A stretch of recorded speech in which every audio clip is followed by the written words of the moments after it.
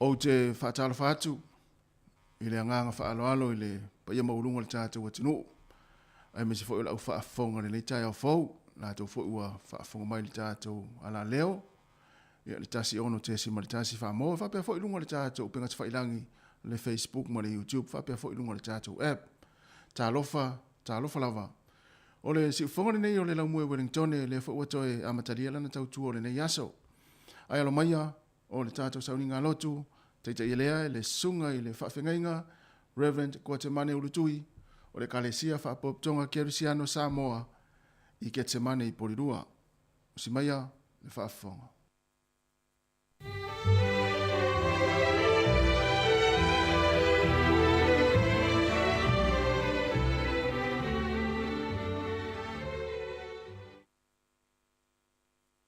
Atara patfo i ni tai fo ele mali fu mai pa ia mali mato le atu i le o le tua o tai mani mai lo tu so i fua i nei fo yes fo ta tu a dia vinga ma pa tai le tua ta tu ka po i le tua ta tu talo mo la bona matu wa fe atu i la o fio lo matu tua siriese ono no wanga le lei o fa pe no tai manui ai lo o nu ni nei fo yes fo matu talo ia fio mai lo nga fa ia ma futai na lo o nu la matu tapo inga e ia matu no na ina te ma le fa mauni e au ai mai lo nga Mai fai u pe ni ta po inga i le vi inga o la u fio. Ono lo sua fa Yesu. Amen. La ta tu vi pe i le nganga o fa tai ke se to se lauding piti. Yesu mato te pa pe tai pa pe tai pa pe tai. Ua pa pe tai amo pa mai pa pe tai pa pe tai. Na e a pio mai lunga ma mai ua ua ngania matung tau ngane muai pa pe tai pa pe tai na kaya pa no ma so nei ma so nei ma so nei awa ua ma se sei ma so nei ma so nei a olo wa no pa se nei ai ma so se sa ma ni muai ma ma so sa pai pe se ai pa pe tai pa pe tai ua e pa ola ya I ma so pa pe tai pa pe tai ma so pe sau pai pe le ai pa pe tai pa pe tai o la lo le a ma tai le sau pai pe se pa pe tai ai pe se pe a e pa a ba ba pa ba pa ba ba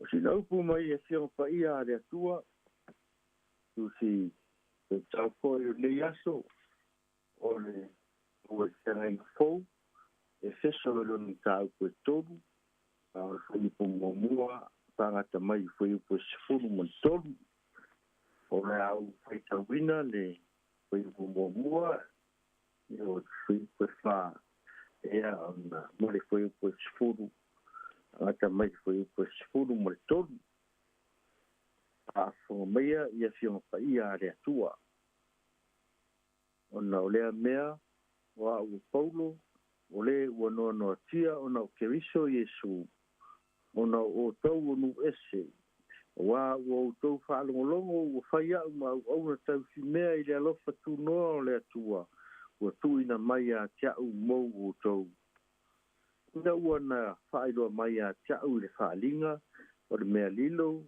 fa pe I ona ta wai tu sia I upu I te ya fa tau dia en pe ai ona o tau loa ona I loa ai lo loto mtala I mea lilo e winga ya ke viso ina ia I loa nei ali sili ma le au fai pule I mea o I le langi le ka le sia le poto winga ese o le atua o tuta lea malona fina ngalo talu ana mua lapa ia faia ya ke viso Yesu lo tātou ori o ia o tātou mau ai le whamalosi ma le ala e sao atuai ma le lo tele le whātuatua ya tia le nei o te ai o iatu aua ni whawai ina ua pōpua ngā tia au ona o tau wā o le mea lea tau te mita ai le nā Pamanuia mai le tua e ala I tātou whaitau mo whalongolongo ia nā fionga Tuma pea te ia lona viinga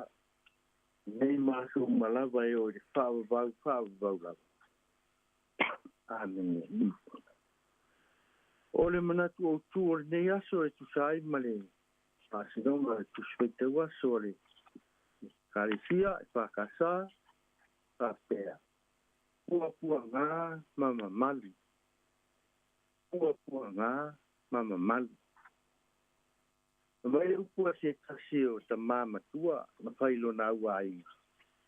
Ai o tu. E longo fia la wari matai na fula na tau tua le ai. E mamalu ma mātang o fia me whai. Mai whāro lungia fo ilo na tu ai mai. E mātua sea. E mātua le mamalu o na sa tau tua vai. Sa tau tua matavela. Tātou tua toto. Tā ia saina whaingatā ma pōpua ngā. Tā pōpua ngā tia I lana tau tua whamauni. Ma pale ai whae aina ai suafa o le aina. Kala le nai ma malu ai ana upu pe a saunoa. E ma malu ana mea whai pe a whaatino. E ma malu hoi to tonu o le sau whainga. O le ma malu mai pōpua ngā. E tau whaafolinga e whapena, le ata o lo tau whaapula le apostolo.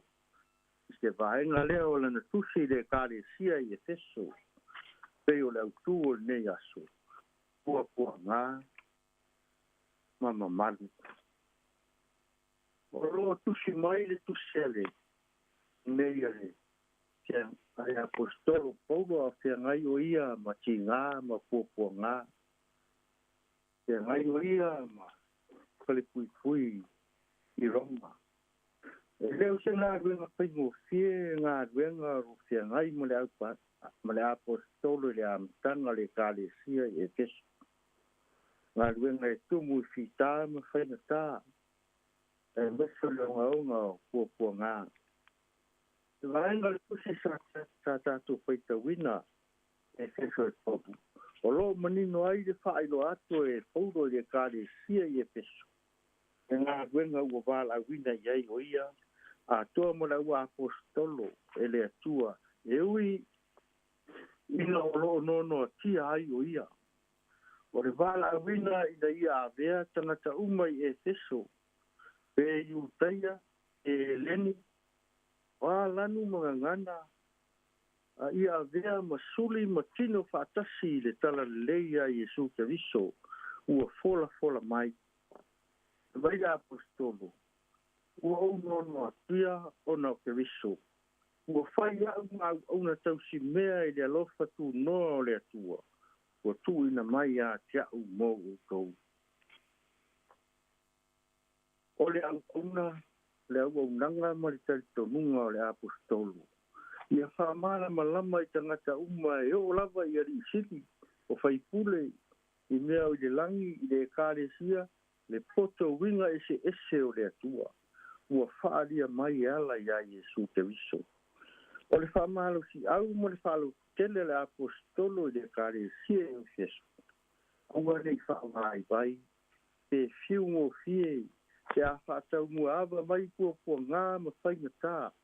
Pe whaamatau mai lo lātou wala wina. Pe o na ia whaamalosi mai. Au fōi me soromuri i na ua pua ngā tia o ia. Ona i tātou. Awa o le me mita ai i tātou. O le anganga le apostolo i e iloa ma malama le gare sia i e teso. Lo lātou kūlanga ma lo lātou whaasino manga i tutonu o le tala lei a te viso. O i lātou usuli o le tala lei. O le tala lei e whea ngai pēa ma pua ngā ma whaingatā. Ai te a manu mā loi pua ngā ma whaingatā e tau wiwi ai. O na maua leo le whaamanu yanga o le tala lei. A wā pua ngā e iu e manu mā lo ma malu ma le whae eina. O le telu si anu moni e nā. Mai tu tonu o whita ma pua ngā o lo ta oto ai. Le ma malu ma le mātango whia o le li. O se au le apostolo nu ese. O se telesiano whātua tua matalitonu le tala leia keriso. O le tangata o le ia asa ina whita ma pua ngā o le tala lei. O wā o pua ngā o le tala leia keriso. O le mani malo lea whatasi malona mamanu. O la Iesu. O se wha mau na ola o na wau ma le tala lei. E maua ia. O le mamalu nā. O le mamalu lea e pei o na whaalia i do na pua ngā. Ofo mai lo na soifua pa ia. Ma liu le sātou. Na tanu ia ma ta soifua mani malo le oti ma le tunga malu. O whaola ina mai le langi. O mamalu o na olo na mamalu sidi esi. O afi o ifolo na nganga o tauko duaina i tātou le na tala lei. O tātou ai. I lo na mamalu mai pua ngā. Ia tātou tālo. E kua pai ai, e tua le alofa, ma le alofa muti vale umalava, o mātou tuina atu, te anganga whātai tele, o no lo alofa ma lo angare lei. Wa au bia manuia ai nei asfou le mātuta mai. Atai le tala lei, o mātou mau ai pēr so swani, lo wanganga paia. O whatau nuina ai ke au mga aruenga uma. Atai lo pui le asiai, o lo watunu ma le raulangi. O whaamai. Ai mai se foi le file mu le tu o iei taua ma se vai inga. Whaatai le mana o lo wanganga, o lo whaatonu, o lo whaasino ala. Whaatau nu ai whaamoe nga uma. Mai se foi o lo whiongo paria o lo whai masuru i o mātou vai. Ma mala malama i o mātou ala. Whaatai tele le linia i le whaatanga wai saunia. Ya le maliu mo so man malo Yesu Kristo pai noti mo le tunga mal o fa o ina de langi ya to ya pai modi na tsadia de salamo mo fa tu fa mauni e la u fio fer de dinga nei o de fa o ba de ie de no faia fa manga longa sili mo le lalulang o ma ko la mona ma tu ya to ma le sala yo rum wai de lilo e lo si la fangati o ma tu tangata vai o wa man malo persi a polo yo ma tu tangata o ma tu fa ma blalo fa tu e siatu e lo fa ma ngalo le fongalo wa tu e ma lue pe ale mana o lo nganga ya be si ai ma tu ba hilanga yo ma tu wa tu mo le fa ma ngalo la va kalia le fa ma ngalo ma wa sania e fu te viso e ala li tofu pa ia o whaamrinina e alofa whaamamai na i o mātou tangata e ato toa tangata ang sala ati mātou ang nā tanga rā ngata malunga whanau ko wina ai mātou mai o mātou vai ma whare tonu le kua sisiri e sei ese le fio mātou mana o ngā uma. Ese me dilo i lau si fanga pa ia. mātou ka talo ia e ropa ngia I lātou uma o a fia I taua o te rai kai ina tā wanga isi o mālo re lalulangi si tāte ina I lātou me e pēa lo while mu o whangia I lātou uma o a fia I whamai I hapea fo I lātou ngase I ainga tono o wharimai ia lango maluina te ngā uma o whangia I lātou uma o e Nei mana o ngā whaapitoa. Mai se foi le whea ngai e o loa tunu I se au ngā ruenga o nei aso. Pui ngā ga I la o whio. Whaape fo I ala o whi mona ngā inga di ea o le sami ma le lau e. Ia gai pia la o whio lo mātua o le mātua ri. Whanau ia o ngā I nei aso. Ia whaape fo I ngā le ina I ngā tau. Ngā tau fo I whaanoa. Ono le wā au paia, e ringia I whamawhana whana rau whio. Ka manuia sa moa, I ona taitai, tangata anu uma. Ka pia whoi nei atu mu, I ona taitai, tangata anu. Ia pui pia mga rai rau whio. Ka manuia rau pai ngā renga top, mai se tara lei, ia suru pero malama I ngā le kumsa. Ka manuia lau pai ngā ruenga, e kisi whaasala lau, me se ho lātou māla wina, kiu te mawhaiwa, whenga iai I te aso me aso.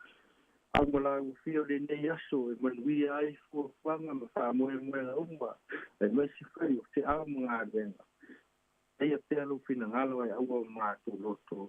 E lunga o loa tunu, mane larolangi atoa, e manuia mo le while mua e le atua lo mātou ta mā. Te ropa si Yesu Yesu te viso lo mātu ori I taola. Mā tana pai pēr malunga vāngā whaia. Nei māsu malanga o I whau rawa. Amen.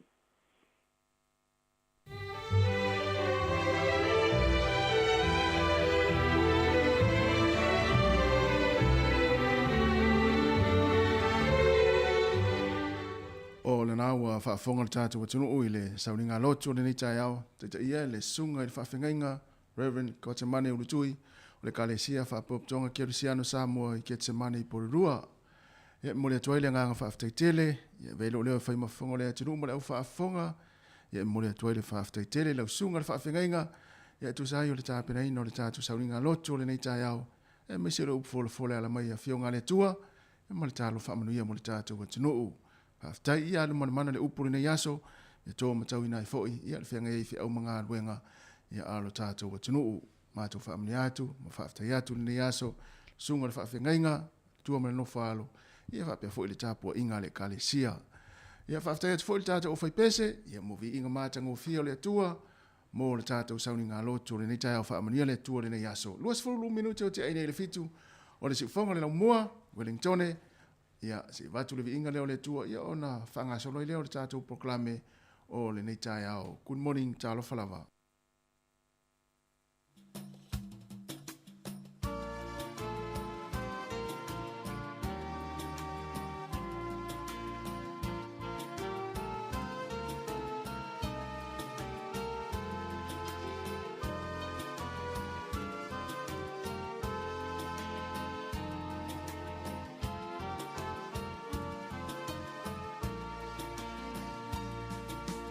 Oh,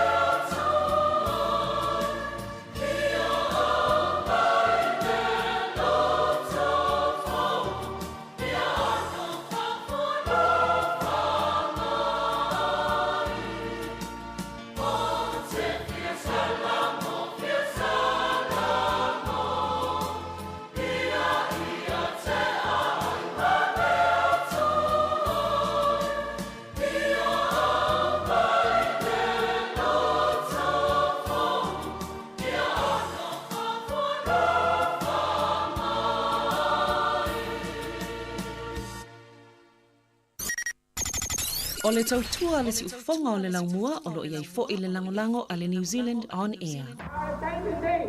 O le a o wa ma ku o tato pa bibia. O le a to o le uri nei po. La ko ma va wa ko ko le tau kai e seno na. Ma o le a o pesea ku la o peselea. E ka ua o le lau lau si. O na po na mua. E mua le lau lau si ba. A uma so o kwai mai si pesi. A uma so o kwai mai si pesi. Le a la o ko mai moa i le ma ko lau lau si.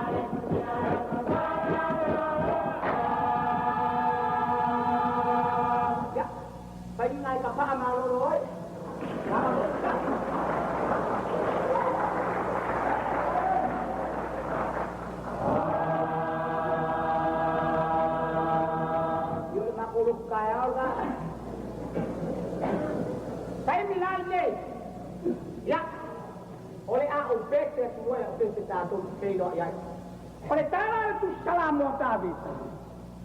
Fanai kita. Umaya nata tu ala lama pia. Ile pak kalau kata orang. Umaya nata. Umaya nata.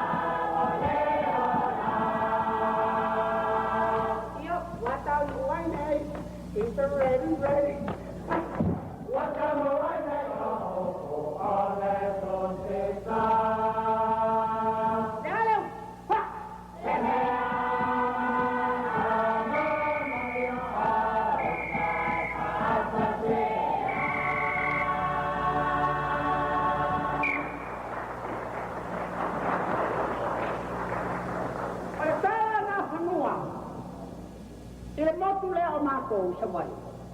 Panai na fanua. Ina vesili matuna na fanua. A feo ia tanga tolo au tau. Talin ta mai tai. Ole bao, wa tangata ato. Ole bao, ole bao, ole bao. Ole bao, tangata ato. Ato.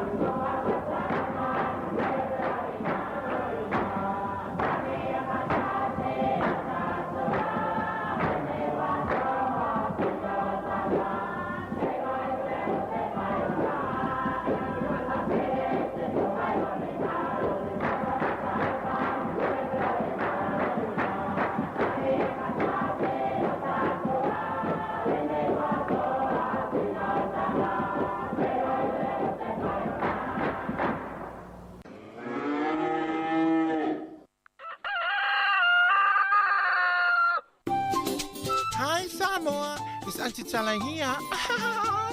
Instead of Fifi Falong, ile atau le tayao. Laugh of the morning. Amat semel apple feet to the vanveal. Su fongalo mua. Atau le tayao.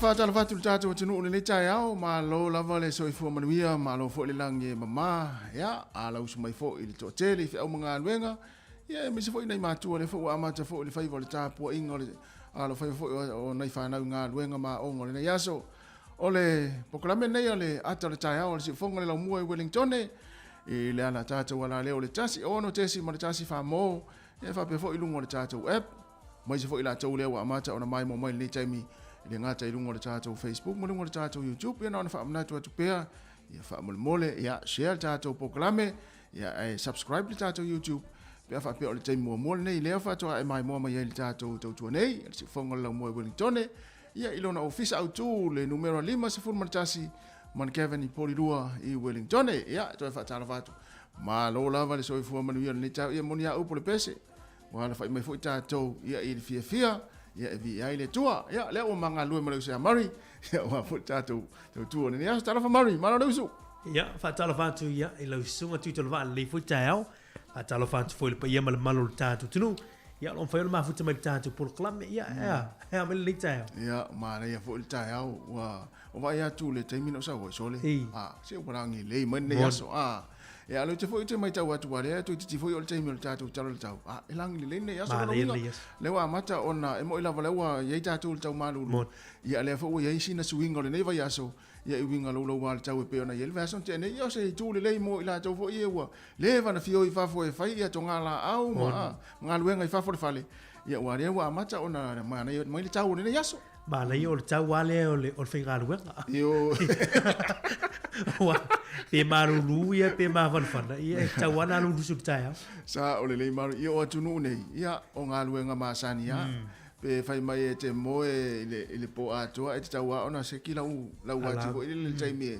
te tangi te usu fai ngā ruenga ia ele tau foi ona e tuai le ngā ruenga ia ese mai lama tātou sa moa taimi le nau whaalonga tuai le vivini mai le toa ma le fitangi si mai o mea tua alo se i tu lou ma povi e umaa mai i o to e tō maa na tuai sa moa ia sa wala soli ia wa taimi nei laua o usu fo ia nei whanau a onga mai se fo i nei tamaiti ia po tangata fo ia e usu le si e whawhanga moa e usu le si e whawhanga pua ase i tu lou le whawhanga mai le tunu ia e usu fo i si e o sui povi ia o whetau ia lama whetangi si la wali le no whetangi si mai ia awai ia o le malama ia nei mātua māt e mai se lava ia i la tau sa soifua e le soifua ngai sa moa malama le lei vaenga o ngā luenga le tai au ma whaatalo whale tai au ia e pewhana ona ia le tai au ia whaafitai le tua ia le fuuta o mai ia wa fuuta tau tuino le tātou atinu ia e ala tau tua nere si whonga lau mua Wellington ia ai e mana e fo ilo tango e faista fatano fo tatu watu ia ona fanga solo le tatu programa wali ia talo fa tu leva ngol tau il pa ia la finga luenga tofer tala le o sunga i fa fenga mo la tu for tua to to ina fina ngalo le tu le fa tu faita ulanga ma le fa tu faita ulanga ia mo le atu fa talo fa de tau o tu asina sino sio tatu tunu ta mam tina ma tua fa il favor tap tap wai pe ona sa no sunga tu tu va ia o le favor tatu tunu fi manga luenga o fa nau ya onga o la to fi manga luenga fa tai ia le tu mai tu ole fe ula mulila ia ma tapua i mai tatu tunu i au ma sani o lo fe ngai ia fa talo fatu tatu tu ni tau alon fa nau tu pulang talvo ma lo sui fua e le fa ngalu ne foi la tolo ma futa mai tono fale mai mo tanga ngasi ngati fule mota o tau se tanga te ma tu fa talo fatu por clam at tau a tau foi lo ma futa mai tu ese e fa talo fatu o fe lava o le foi le ma futa mai e le fa ngalu ina o le nei tau tu tolva ia le fangaruina foi la tolo fe ngai foi ia ma fainga ta foi ni sui fuang ona le malang o le malimo le oti ia fa mai se le ngango le tu ia ila to ia nei ta am la ngango pol klame ia o le fia ia bo foi sina pong ata ia wale nei ia so mo fu fuang ta lo fa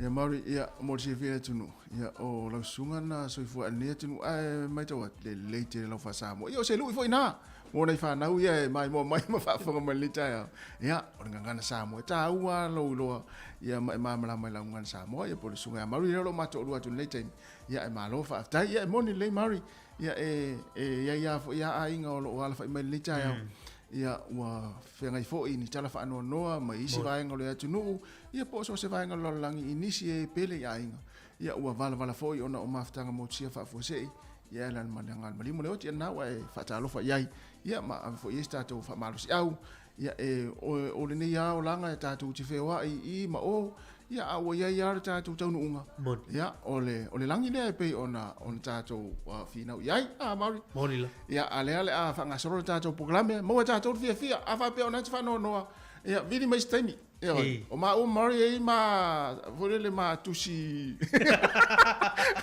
o ma o mari ma tusi fo i mo me o to mai ia vatu ia te eli uai lo fa no i le fia stemi na ta to le ta to no ia se fisili foi la tu atu ia ma fanga solo le tatou programa ia o te whanono a e fia a whapea na te whanono ki me lau le ti o le tatou si whonga lau mua ia mai lunga le tatou Facebook a lea la fanga solo le tatou programa ia se watu le whawhianga lea ia ona fanga solo le programa tala le tau a se whanau ia ma tala mena tupu le tala whasolo pita o le langi programa le ata le tai au si whonga lau mua tasi ono tesi ma le tasi whamo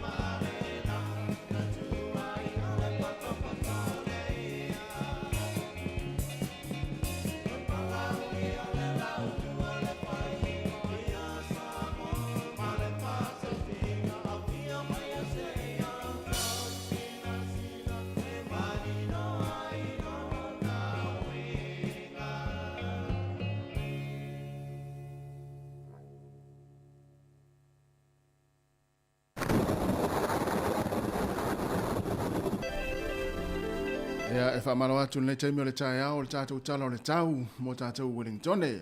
O le tala o le tau mo le nei aso mo Wellingtone, o ka se mana ia whai malewa ai tau e langi le lei le ai ma se au e whaalawe lawe le susulo le la le nei aso, ia u whetau le lei fo i matanga lava lava lea le i whai le whai ungo le vai aso o no le timunga. Ia mana ia le tau, ia nau whaafonga mai susulo matanga o fia le la, e le ai se au e whaalawe lawe Wellingtone le so.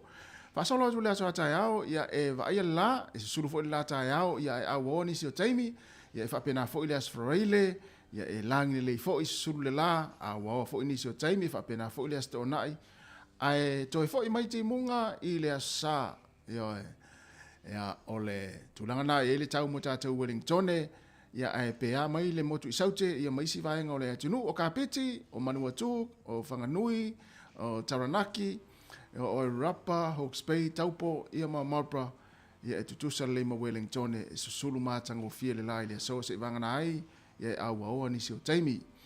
O Nelsone, ia e matua susulu mātanga o fia le lai le so, o le malulu o tau Nelsone, ia le motu i saute fitu, o le mawhanawhana o le ea se fulu ma le wha. Kleistete, e langi le leifo o tau le nei aso, ia e aua oa nisi o taimi, sulu fo i le lai nisi o taimi, o le malulu e tolu se fulma le tolu le mawalunga o le mawhanawhana o le ea. Queenstown, e langi le foi o tau, whapena foi taniden, e langi le foi o le malulu o Queenstown e lua, o le mawalunga o le mawhanawhana o le ea e valu. O taniden, e se fulu le mawhanawhana o le ea le mawalunga o le malulu le tau ne e ono. O i makako, ia e saviri o tau le nei aso, e lima le malulu, ia ai iwa le mawhanawhana o le ea. Pasolo maila ia i le malulu por rua le so e se fulu maltasi o le mawhanawhana e se fulu male lima o Apahat ia e se fulu malulu le tau nei se fulu male lima le mawhanawhana o le ea e whapena fo i lo wahat se fulu lima le mawhanawhana whapena fo i ma wainui o mata se fulu male lima ia o le malulu e se fulu Apahat se fulu lo wahat se fulu male tasi e wainui o mata Wellingtone se fulu male tasi le malulu o le ea le tau nei o le mawalunga le mawhanawhana e se fulu ma le wha. O le wawai atu le tūlanga le eile tau i New Zealand atoa le nei aso, ia a mata atu lawa le motu i mātu nei o lo tātou iai Wellingtone wha asolo atoa le motu i saute, ia e mawhai ono whape atu pei o le whaafanua le mai ma le tūlanga i eile tau e langi le leile nei aso i a New Zealand atoa. Ia o savili, ia o le angi mai lea i sisifo, wha asolo atu ai i mātu i saute, mātu i sae. O le ngoto i whala le fia na nei i le tātono le tūlai lima, toi oso e le la le tai au a tai au i le toi se full minute i le tūlai valu i le tai au. O apia le tātou watinu i sa mo le so, e au oa le nei aso, e lua se fulu lima le mawhanawhana, o le vevela e whaamawina e lua se fulu ma le valu.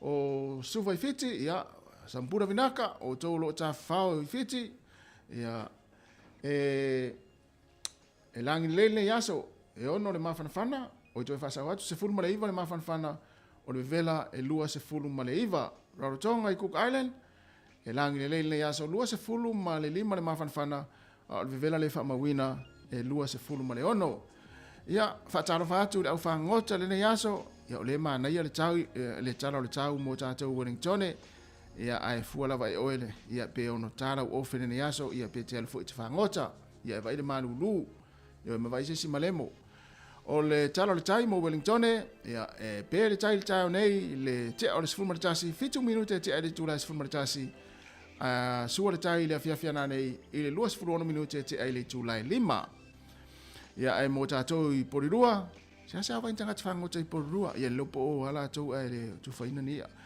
ia e sua le tai o nei ia e ono minute te aile to ono minute le tula se fulu e sua le tai porirua ona pele o le tai le fiafia na nei i le tasi minute te aile fa tau le mal tama al tai me mana vainga luenga ia ona le tala o fele e mana ia suru le tātou Wellingtone ia ole tala na le tau ma le tala le tai e fua ia fua ngore nei aso le langi le sulu matango fie la ia ai se fai pe o ngā le nei aso na tupe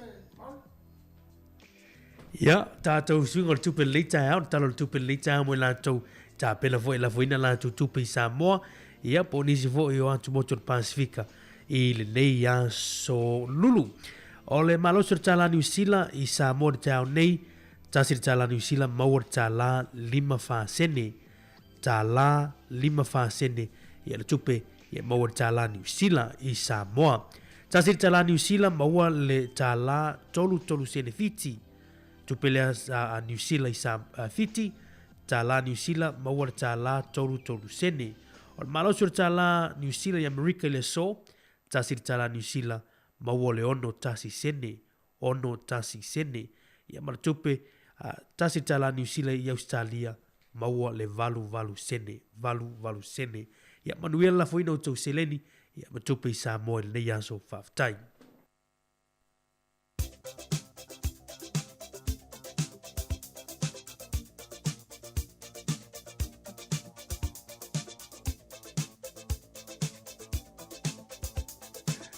O whaamanianga o soifua ma sa whanau, whaamana tu atupel tātou imeli, sa whanau at samoacapitalradio.co.nz.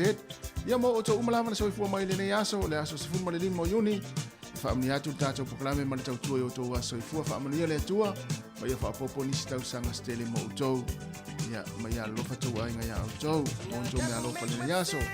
Ai o le tusi whai tau, ia mo mai lea i le mua pe teru no na mta upo fa, ia whai upo e fitu, ia mo o tau ia tātou ia fia tau tuspa ia po ma o Māori.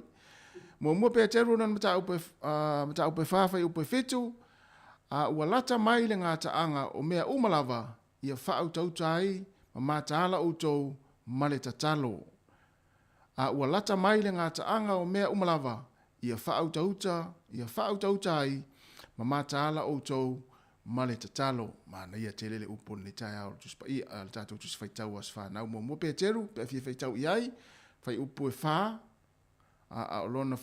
mata upo e wha, a olona whai upo e fitu. Ia manu ia tele o tau aso i fua, ia o le pese le nei, ia se i pese atuel mata o whai pese.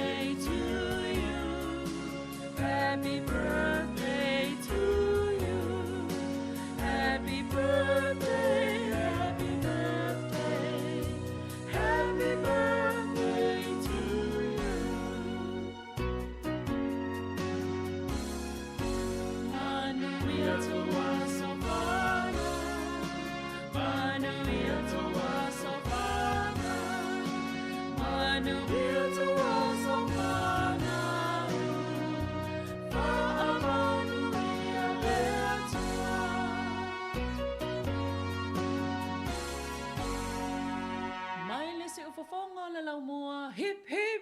Hooray!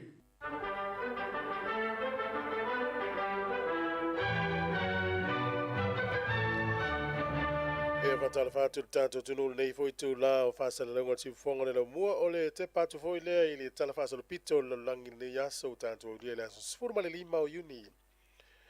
O le solta usanga e tasi ono no fitu o ruai famawina ai o le fo mai falani o Dr. Jean Baptiste Dennis. O ia le uruai fo mai na whaia ia le fesuia inga o toto tangata manatua ni taimi le au mawhaiona vatulu pai na toto po toto le istangata so soani i le istangata pio na nafi le whataua ina i lalangi ia le aso e whataua i la tau ia po le ofo ina atu le toto le istangata ia so soani i le istangata. Ai na ulua i whamawina lalangi whapeo le solta usangata siono no fitu na whaia i le tangata lea ia le forma falani o Dr. Jean Baptiste Dennis.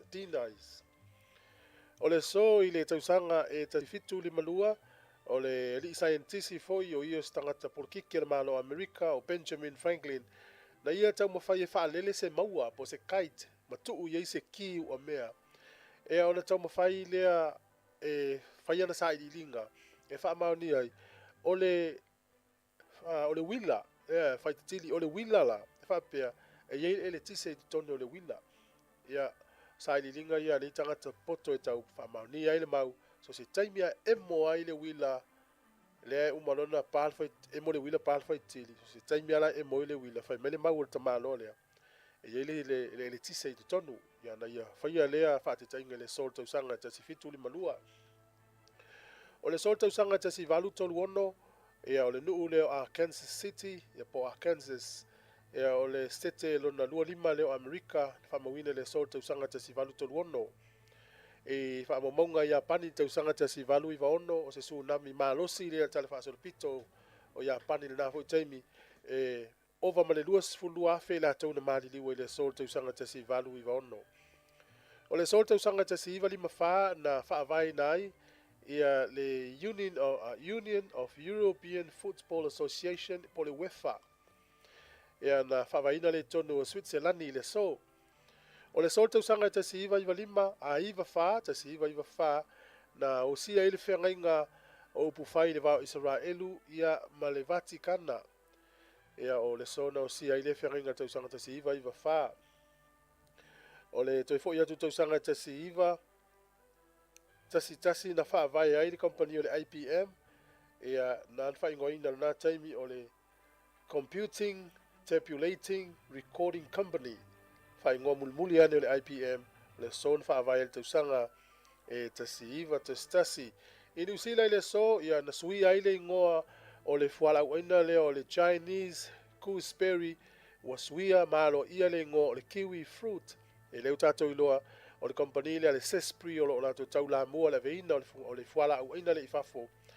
ia ma o le tausanga e tasi iwa o ono ia na toto i New Zealand mo le taimi mua au le ingoa fai ngoa ai o le gooseberry ia sui loa le tausanga te si iwa lima iwa le astonu ana nei ia wakta o le kiwi fruit le lava utatou walu ai lona winga la isi asa o whiatuisia o e si au mai asa o gooseberry na iloa lea o le sio na ingoa o le ingoa na sta i mo le kiwi fruit ia isa moi le sol tausanga te si iwa lua fitu o le taitai o tangata New Zealand le Sir George Richardson sa isa mo na taimi na ta ua lon tofinga o le administrator na ia whaasala la wina o ai lava e whatau tee o ai lava sui o le mau e whatau tee i le pule me manu ali whai pule po le whai ngā malo na i na taimi ta o le government of whai pule government o whai pules ea o le awha pena o na whaasala ina e o ia i la tau e le o ni Samoa o lo o tau mawhai e wha mau popo le mau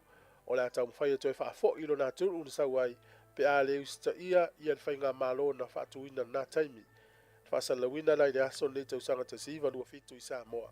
Tātou tala nā to e maul whaapoponga te i masani whaftai.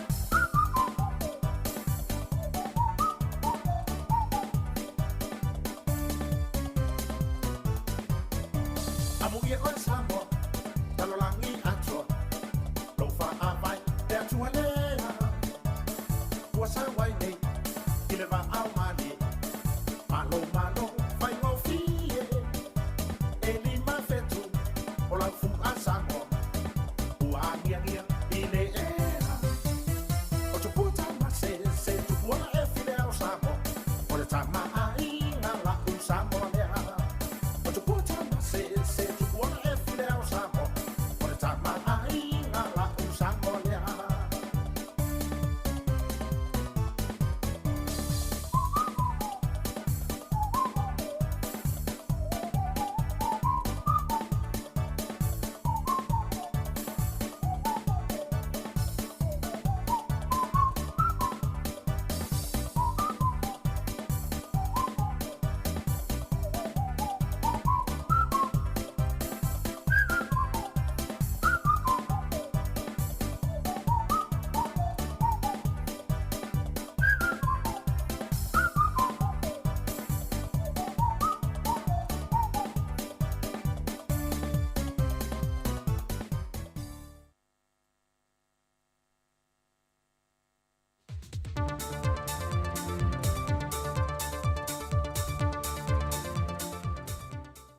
o te whatalo whal tātua tunu ule o ngā te tonu nei fo I whaiaso ia ai o se isi wha o poponga o tātou telefou mai sa mo le tautua si whonga le la mua. O le toi wha manatu e le whainga pa anga maisi au nanga ma wha lapo putunga SS a le mtanga luenga o tina mata mai tai a tina o nuu maanga whasotai. E toi wha manatu ma wha malo si e le whenga inga wha wao malo na o sia e tafi e sea e whainga wha I longa tangata e wha sanga I tina mata mai tai. Ai whata waina le ai atu tusa ma le wha soi no tiu te mga luenga mta whinga ia launga ta sia I tu pai lua o ta mai tai ma li. O lea whenga inga wha wao malo ta o le sidoas na sai nia I Samoa ma wha vai na mai le tausanga e awhi se lau iwa se fuluma le lua. O se tasi o aunga au tu o le por kalame whaale a o ngā sa alo I ele mtanga luengo tina mata mai tai a te na e nuu maanga whaso tai I le maasinan te nei. O le ngā luenga leo le so tau au le matanga luenga mwhaalapo tonga le malo au fantasi. E tau la maila na por kalame wanta o le Spotlight Initiative. O leha o onga o se tasi o vaenga te leo leu na ia leo ama noa tutusa. O le sila lea I le whaaso I no puna oa ma le tamau a inga. E atangi ai le amana I o tangata uma, e alai lea I le tāpena ina ma le fuafuina leo tala o le tupe, ina ia mauti no ai leo o le whaasoa I tangata uma o le atino. E lua vaenga sa vaeva ina I le whaati nonga o ia o onga, o le vasengo sui mai nisi o whaalapu tonga tu maoti, ma sui o awhio anga whaapea le vasenga o sui mai le au o nanga le malo. Ai mese fo le vasenga mua sa whaati no ina le aso se fulma le iwa ma le aso lua se fulua me. Ai o le vasenga lo na lua, sa whaati no ina le aso lua se fulma le ono ma le lua se fulma le fito le maa sinan te nei. E le portofono le falita le malo le tano ai songi. O le nei por kalame whaalea o onga whaatase ma le tu whaatasi o le komiti whaapitoa, sa whaatau teia lea e le TNT Consult. Lea na taita ia le konsale, ia tupu I matangi palantina to e lupe. Whaapea ma le konsale whaavao malo sa nga lue mai lava I lunga o upenga ta whai langi. O le aso na nawhina whailua ea toi lea whionga le teitai o lea antunuu, lea whionga fia mena o mi mata awha. E le tamaita I pālemi o le malo New Zealand, Jacinda Ardern, masui mo le pālemene na whaatasi e le aso ana nawhi. E se sauninga whaabitoa e whai masao le malo New Zealand, e whaamanatu ai le atua ngole se fultau sanga o le malo tuto tasi o Samoa, wa atoa le neitau sanga lua awhe lua se fulma le lua. E le o ngā tutonu o tanga vai e lua le malo New Zealand, na sisi na e ai le tanga vai o le malo Samoa, o se anta o le whainga pa anga malosi matutu mau, e le vao whainga malo e lua, ma whaati noi ma le asia singa a le tamaita I pa le mia, e le tula I wha aloaloa li I ma tamaita I leo a le malo. E le mai ai o lea sauninga wha apitoa, ma nga e lo mal whaatana noa ngā taita I o malo e lua, whaatasi e mal whailoa I atuai o le tamaita I pa le mia o Samoa, e le tamaita I minsta o le vai whafon malo New Zealand, le vionga nanaya mauta, Ma whaatala no ini sio whenga ma ngā ruenga whaatino le anga i le lumanai. Mō le ngā lulua sa o tau au e meisi of so swari mai le malo telo New Zealand. Mō le malo sa moe ale suia ingo le tau, o ni fiso swani mai le malo New Zealand le a fia o sa moe le COVID. Ai meisi o le antina ino ni awala, e toi li fia i lunga le tamau aingo le antuno, a tu langa wha le tonu, ona o a fia ngol wha mai. O se teimi o le reva yaso e tu ua el tamai tai pāle mea New Zealand, ai malanga i Afrika mo isi fo i tanga wha wao malo, ma toi taliu mai ai le antuno. O le vai aso nei na wha atino ai se sauninga wha apitoa o le tufa ngā wha ai lunga, o le tauvanga alo ma whanau i kolisi ma o le lunga e le vasenga se fulma le lua ma se fulma le tolu, e au fia i kolisi le malo, kolisi e kalesia, ma kolisi tū ma oti. O le aunga ma le wha moe moe o le neipol kalame wha tauvanga, o le wha lau i loa ina le ma le wha ata wei no to mai maanga wa au lo i alo ma whanau, e na ia mawhai o na tapu e ina, ma ia o ina ma au sia i alo ma whanau, e ala i mata aupu tau mata ta ese, o lo oa o ina i te tono a onga. O le tauvanga ne sa maasani le wha tau wa i alo ma whanau a onga, e ala i ni tusi ngā tala po oata, e a ngai i se au tue wha tūlanga ina i tausanga te tasi. O le tausanga nei, wa wha au tuina, o le lumanai, o whaivalo filima po o matata ese, wa wha peritania ina o le TVET Skills for a Brighter Future. Peita ai o le nei tausanga, wa le mawhai o na whaatino ina lo na teimi masani, ono le iai o le antunu i vavao le COVID-19 furuiva, wa wha o ngai nai upenga ta wha ilangi, e whaatino ai le tauvanga. O le mantanga luenga wa onga ta alonga maanga nu, o i lantou i alo tau la mua le whaafuina o le nei pōre kalame tāua, mō alo mawhana wa o onga le antunu. O le fionga le minister o mtanga luenga wa onga, le fionga seu ula yoane, na ia sau noa le sau noanga o tu e whaamalo si au yalo mawhanau, ma lui fo i li matamai ta i whaia onga male matanga luenga, e na ia wha wau le whaata weina o mata opu matata ese, i to tonu a onga i le antunu. O se tasi o lui tau le fionga le minister, e na ia tofu sao tangata uma, e mauti no le tau nuu le nei wha moe moe le manuia, a wā o alo mawhanau o le lumanai lea o le tātou atunu. E le ngate le malo o le matanga luenga, a e whapea foi i mātua maainga, e na ia langolango sua i whanau, i a lātou wa o onga. E se lia ma le toa whase furu whanau mai kolisi ese le antunu, na whaamanuia ina i whaelonga na tuwhatuwhaina. Ua taunu mai leisi pepo whaamtalanga la ta mai o whaamaumaunga le whaamai o le COVID-19 furuiva, a le mtanga luenga le sei fua maloloina i le poa na po. O le reporti o le aso lulu ma le aso tofi le vai aso nte nei, lea e iei whaamaumaunga la ta mai wa maua e tātou telefon. Le o atu ile le se lau ma le fitu i lantou le mawhai una oa nei no whanga i siaki, ma whaamawina ai wa a fia i sia mo le whaamai. Ma wā e a e lava i lunga le whai numero tangata sa mo wā a fia i sia mo le whaamai o le COVID-19.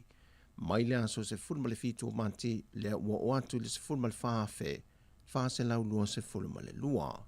E leit whaamawina se tasi na maliu te tono le reporti, mai le whaamai, ma ua whaatu mawina i pēr lea whai numera i le lua se fulma le valu. O a tātou talafawia mai Samoa, manuia le yaso le tātou atino o whaasoi fwia.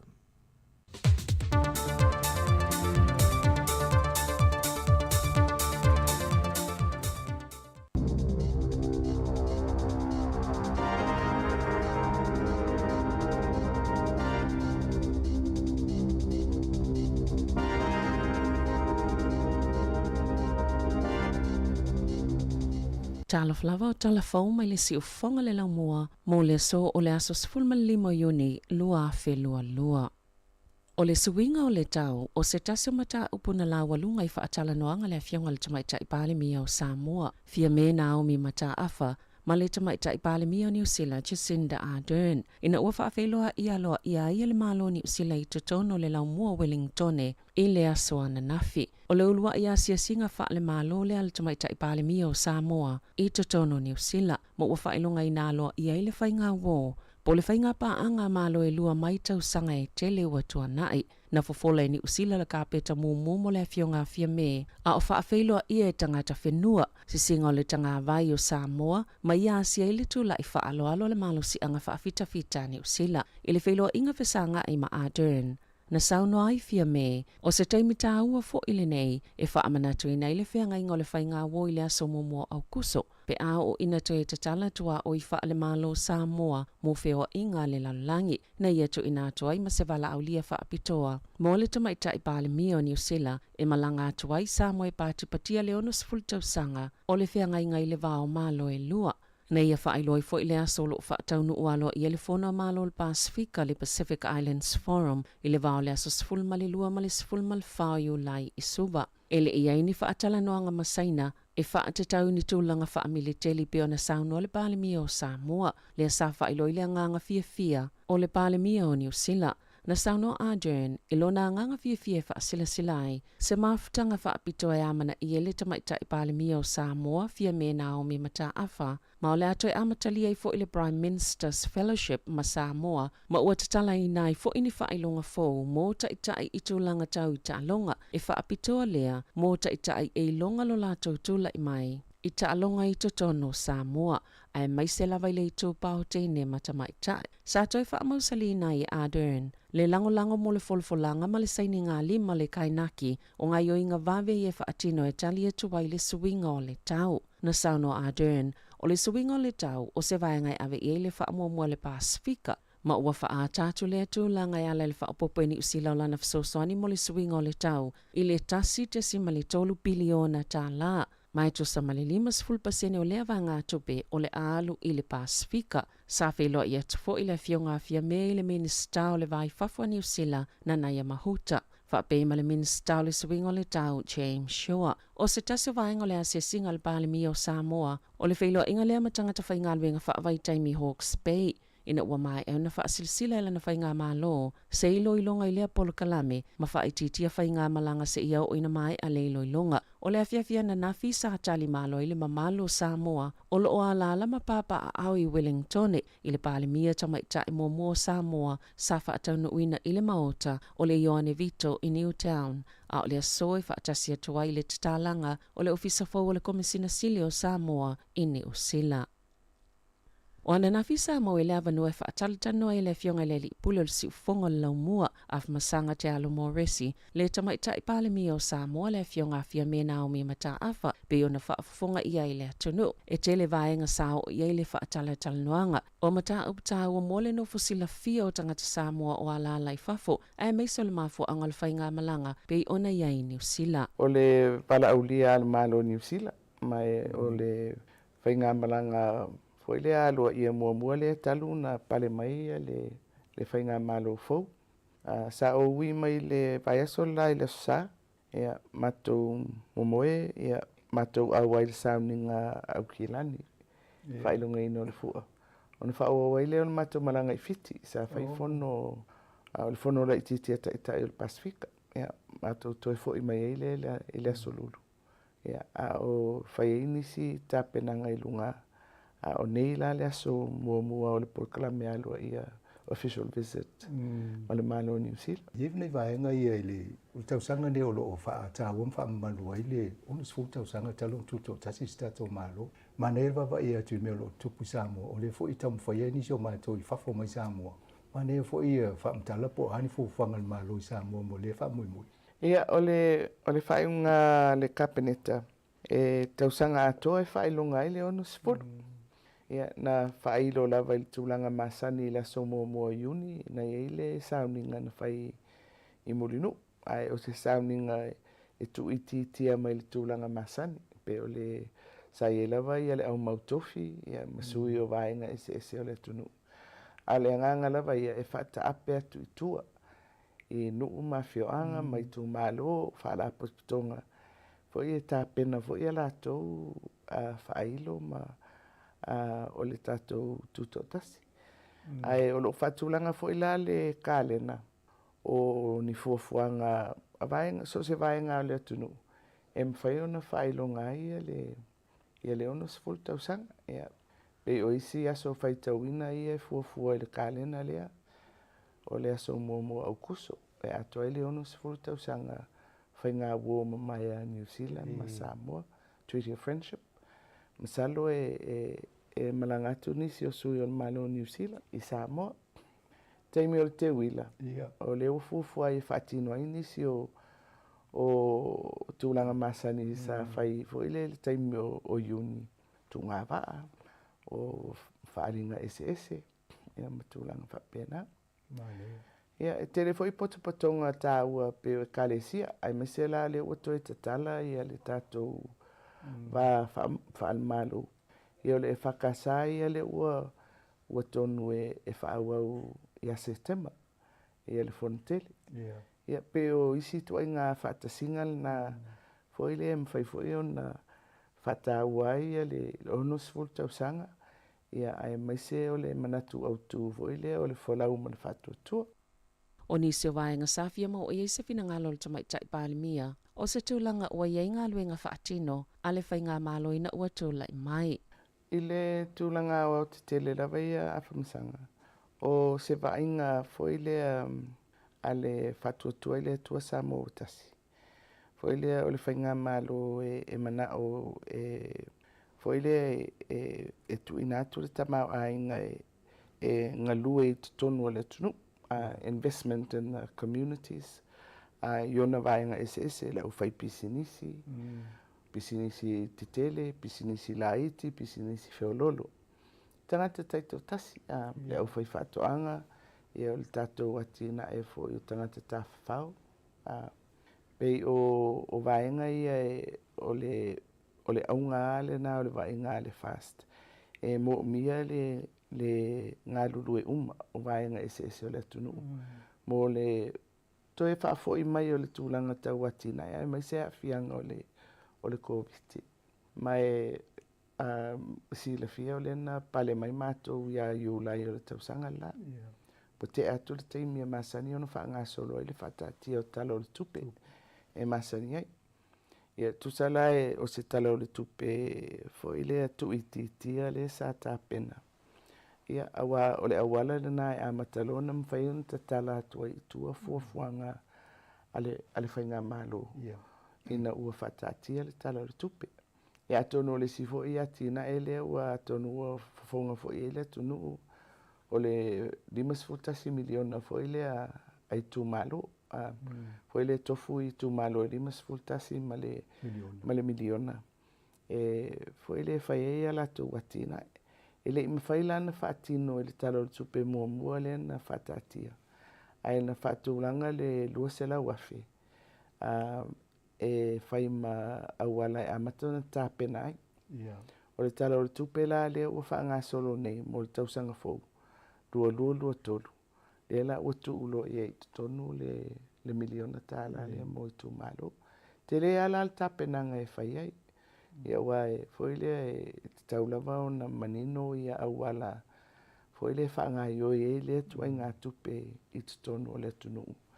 Ia, o le anganga lava ia, foile tu watu i tu malo ngalue ina e latou, matuli loa nisi o tūlanga o lo ave ia i le latou whaamomua. Le afionga le tamaitai palemia o Samoa, fia mena o mi mata afa, mo i lātou ele i whaafonga i lea whaatalanoanga o lo mwhai o na maualona atoanga i lunga le upenga te whailangi le Facebook, ma le YouTube a le Samoa Capital Radio, po o le si ufofonga o le laumoa i Wellingtone.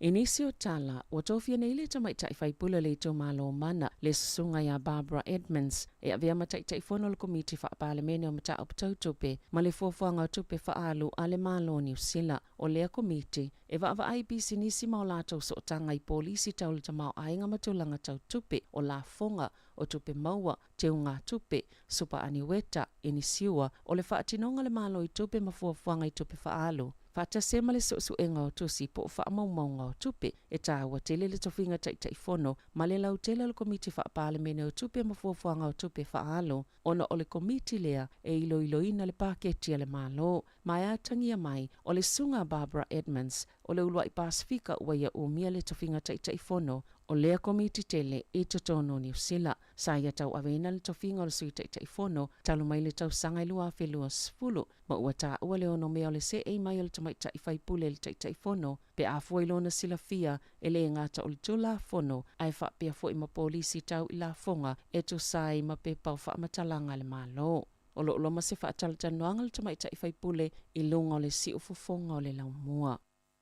Ua whaalia se reporti o se iloilonga whaatoma oti, o polisi le ACC mo le puipui ngā malu o whaamatalanga patino o tangata itasi, ua whai tele si leva ma ua tuwai, e iei vahenga ele o ato o toai, ma ele o malamalama ato o toa iei le o whai ngā luenga. O le iloilonga na whaatino ina ele loia Linda Clark, ma whaalaulo ina ele solua, na whaatonu ina ele komiti whaatonu, ale ofisa o tawi mo whaalavlave whaafuasei, ina ua whaalaulo ele le New Zealand, se vaenga ni tangata whai ngā luenga ili no whanga auto e taula I telefonia le ACC. Na talafu solo I le Snapchat, matali e iai, ini whaamaumonga patino si tangata yeilo na whaila I totono al whaala potopotonga na mawafo I se isi tangata e yeila na whaile le ACC. O na whaamaumonga tuwai, e silia mal whaatolu se lau 5 o na waava ai I eila au whainga luenga e to oiva 10 lua. E te tau I le ACC, o na puipui malu I whaamaumonga o tangata, ma ia whaalo iai, peita ai ele o le tūlanga lea na iai, pe o na maua I le iloilonga, ale tamaita ilo ia. O tū maanga le ACC lona o te lenga, ele o malosi, ma e ele ngā luenga tele e te tau na whaatino, au le imalamalama ato o tō lau whainga luenga, o ilantou e puipuia whaamatalanga patino o tangata, e iai alatou mata upu I le ACC, pe o na tūsia ele tamaita ilo ia. Wa whaatonu ina e wawasa mana ia Winston Peters ana lo ia, ina ia whaise mulianga I whaasanga le fonga whatalai o le maota fono, Trevor Mallard, ona o le taimile na o atuai le tite ina whaia le palemene, e tu ina atuai ma le lapta inga whaalto la fono, wa ia solia fua le ele, safa apena fo I isi na vea mawhaipula le palemene, o Matt King, Rodney Hyde, Marama Fox, ma Derek Paul, sato e whaawi uma itua le fonga whatalai a whaalinga na tu ina atu, ie sa avea mawhaipula le palemene, ina ua iai I sana iloilonga e whaapea, ele o toila matia le saonga le mua tangata lau tele I le palemene. O le vaia sona ina whailo ai o le atu ua Mallard upo whai o le malo malanga atu I Europa mo se ngā luenga fōu. Ua filifili ele fonga talai fōu e sui tūlanga I a Mallard, Adrian Rorahe, o le whaipule o te tai hawa uru. Tala whau ia male si ufonga le laumua mo le nei vaenga o le aso.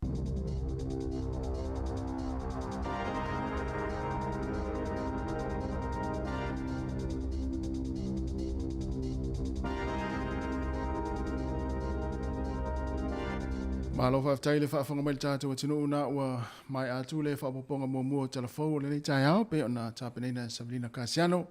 Ia ma talami sa moa melo tupul tātou a tino pe ona whaafonga iai. Ia na au na mai tāpenei mai le sunga ia tāse Salam Sam. Toi whaafonga le tulai le tai au nei, tātou telefou ma talami sa moa ma le tulai se fulma le lua I le au liana nei. O lea ua lua se fulu lua minute o te nei le tulai valu. Le tau tuone si fonga lau mua mal tātou kalame ata le tai au e oe o le aso pei ona wata fo I le mai aso nei leo le tala lo iai mari le ofisa o le komisina Silio Samoa I Wellington whionga ia le asi papali I Tommy Scanlon lea la le tala I le aso I le tulai tasi ia lea fo I la whaasa lautu sao mai le tātou tautua ia le whamoe lea ia o le talaina lo ia o le mota foi ia o le pole ofisa o le komisina Sili o Samoa I Wellington ia mani usila nei amon ia moni o le pena fo il fonga ni yaso tu tu va pe o fa la ulo tu tatu tulu ia o se whamoe ta u nei tasi nei polo ke te tatu malo Samoa ia o se polo ke tu levona fai mai ia le la la tala lo ia le so ia le tātou whale leo Samoa le la ai I Wellington. Ia lo ofisale tātou tanga ia tu I whai I tātou fufuanga o passport o me fie whai. Ia mo tātou tanga te olo nofo papa au I New Zealand nei. Ia, o le whale fau le whale. O le whale fau. Leo le a tatalaina lo ia I le uliana nei, le uli nei. Ia leo le foia le a whaatasi atu ia le tātou whainga luenga. Ia uale whaasalawina tu sao mai. Ia o le whaamoe lea. Ia I le ofisa o le komisina Silio Samoa I Wellington ia ai awana ingalo ia o le a whaasalau tu sa mai i lunga le tātou Facebook ma lunga le tātou YouTube mari i le wha lea e le foi la top ai limo le tama lea mari ia manisi o le tātou whainga aluenga e a wale wha lea le la tu sa mai ia i lunga le tātou tautua o le ne yaso ia o tātou i le matapu le manatua o lo tapuni lo official komisine le so lo e le au i lo no le no foi le whainanga ia tu i tonu e boni por kalame foi le boni vai ngolo mo mil fiso so ne tatu ofisa ia o vai ia on fa so ta il tatu ofisa le so no le fa fu ngale man fa mo io ia ma si le fia foi le tinu ia o le ngaluenga muli le fionga ni komsina Silio Samoa ia ona ma ele ona tausanga ia awa foi le ave ai ma komsina Silio Samoa ia i New Zealand le fionga ale asi ia tau le foi tau li foi fa mo le ia mai ai foi ma na temi foi sa tau tua il tatu tinu o New Zealand ia e ala le ai komsina Silio Samoa ia i Wellington wa pe ole fionga le komsina pe lona tolu e ai le fa nga so longa foi le ole o tangata i foi le maululunga tonu New Zealand ia mo te umalo le al malo ia so lo mal palemia ia fa solo mai ai lalo ia so to mal tatu komsina ile lisi voi le to langa tau lo malo New Zealand mo taka tolo i umia to figa voi o no tatu kai komsina o ia voi le ta iulu o komisina umai nei New Zealand mai sia tunu o la langi ia o pe o la ia e moni lava sa no ka tu tolva e pe o le o fa mo muli le le wala palam fai foi ia le tau foi ia lasi le tu ia lasi i tonu New Zealand nei ia sa to vina mai le tofi ia mana tu o se fa mo le ma nei o le o fa mo i follow the time ia o le o tour fa le foule ia al tato tu New Zealand nei ia na ya o le fa moira na le tu la amata tu la force fulua le tu sa o meta tu fa salunga mai o le ofisa ia le komsina ya ma tala lo ia wa fo ile mai moanga ia ma le fa fonga mai le tatu wa tino wa luas fu 5 minuto te ne le valu ia na fo fa fonga le tino ia tu langa pe ona ia fo ile fa tanonga ia le tatu ofisa fa salau le na talo atu ile fionga le pule ia ma le pale mi o le tatu tino o Samoa ia le fionga ia fia me ia nao mimta afa ia vatasi foi male taloanga male pale mi New Zealand ia le na matu mai tatu telefou o le nita yao ia vaenga taua ia awa foi ia fataloanga pe ona ia leva yaso e ser tau leva yaso mo tatu tata Samoa ia o no se ava no tau foi le malanga mai le tai o tatu malo i Samoa ia feilo ai mal tatu pale mi New Zealand ia ba tatu talo foi ni show me au ka mo tatu tata i Samoa la ia le la mai tau le sa filo e ministro minister o le sugar tau le James Shaw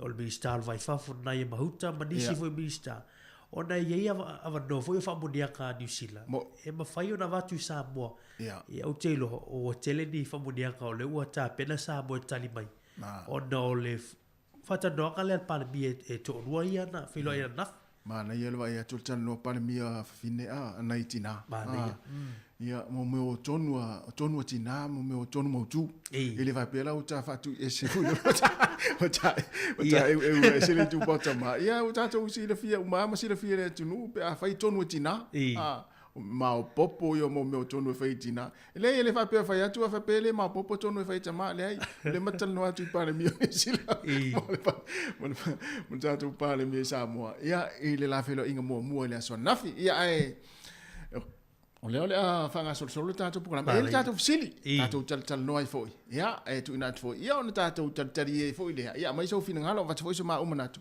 ia ma tato we va ni ta ia ma utfa no io fa no fa pena o te foi pili we va ia tu e tongi ne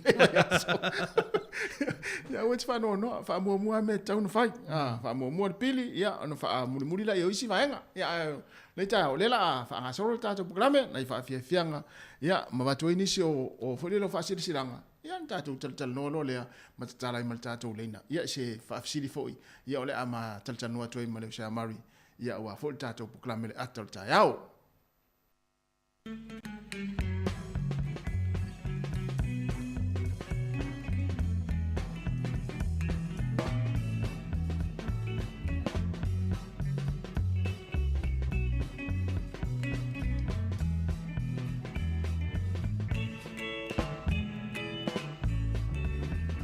te prestene Mautu whanga maua numa O le whanga whetalai Pai Samoa uma Maala tuwha Wai sa ili lava oe O lau ko wana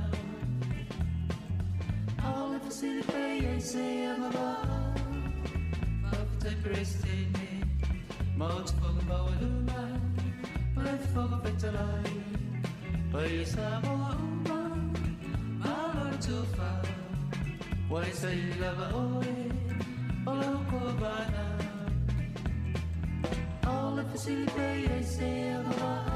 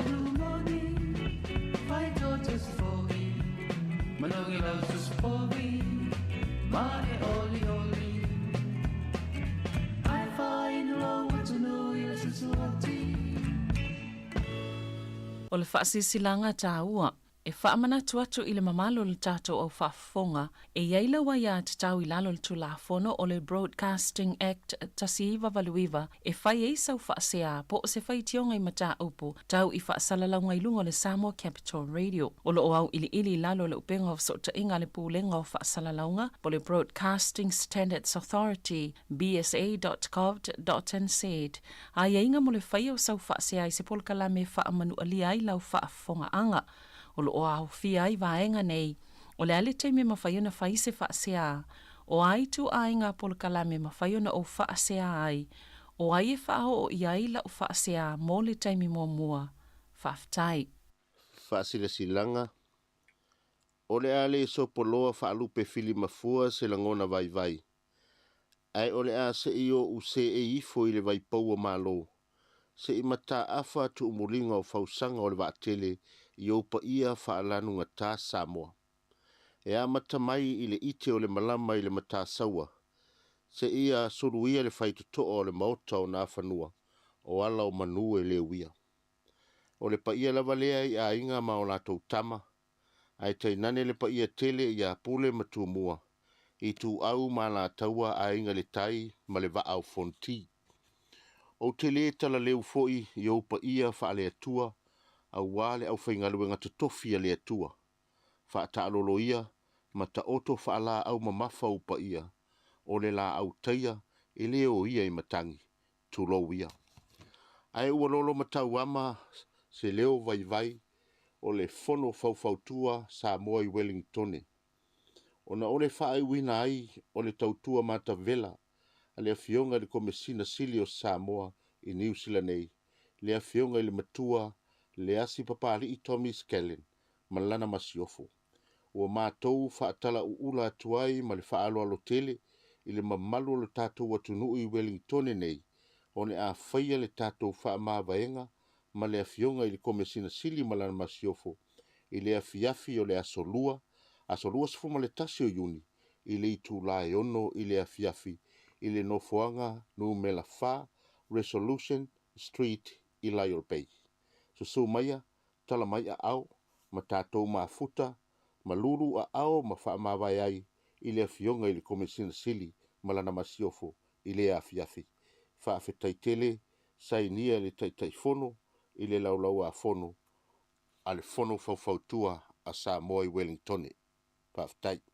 Ya, o nisi nao whaasilanga le taimi a wala fo le no fsila fia le tātou atinu, ia mea o le ati tupu, ia mo tātou i Wellington nei.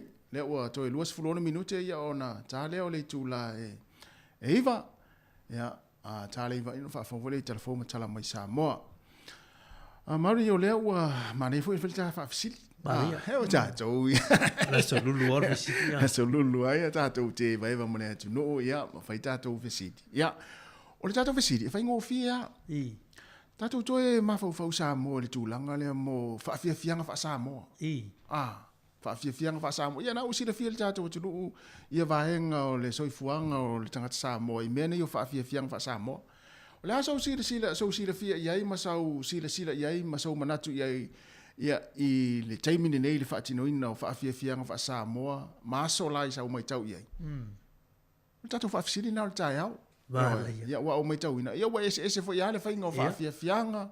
Ia o whaafiafianga wha Samoa e iai mon mea fo leo le. O siva Samoa, siva Samoa, siva vo ia lea, siva tele vo ia o whaafiafianga vo ia o pese whaaleanga nu, waenga whapena, ia o siva vo ia lea mo e mai tau pou, ia a iuli, so se whaafiafianga wha Samoa. Wa isa suinga o sau mai tau ia i taimine nei Samoa i whaafiafianga wha Samoa. A le hafo ini suinga wewa ai ai. Ai ni suinga le lei, pe ni suinga le. Ia e mana ia tātou tala noa ia. Ina ia telefo ina o tātou whanau ia o ia onga ma awai mei o volelo kulupu vo ie mo meo kulupu a onga kulupu Samoa ma o ina i mo meo whaafiafianga wha Samoa e mesi siva Samoa. Ia ele le ia la le aluatu o le tamama le teinei o le a onga. Ia la i kulupu whape. Ala o malama le leide whainga o le siva Samoa. Ia pe i foni tū la fono mo meo whaafiafianga wha Samoa. Ala so usira fia i Samoa. Ia tātou whaafisiri na. Ai vai le tātou whaafisiri. Ia so, mori. Malei le fisili i tūtolu wa le tau. Ia. E sui ka fōi o wai. Ia. Ai me se ala tūlanga leo le. Tu lor wha mo le tātou tunu. Ia. Tangata fōi e po se mea. Fōi e masani e li ta oto tangata i lumol. O tau pōpō na mana ia lea. Ai PFV tu fōi le lungo o tu o tangata le. Ia. E masani na e mai tau. O leo te ai a po le alo pe o si tu po se aka le masani whawhiwhia kwa samu. Ai mana e tu le tu. Ia. Mana ia. Tere lau sili Mari. Ia wai e ringa te ia te oi. Ia whapea fo ia na ia lo whana ul tātou atu nuu le tupua e nei atu nuu. Ile le ia le malam lama le lei. I vaenga whapea. Ia o tātou whafisini. Sorry. Wa sau tātou walau. Ia. Mari whatalo whana. Ia, tālo whana walau. Mālo sifua. Malo na si fo Mari. Malo. Wa man le tai au. E manguia whawhikai o a mai o lua. Malo na si fo tasi. Malo sa fua, fatau tu e whaalonga tu lea ia. Fatau tu e whaalonga tu lea ia i fōi. Mali? Ia, yo leo Mali. Oi lea. O feos whai. Oi, tālo wha feos whai. Malo sa fua e uli tina matua. Ia. Ea mai malu lu ne chai au. Ea mai taupitu lu. Malu lu, ia makau kia tasi. Oi. Talo fasika mo Mari malu le onsa. Malu pale le luanga luenga.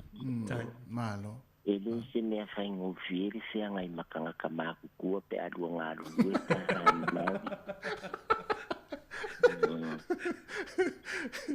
Vai lai Mari to inga tala la ia le mo se fia. Inga sa no ngai sa no mo stina matua le. Ya, Mali. Oi, se un no, e tu sa le Tu sa le si fogo Mali. Ma sanga Mali, ma feo so fa. Ola fu yo lo ingoa nga mali yo lo ingoa makai. Oi ma, oi ya e sa. So fa ya lo ingoa ka le. Ia tulalo ingoa fe so fa ise I fai tu I le dai me fai ia ta longa pele ma pele swipi e mai pe mari ta tu tan no ai. A mari. Manga yo le ko por ka me ngafi fa malo akuile. Si o fo ia fa masanga mal fa kala ngor ka ko pa ni malo ta singa lu e malo skama mari mo fo yang ko wo ma ave me ai fa nga ko ya nga ali de ya ni sai no pa ko me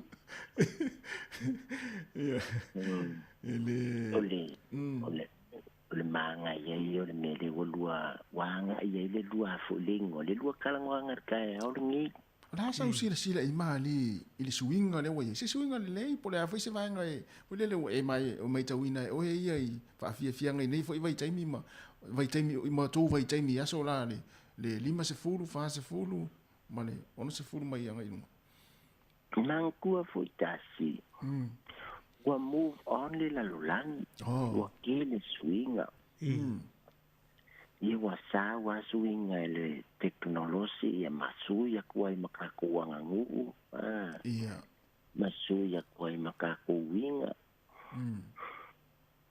Ole fa'afia fianga saka va aila so kala ikasi mamari ia akongwe le isi la fiesca Maria Wai Pepe tu lo pa ia mari ngake ya afia lo so ifua ya tas ai ole ya futingo Ole o fa'afia fianga tasi la so ia ngai ki sin fianga e so ifua mai fo ingu o fa'afia fianga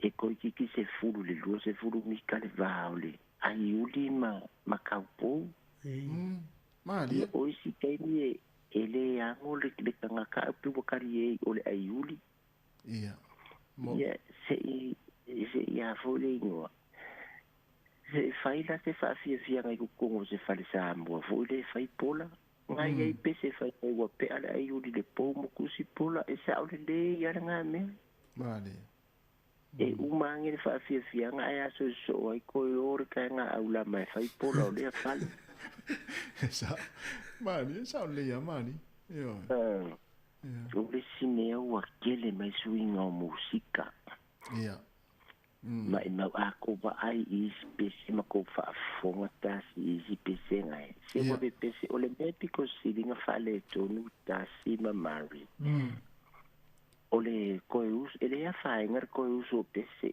ai usu sao mali awa o mele wa usu kaini se wa kul au kulo wa le au New Zealand po Australian porn po ka fanga fa fo usu pese ya awa palu fa sa pasui ka ko pese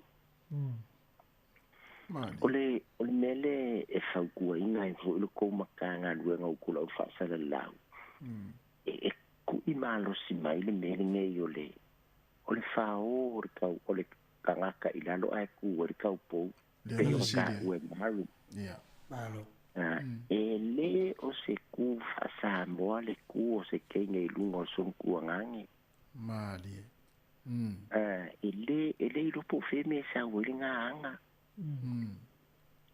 o se anga wa fa pipi ma ko fa sia mu lungo le fa fia nga fa sa mo e tu lo ata si mamari lo ngutu male afi o le makua ele ma fau ma makangai o nga fainga mali ai o se le ke le au fa sa la lau o wa fa mpanga ku pe o le wa insert ko kongwa o nga me o ka va ai ku ye o au loku o le fai so se me alava o au loku pe wa fai ma me so malia au loku le fai o nga me ka ki ai la lo kenge o le kama ye o fo lava I kama pe asival ma nga ye tas mali mo yo wa ka yanga e ya le ma ko fa fia nga fo yo ka nga ala quales fa finge il ma ko fa felo ingal ma ko pulea onga ala quales fa finge fo ya ka yanga I luma ai manga ku le pulea onga pala ni le yo lu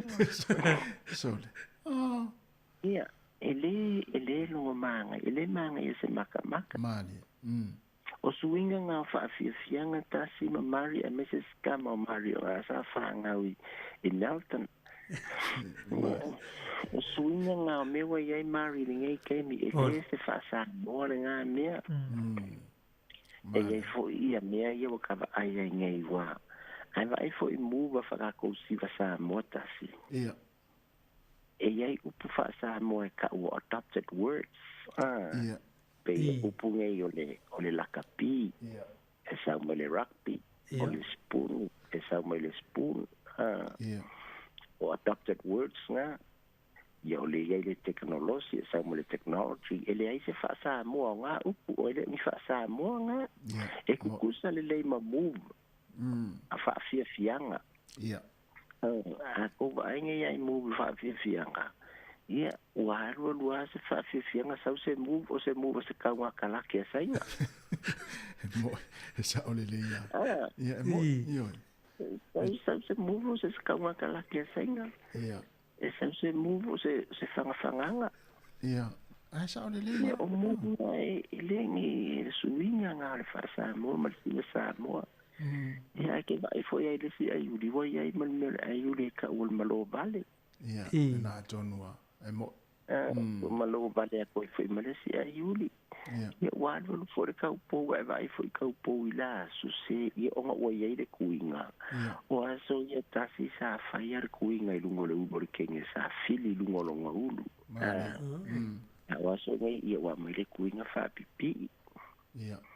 Ia e kake fesusuang ia kua wā tasi, ia ngaka a tasi la so la ikiki e lego se mea maui. Mana ia te rele whaasoa te oritina matua mani. Ia. Ia, wau te iloa te malamalama, te malamalama lei vaenga ia wau e te lea ina e alu i mo meo wharelalanga, ia te impurele o e whaae vai i e voilu o umana. Na lalanga e komiti ma siva mai ai matata mai lau apa i lumo te mi faeva mai ai ia nei al komiti ma le waluma ia e sa ole ia o mai tawina wai to titire se fa fianga tatere alu ia ma ta vai e ia le me le ole o siva ole alu atu le ato fa o lumo le o lumo fo le o taupo ai mana o tu taupo il patu Mangai e sauli le ia e tasi penga u fai aku. O se vai ngale le ke le ala au fasa na lau. Mani. A fa pia ia lofa di tatu wanga nu umana ka ko fa fia nga fasa moa. Ia e lua ku i mai. Ia e le ka ku pese de ai warko e fai de me o ka ki ruma e ku ka po. Ia halu. Ngai ke dawa ke manga kuala aso. O mea la vai ka kiki ai ka whakafa o se whale. O mea ngai whaonga e kanga kai si siva ai. O le vai ka inga. Siva, whai a kua konga se ki rā. So lai kūre saru kūri ka whakafa ka vai a kua ki e mai lo ma kua saru kūri. Sa olele. Ia o siva siva ale ka whakafa. Ia ke mai kunga waka mai le paelo sa aila lo koko ai ka mai le paelo. Ani o ka solo ale. Ia, male. Nango ka ikare ki ngao ka kalinga. Ia, ai whaia, e ki vai o wha amalu o ame mau, e whaia isi ka sa mua Mari. Ia o isi kai mi ke va ai Mari la, so lo ki ngā, lai whai le mako mea, ai se sa aila le saka e sau ka langa alanga udo. E wha mai le udo, ia mako kola i e mea koe, ia wasa ngelo ki ngā. Sa ale saka ai ska mai le uro ia la kule fa me ko fu ele saka ko ko ya ko fu ale to fu ale sa mani to fu ale ia na fu le avere pa fulu ese ia awan me ia sto ina masilo matua ale lo le ia sto ina masilo matua mai tai le mari ia zona ia e tu sabe fu le tauna ia fa umane ia mai ngana pai lungo le one ni uru fu le saka ia o sa e o me fa mai mo ile i o isi aso ke mangkua lo ka mata si o lai ki dela le mako umu ai ala kua fu e mai a sau ma uru ai la o ai luma le ale dela le umu Alo fatu Mali. Maria le ya amio le ya kopi se ya sikamo Maria wa mio sa. Alo fatu kamaiki. Ya lo matu. Mario sa. Ya le na. Mana ia tene le fa so Mali. Mali. Sa o le. Pe le manga le na le ona watu le tatu wa visili. Ma ia manga fa pe. Ya ona mai tau ina ya e mana ya le mala malama le le tatu. E mai sia na fa na uia. Ya mai la tu fo ye le o la po ngi sa pe si fa sa pe se fa fianga se va o le si va sa mo me le o le tamo e tu va le tala se le ofu se tu lo ai e mana o tu le tau po le mana ye le patu. Le ai se fa e le si fa sa mo fa pena. O fe o le o fa ba di e il sina ya Mali le sta si foi ba o sta si foi ya o kan ma tu wa o ngai puru. Ia. O le bawala le te me foi o nga me foi o polyfest ma ba sa di foi o klupu. Ia. Ia ba ma o be ai uli mai ia tamba. Ia foi le tu la kana le po le va foi le tu fide male a tu ngani. Ia. E pe o tu la kana e pui. Ai e le suiga tu lo la so po la po. Ia o te europea mai morta tu se no ai le va mo le fai i Wellington. O te ropo lale se tala fio ko te mai te pale bia fi be na fai te rata le la po fo i lumbo o pale bia e se vai la na sa o se fo i wi ka pe la le la mai tau ai lo se tu le e se vai la na sa fo le sai tanga ta sa fa pe na fo le si van po ya ai le wil val au talo fo val au fa te tele la val on sai mai talo fa ta se talo fo Rachel malo se fo ia malo se fo ya u malo ole onka opu ile mele ole mo o sifa fa fianga ia fa fianga sa fa fianga ia o kele i e fa pela o kala ia e o kele i alungi a foi que se ponga e fa leanga ngu ia i me o ku ko kasi ia ai ale kaning o ha o ngai e koin o mama ko ha o nga umale me ko kisi e faia ia mo me o item se inele o le conference ale me kisi e a foi e a o ma ya la o nga ha o nga umale ale me ko kisi e faia fa api fianga ia e fai loa me le conference ale me kisi kusa e kaule aini e kaule ke lingi maka upua mako we e afoi e ave i aso ye fai ia fa api fianga ia a telo le kaini e fai ia onga siva i fafole malai aba ala onga ako ia ole mela nga e apoi o loia o ke makamaka i meio pape fianga angu ai a kasi lava le kanga kai e se le mali o kanga le sumeo e fa luma i la unga lai po ia a lulu moenga ia o mea bala awa kwai o au nga join i meio o items ale a onga i meio whapisianga pe a umale le conference ale me kupisi e a fia uma ya onga le me kupisi e whaila e mako uma ia whapisianga i le kaine umai ai e whailai o i le malai le o la onga le a boka a boka keo Scarlett i mai whale ula sa o le sa onga i fo i estinale na umatu o i fo i le estinale na umatu Mali sa onga i fo i Mali a boka ai fa te tele lava Rachel le va mai kaya mo le fesini kaya. Ia. Ai manguia nga luenga nei kaya. Tai. Tai lava reito, mani fo ne aso. Ia fa fo. Tai. Mana ia.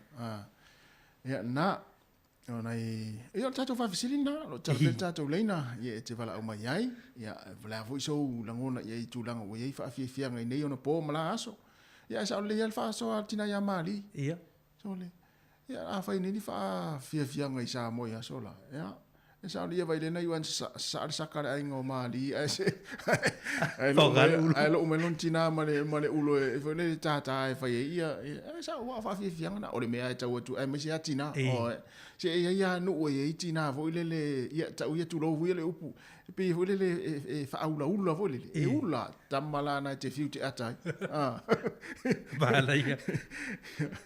Ia ole na. Ia ai ole ua to ono minute ona tale ole tu lai. Eva, lo tala pel tato leina, ia e te wala mai ai. Ia pala fo iso finanga lo tulanga pe ona i fo ia fa fianga i nei fo i vai taimi. Ia ma la fo ia so tato o tino. Ia le wil tato wala mal. Talo fal walau. Talo pa maro so fo lo sunga nei taiao. Ia ma lo se fo. Ia o ma avele wala o tununga la wala lo nga ia tu Wellington. Ia nga fo nei taiao. Fa lo level po kalame ma na ia sili ma na ia fa so nei taiao nei. So yo ma vai Ia. Ia sa o mata po o nga sa penga nga po. Ai ka o maka ku wal ile siva le sa fa i Wellington ya. Pero inga male tu mata pale mia. Ia na sa o le sa no nga ya ma. Sai pea se tina le sa lo tu. Pa o la lo ai mana o tu le pale mia i lo na pa tu Ia pe ele i tu wai la pale mia pe yang wa ai wa pe sa fa i se kala pale mia te mia. Ya kalau fai lang ali maka aku mulai ngamai mo mamai le lan dia foi ya kalau fai ya wa ya malo o lang sa o la mai sam e mo ya o kele kalen dia se siba ala o ya wa ai wa pe fo yo lo kama ya so sa o le tina ya ma ya o sa wa ya ko ya fai ya tau sala ko ai ni mai lo kama piu e kilo ko le la ngonga le e mama o me ku aku yo na tamana siva mai la lo ulu mana lo pe fai ile siva ai ulu mai la lo ulu mana lo mango tamana pe sa o le pa so le a tonu ai se fai na fo le mia foi o so na fia foi tanga nei vai tau yo na o fai le tu ai na siva ma le siva nga tau ona sira fia le tunu ia ole vai nga yo tatu poklami ile ai se siva sa mo e fa pe o lo walu e fa pa ulu mo tau po ma e tu tau po lo tu po ma ile ai se siva sa ia na ona lena ta o se uta mai fai mia mai la lo ulu ma la lo mango i siva mai ale siva tu tau po ulu mai ia wow ia so ia fai ngi kau sala po ia ke kale ia ia ma fio anga ia ka ba ai ala ia fai siva e piu nga le leo lai la ngonga ia siva mamau mai ai ko o pe ko la leo lai fa alo li sau po ia o isi tanga tate vai ai ese siva me ai lumo muku ka ala fai po ni kuka ho le po ni saka po le ase po se fasi po vi po se fasi pu ala sak ia siva mai te vai tu halu la to na siva te vai tu halu la to tuli se po le se sai faula e was ali foi ele fasi pu ala sak ia to es foi mai to siva o fa vi vianga na fa sa mo e foi le mali pe to ma fo ia sona ia sa le ia ni sa ya mo le fa so ason ko so ani tuanga ni ya mari yo langa fo yo lo so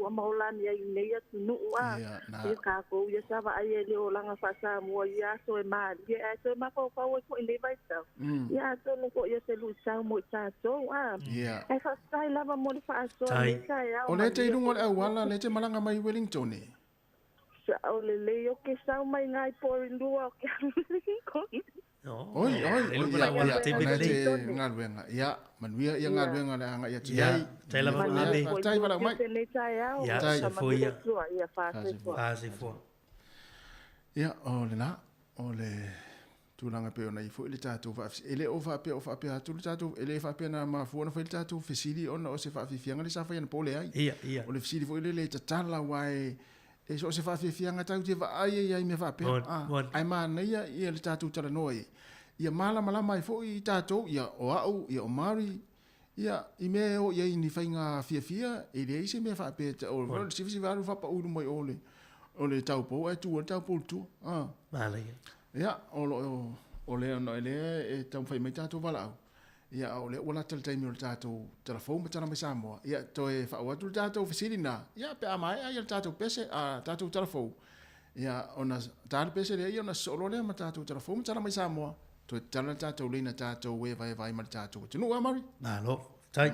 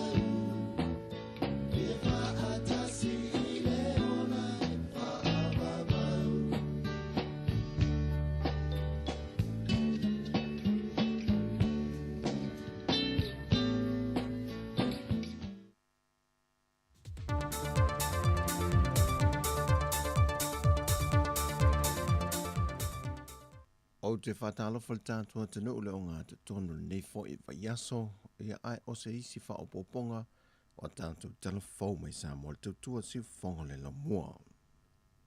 O le toi wha manatu e le whaingapa anga maisi au nanga ma wha lapo putunga SS, a le mtanga luenga o tina mata mai tai a tina o nuu maanga fisotai. E toi wha manatu ma wha malo sia ele whengainga wha vau malo na o sia, e tafi e sea e whainga wha I longa tangata e whaasanga I tina mata mai tai. Ai whata waina le ai atu tusa ma le whaasohi no tiu te mga luenga mta whinga, ia launga ta sia I tupai lua o ta mai tai ma li. O lea whengainga wha vau malo ta awal si doas na sai nia I Samoa, ma whaavai ina mai le tausanga e awhiv se lau iwa se fuluma le lua. O se tasi o aunga au tu o le por kalame whaalea o onga sa alo I ele mtanga luenga o tina mata mai tai, a tina e nuu maanga fiso tai I le maasinan te nei. O le ngā luenga leo le so tau au le matanga luenga mwhaalapo tonga le malo au fantasi. E tau la maila na por kalame wanta o le Spotlight Initiative. O leha o onga o se tasi o vaenga tele o leuna ia leo ama noa tutusa. O le sila lea ele whaaso I no puna oa ma le tamau ainga. E atangi ai le amana I o tangata uma, e alai lea ele tāpena ina ma le fuafuina leo talo le tupe, Ina ia mauti no ai leo o le whaasoa I tangata o mo le atunuu. E lua vaenga sa vai na ia le whaati nongo ia wa onga, o le vasengo sui mai nisi o whaalapu tonga tū maoti, ma sui o a fio anga whaapea le vasengo sui mai le au o nanga le malo. Ai mese fo le vasenga mua sa whaati no ina le aso se fulma le iwa, ma le aso lua se fulua me. Ai o le vasenga lo na lua, sa whaati no ina le aso lua se fulma le ono, ma le lua se fulma le fito le maa sinan te nei, e le potu fono le faltan malo le tano ai songi. O le nei por kala me whaale awa onga whaata se ma le tu whaata si o le komiti whaapitoa, sa whaata uteia lea e le TNT Consult, le ana taita ia le konsale, ia antupu I matangi palantina to e lupe, whaapea ma le konsale whaavao malo sa nga lue mai lava, I lunga o upenga ta whai langi. O le aso na nafi na whailua ea toi le fionga le teitai o le antunuu, le fionga fia mena o mi mata afa, e le tamaita I pālemi o le malo New Zealand, Jacinda Ardern, masui umo le pālemene na whaatasia I le aso na nafi, e se sauninga whaabitoa e whai masao le malo New Zealand, e whaamanantu ai le atoanga o le ono se fultausanga o le malo tuto tasi o Samoa, wa atoa le neitau sanga lua awhe lua se fulma le lua.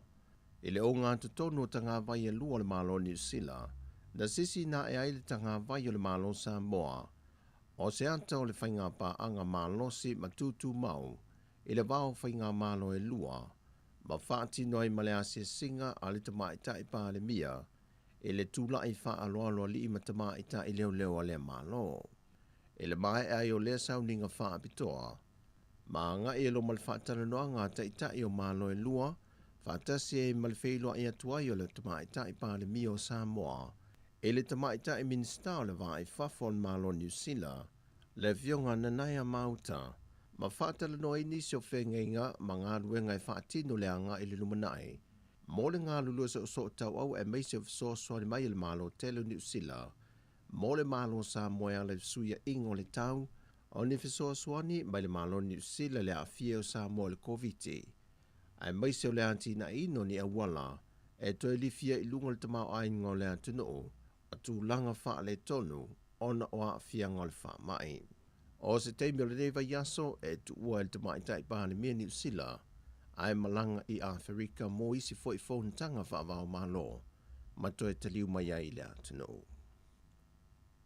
O le vai aso nei na wha tino ai se sauninga wha apitoa o le tufa ngā wha ai lunga, o le tauvanga alo ma whanau I kolisi mau le lunga e le vasenga se fulma le lua ma se fulma le tolu, e au fi ai kolisi le malo, kolisi e kālesia, ma kolisi tō maoti.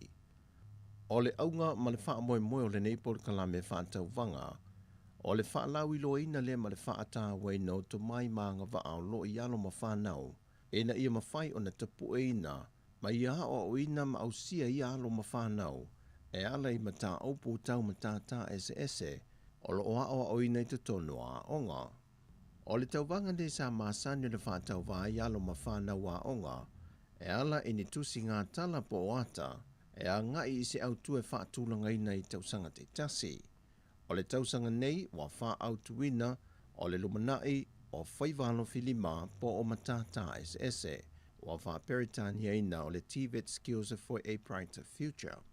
Peita ai o le nei tausanga, wa le mawhai o na whaatino ina lo na teimi masani, ono le iai o le antunu I vavao le COVID-19 furuiva, wa wha o ngai nei upenga ta wha ilangi, e whaatino ai le tauvanga.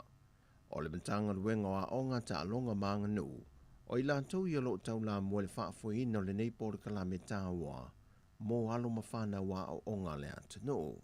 O le fionga le minista o tanga luenga wa onga, le fionga se ula yoane, na ia sau noa le sau noanga o tu e whaamalo si au yalo mawhanau, ma lui fo I li matamaita I whaia onga male matanga luenga, e na ia wha wau le whaata wei no mata opu matata ese, I to tonu a onga I le atunu. O se tasi o lui tau le fionga le minsta, e na ia tofu sao tangata uma, e mauti no le tau nuu le nei wha moe moe le manuia, a wā o alo ma whanau o le lumanai lea o le tātou atunu.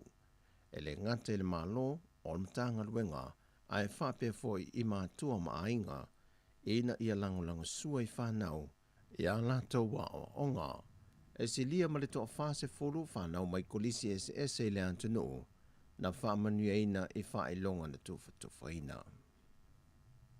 Wa taunu mai leisi pepo whaamtalanga la ta mai o whaamaumaunga le whaamai o COVID-19 fulwiva, alem tanga luenga le seifua maloloina i le poa na po. O le reporti o le aso lulu ma le aso tofi o le vaiaso nte nei, lea e iei whaamaumaunga la ta mai wa maua e tātou telefou. Le o atoi le se lau ma le fitu i lantou le mawhai una oane no whanga i siaki, ma whaamawina ai wa a fia i sia mo le whaamai. Ma wā e lava i lunga le whainu mera tangata sa mo wā a fia i sia mo le whaamai o COVID-19. Mai le aso se fulma le fitu o mati, le ua o atu le se fulma le whaafe, wha se lau lua se fulma le lua. E le whaamawina se tasi na maliu te tono le reporti, mai le whaamai, ma ua whaatu mawina i pēr lea whai numera i le lua se fulma le valu. O a tātou talafawia mai Samoa, manuia le nei aso le tātou o tino o whaasoi fuia.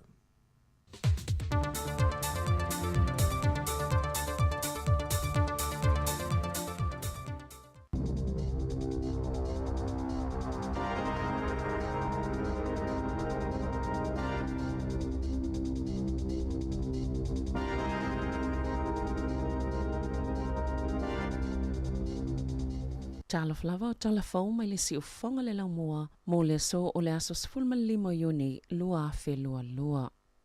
O le suinga o le tau o se tasio mata upuna la walunga i whaatala noanga le afionga le tamaita i pale mia o Samoa. Fia me Naomi mata afa ma le tamaita i pale mia o New Zealand Jacinda Ardern. Ina ua whaafeloa ia loa ia le malo New Zealand i totono le laumua Wellingtone i le aso ana nafi. O le ulua ia sia singa wha le malo le al tamaita i pale mia o Samoa i totono New Zealand. Mo ua whaelonga i naloa ia i le whainga wo. Po le whainga pa anga malo e lua mai tau sanga e tele ua tua nai. Na fofola ni usila la kapeta mumu mo le fionga fia me. A o whaafeiloa ia e tangata whenua. Si singa o le tanga vai o Samoa. Ma ia asia ili tula i whaaloalo le malo si anga whaafita ni usila. Ili wheiloa inga whesanga i ma Ardern.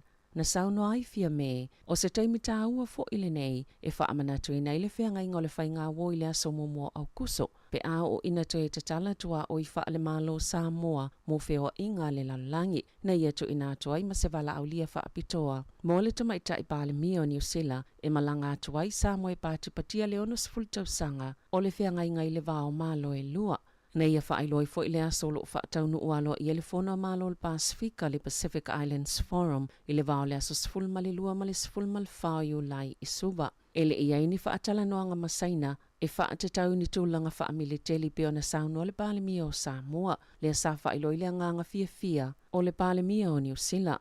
Na sauno Ardern, ilona nganga fia whaasila silai, se mafutanga whaapito e amana i ele tamaita i palemia o Samoa fia me Naomi mata afa, ma o le ato e amatalia i fo ile Prime Minister's Fellowship ma Samoa, ma ua tatala i nai fo ini whailonga fo, mo ta itai i tūlanga tau i tālonga, e whaapitoa lea, mo ta itai e longa lo lato tūla i mai. I tālonga i totono Samoa, ai mai se lava i le i tūpao teine matamaitai. Sa toi whaamausali nai i Ardern, le lango mo le folfolanga ma le saini ngā lima le kainaki o ngai o inga vave i e whaatino e tali e tuwai le suinga o le tau. Na sauno Ardern, o le suinga o le tau o se vaengai ave i le whaamua le Pasifika, ma ua whaatatu le tūlanga i ala le whaapopo ni usila o lana whasosoani mo le suinga o le tau i le tasi te simali tolu biliona tā la. Mai tu sa malilima 10% o lea vanga tupe o le alu i le Pasifika. Sa whelo i atufo i le fionga fia me i le minista o le vai Fafua New Zealand na Naya Mahuta. Whapema le minista o le swing o le tau James Shaw. O se taso vaenga o le asia singa le palemi o Samoa o le whelo inga lea matangata whaingalwenga whaavai taimi Hawke's Bay. Ina ua mai e una whaasilsila e lana whainga malo, se ilo ilonga i lea polo kalame, ma whaititia whainga malanga se ia o ina mai a le ilo ilonga. O le afiafia na nafi sa hatali malo i le mamalo Samoa, o lo o alala ma papa a au i Wellingtone, i le palemia tamaita i momo Samoa, sa whaatauna uina i le maota, o le Ioane Vito i Newtown, a o le asoi whaatasia tua i le tatalanga, o le ofisa fau o le komisina sili o Samoa i New Zealand. O ana na fisa mo ele ava no e whaatalitano e le fionga le li pulo le siufonga le laumua af masanga te alo Moresi le tamaitai pale mi o Samoa le fionga fia mena o mi mata afa pe ona whaafonga ia i le atunu. E te le vaenga sao ia i le whaatalitanoanga. O mata upta o mole no fusila fia o tangata Samoa o ala lai fafo e meiso le mafu angal whainga malanga pe ona ia i New Zealand. O le pala aulia al malo New Zealand mai o le whainga malanga foi le alo ia mua le talu na pale mai le whainga malo fau. Sa o wi mai le paiaso lai le sa ia matou momoe ia matou awai le sauninga au kilani. Whailunga ino le fua. Ona whaoa le on matou malanga i fiti sa whaifono le fono la ititia ta il Pasifika. Ia matou toi fo i mai le asolulu. Ia o whaiinisi tapenanga i lunga. O nei la le aso mua o le proklame alua ia official visit o le malo New Zealand. Ia nei vaenga ia i le tausanga ne o loo whaatawam whaamalua i le unas tausanga talong tuto tasi stato malo. Manerva va ia tu me lo tupu Samoa o le fo i tamu whaieni sio mātou i whafo mai Samoa. Manerva fo ia whaamtala po ani fo whangal malo i Samoa mo le whaamui. Ia o le whainga le kapeneta e tausanga atoa e whailunga i le ono sifuru. Ia na whailo lava i tūlanga masani i la somo mua iuni na ile sauninga na whai i mulinu. Ai o se sauninga e tu ititia mai le tūlanga masani. Pe o le sa i lava i ale au mautofi ia masui o vaenga ese o le tunu. A le anganga lava ia e whata ape atu i tua. I nuu mafioanga mai tu malo whala pospitonga. Fo i e tā pena fo i ala tau whailo ma o le tatou tuto tasi. Ai o lo fatulanga fo ila le kalena o ni fuafuanga vaenga so se vaenga le tunu. E mwhai ona whailonga ia le ono sifuru tausanga. Pe o isi aso whaitauina ia e fuafua le kalena lea o le aso momo au kuso. Pe ato ai le ono sifuru tausanga whainga uo mai a New Zealand ma Samoa, Treaty of Friendship. Masalo e malangatu nisi o sui o malo New Zealand i Samoa. Taimi o te wila. O le ufuufua i whaatino ai nisi o tūlanga masani sa whai fo ile le taimi o iuni tūngā waa o whaaringa ese ia matūlanga whapena.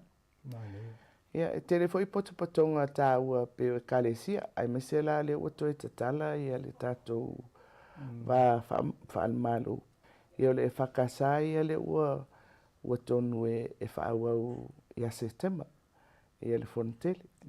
Ia pe o isi tua ngā whaatasingal na fo ile mwhai fo i ona whataua ia le onus fulu tausanga. Ia ai maise o le manatu au tu fo ile o le wholau ma le whatuatua. O nisi o vaenga safia mo o iese fina ngalo le tamaitai pālimia. O se tūlanga ua iei ngā luenga whaatino a le whai ngā malo ina ua tūlai mai. I le tūlanga o te tele lawa ia awhamasanga. O se vainga fo ile a le whatuatua ile tua Samoa utasi. Fo ile o le whai ngā malo e mana o fo ile e tu inatu le tamau a inga e ngalue i tonu o le tunu. Investment in the communities. Iona vaenga ese le ufai pisinisi. Pisinisi titele, pisinisi laiti, pisinisi feololo. Tangata taito tasi, le ufai whatoanga, e o le tatou atina e fo i o tangata tawhau. Pei o vaenga ia o le aunga ale na o le vaenga ale fast. E mo mia le ngā lulu e o vaenga ese o le tunu. Mo le toe whaafo i mai o le tūlanga tau atina e mai se awhianga o le COVID. Mai si le fia o le na pale mai mātou ia iulai o le tausanga la. Po te atu le teimi e masani ono wha ngā solo e le whatatia o talo le tupe e masani ai. Ia tusala o se talo le tupe fo ile atu ititia le sa tāpena. Ia o le awala le nā e amatalona mwhaiun ta tala atua i tua fuafuanga ale whainga malo. Ina ua whatatia le tala le tupe. Ia tonu le sifo ia tina ele ua tonu fofonga fo ele tunu o le 5 miliona fo ele ai tu malo fo ele tofu i tu malo 5 male miliona fo ele fai ia la tu watina ele mfai lana fatino ele talo tupe mua le na fatatia ai na fatulanga le luasela wafi fai ma awala amatona tapenai o le talo tupe la le o fanga solo nei mo tausanga fo lua tolu le la o tu ulo e tonu le miliona tala le mo tu malo te le ala tapenanga e fai ai ia wai foi le taulava ona manino ia awala foi le fanga yo le tu nga tupe it tonu le tunu ia o le nganga lava ia foi le tu watu itu malo ngalue ina la to tu li lo ni si o tulanga o lo ave ia la to famomo le afionga le tamaita i pale mia o Samoa fia mena o mi mata afa mo ilato ele i whaafonga i lea whaatalanoanga o lo mwhai ona maualona atoanga i lunga le upenga te whailangi le Facebook ma le YouTube a le Samoa Capital Radio po o le si ufofonga o le laumoa i Wellingtone.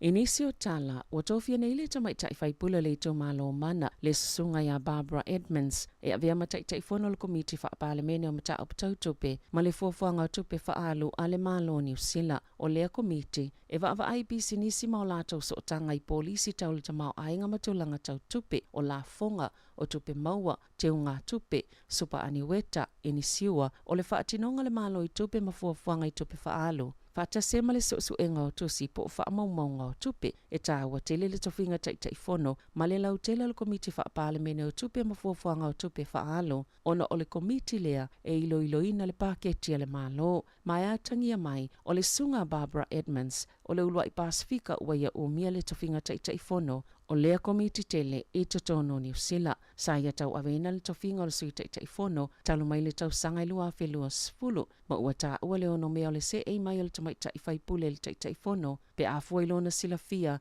e le ngata o le tula fono ai wha pia fua ima polisi tau i la fonga e tu sai ma pe pau wha matalanga le malo. O lo loma se wha atalatanuanga le tamaita i whaipule i lunga o le si ufufonga o le laumua.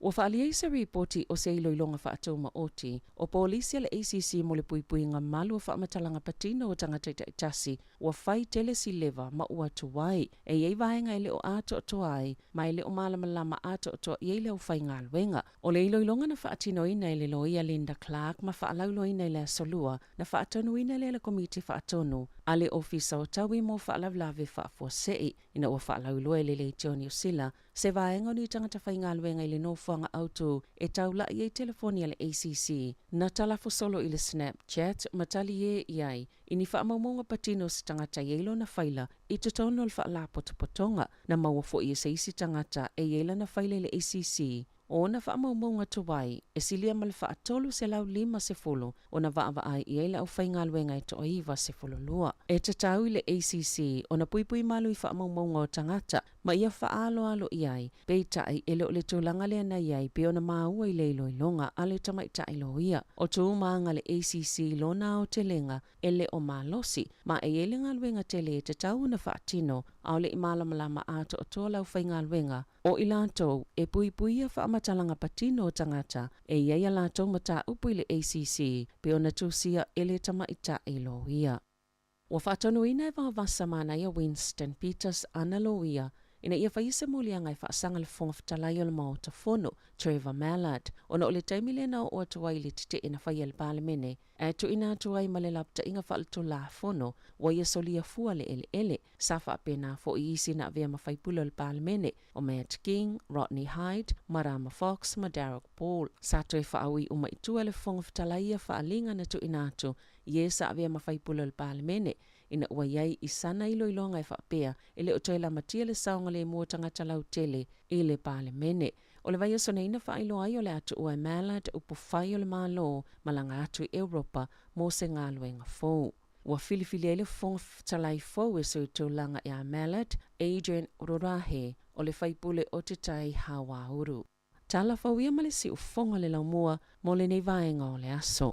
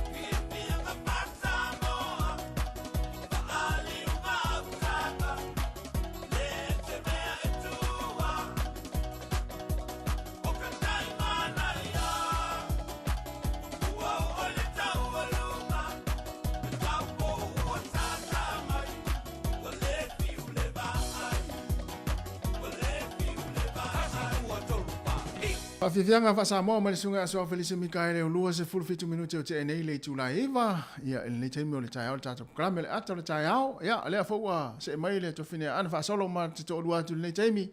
Ia, se pai fōi se teimi o le whiawhiana ne o wal tātou tau tua nei le si whonga lau mua Wellington. Malo ana, malo lama le wha malos.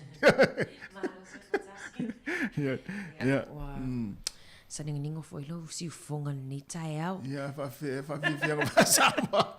Tala fats fo ele pa ia male malo tats o fa fonga.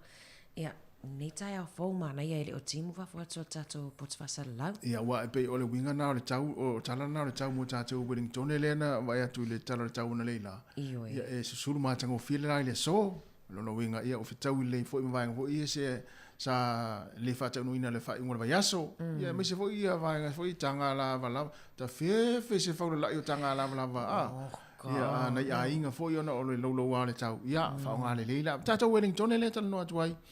Ia fanga leila te mine yo te mi tau na halu la tu o tolu vilinga te mine po. A tata Wellington e mamanga o Savilia. Na tonu a Savilia so oma. Ia e. Ai mana ia le ana lo whanau mai ua tata lot fo ima le tongani a Maritas. Ia, mo. Ia el mana ia lum ta upulen tata lai fo ia. Oi, ia, io e. I me io fa fifianga fa Samoa, mana ia fa so mai la tunu. Io e. Ia, le nisi na wala mai o le wa alu tatu telefon ma tala mai Samoa. Ia, to e wala mai lo tala tatu le na tolwa lima lu o fatasi. Ia, bla fo iso finangalo, ia tulanga pe o nei fo I fa fianga fa Samoa. I nei ona po ia ma aso fo I wa tuanai I le tele to sanga. Bla se senga sa sila ia. Ia wa mai tawina lava. Ia, e mo ila wa sao te kon losi fa ona po nei. Ia e le se me la sui ai fu le fainga la fo le vai la si sa. Ia ma le vai nga ta ai pe ona fa so me to tele. Ia e fo inisi vala mai tu le fio no le leina. Ia e sa mai o ma na yo walanga tu le fo vai nga ta o le o no uma fa Samoa. Ia o le si fa Samoa yo e lo Samoa ia na si fa Samoa. Ia le fo inta o sta sitina. Ia si on ta mai a fa si va fo e aiuri ai ele la tala tala iure siva mai na lo mango ma uluma ia wa ai uri na to ile asala sana le wa amata na bisita reina ia fatala para au ana matas talofa ma yo tele le ka pule wa lua mai ele ni ka e mai o siva Samoa o que ele dá no mundo de por ka oko tanga kama ku ngole vai ka ku pese no nguni ni ala wa ai da so po pa ke no le fiku se furu valu se furu sa pa nga kanga kai la so sa si vai luma le mau ka pongo I kia pa wi da sa pa nga e nguma e ka te li pa lo ko fa I ki o ise I ka nga ka o le pare minge po mai ku a o fa ina sa pa ya si vai da so ma le kau sili aku le ku le vai kasi o kau po ma si vai role I role si I lungo kau po e ka nga ka ya nei foi lo finanga ba ka ka ko ka ai da pa te mi sa fa nga e ngu ma pe ku ma lo pe da ko si vai luma ta ka o ko nga I lo ma ku ai si vai kau po ma ku ele ka pe la ku kau po lungo ku me ku e ale pa ka si ba nga le lunga I sa ya lai poi poi lo Congo siang ngu ia ba kaunga hunga e te Congo ko ang uai ma ngai le se meria ia o sa to hunga kai mo la ma lo faftai ia mania lo asitama ia fa so fo vai la ma na yo le la ngol ta tum tau ia le fo le se fo finanga lo sitama le ia sa mo ma ui nei ia sa ia tu lang fa pe sa ia so ia ole nga na ja tu ole ale va en taua ole ale va en le lei ia I le sila ma le tanga ta fo le ja tu tino ia a fa le lei ia pe on ta ultima le ma ni fa po pe tono fa fi a fa le lei ia ma ni le ves ia e lua ia vole le tu tupe sa man tu tofu tanga ma non filangano ia fa sa le sta tofu au talo fa Ge fatara fa kuna fa lolo. Oi. Anamo. Talo vam tava. Ia, soi fu mangia. O leo ma ua Maria kusama ua ele no makai ku. Oi. Ia, au mo solo la de si mo ma de. Ia, o leo le ua. Oi. Ia, ai, ma ro soi fu mangia. Kasi bo ana. Ma ro. Ia, o ko uma o ko ki a uma ko o de ko fa di kat. Ia, ai fa foi o le media ia le nga se kala nga kule o mo su ko sa ka wo o le media sa foi sa boy sa ma ko fa so ma ko le ki o so fu I ba upura oi e ma ko fa ma ko le ki o so fu ko lo ma ko kula e so fu uma O me ia whawhiwhianga. Ia, sa ia aso ia I mea o ngā kuranga rua. E ia I le aso e o poru a koe e poko I marifa. Whai e la le aso e ka o le aso a onga. Salo po le ongo sifuru kasi ngā nakai. A le kuko kasi mano. O kusala o me masangia onga. O le siva le o le laulau siva. O le maulu. O le maulu ma le sasa. O ngā e usu mai e le pese e le au whai pese ngang e le puni ala ba ale whai ngā le maulu. Ai lengi ka walunga. O me o ka walunga e masangi me o aso ia o me whai me o kongseki. A o mai la kongseki ngu a o lo kei me la umare me kongseki o ngā kua kura runga ka rungu ure o mai angar kongseki e wala ua kule. Ili kau po rungu. E ngā ki ka walunga le po. A umang ka walunga a e sawa I mara whaupuna whape a umar ka ko a ku ua. E whaira ka ko po ula. E sa ele maka le iku. Ia. E mana ngā le ka ua e mokusi raro po. A ia ola. E fea e ilunga ko inga mano o maka kua. A siwara ka po. E le ai mo se se laka laka ia. Ia. Awe or ka po ia anga ia langa Fodele e pe ia a le vai malanga ngaisi me ni foki e ro kula ka po luma e faile la ai la e pa ula ngaisi siva lo e umanga siva ko ipiki lunga o nga fo ile ikua ai le ai mase si la kala ka ku ye o me ka ua ia le nga ka ngo ko imari e fo ile tasima e ma ngai o le fai o le mele ma fa manga ku mai le kio o se ku mata nga ke le mele o maka ko nga po le mele na fai tina le e o le ku tu loa e bo kuma le o fu vai umi ai ka o ko ilalo na sa fai e pa le mia o le mele ka fai ka ko fai ka fi ka ko fa nga le mele mari ele nga sa fai mai mari e la kurke ne e ka ko la kulong ko nga ko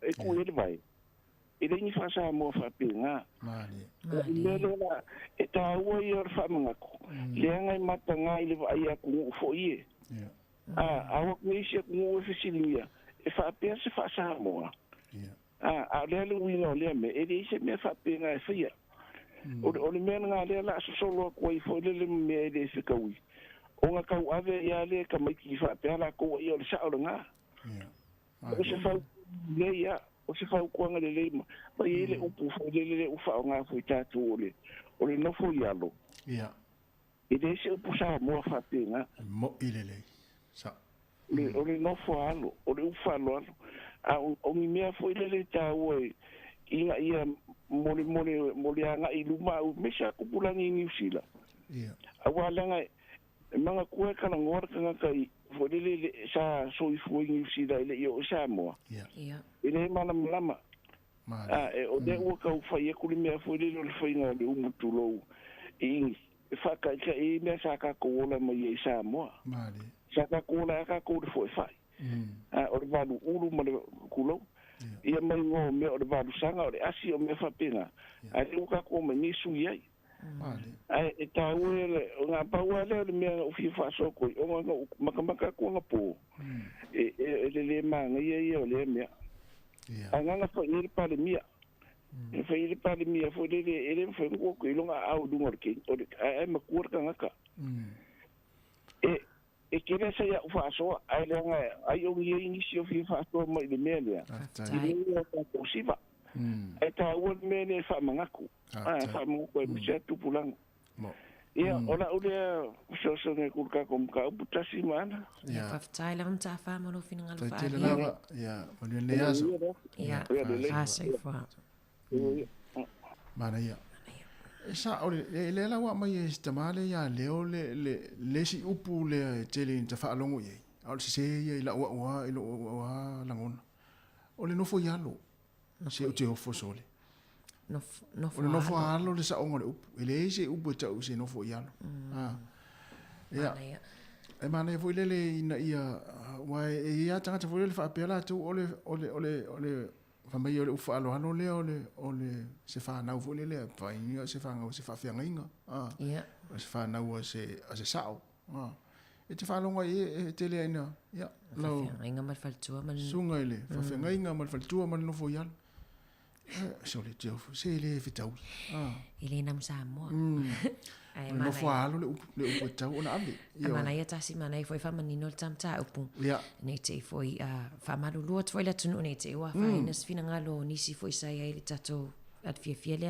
ana po ai o tato la mta upu le o fa fianga va fianga mai le o ele o fa tu tono foi vai ngan tu pon po o fole le tato fa fsili le taya ona o meta wina le tele o fa fianga fa sa mo ia le vaenga le e tawa na istanga tawa le e fole le tawa le vale lumo le wele wala tawa wala le wala le tam fai mai e foi si vaenga tasi e o le yasi i lunga tau po le pe na tau ata o mta fa le na ai tal pel tato le taimi te wala mai ai ole le si vai ngata ole no fa no tu tato telefo fa malo fo ima il tato fai pule Barbara ma na ia tele to finga le o to fi ai ma nei fisu ia inga ole finga malo fo ia man to finga fo to fi ai ma nei o si alo Samoa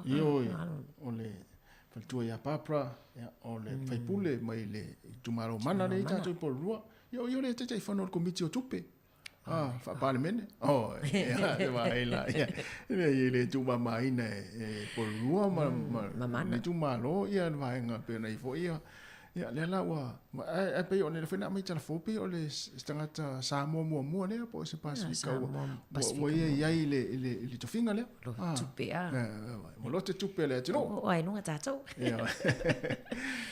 ma na ia tamta pu tasi tala pe tala ina ia le o los fulmi to e los fulu tali tu lai se fulu pe e se fisuia ingo tata po kalame atu lai ai tasi ne aso sa ana o le suia ingo tata po kalame o le nei aso mo le nei tai ao ia o le ale fatanu ina tata po kalame o le atu fe va ili ai o le tar se fulu ia ona to fa fongole le tunu o le tanoanga le fionga li pule ia ma le tata pa le mia le malo Samoa yonga te mai pa le mia fia me Naomi mata afa ili tulai se fulu a mai aloa la na to tale tan longa le ia ona talo le o tatu le na mo tatu tinu ia e fa so mai ai ia e tulanga pe ona i fa tan longa le pe se vai nga taua ia e fia vala o mel tatu tinu ia pe mai ia le proclame le e na le tolos fu 20 minute ia ona tala le tatu le na te se fulu tas fu tasi ia o proclame le moli o le ava sa nia mata peina le sunga le fafenga reverend lilo mayava ma sangala mana ia proclamena ia mo la tofu i paanga fo tato proclamena ia ele tu la se fu tasi tars fu lua tara fo ma tara mai Samoa o le afars fu lua ia fa mo ia le tu sa fo ia tato fa salonga ia poli tu la tasi ia i Wellington ia ile fa mo po le talalo ina o le mota ia o le hekom sin Samoa i Wellington ia po le moto Samoa mana ia tiri mana po kala mene aso tasi ia wala ni emisia mai mo mai lunga le tato Facebook mo lunga le YouTube ia leo le fa sala tu sa o le tato tua ia o tala pel tato leina ia e te wala mai ia si watu nei fa fianga ia ma fa mano stino mesia ma tu lunga siva tato le pese masiva ia ai le o le umma le pese fa mesia ta mesia pese siva le umma le pese le se fonga la mo Wellington ya il ni ta ya man wi fo ya o nga nai fa nau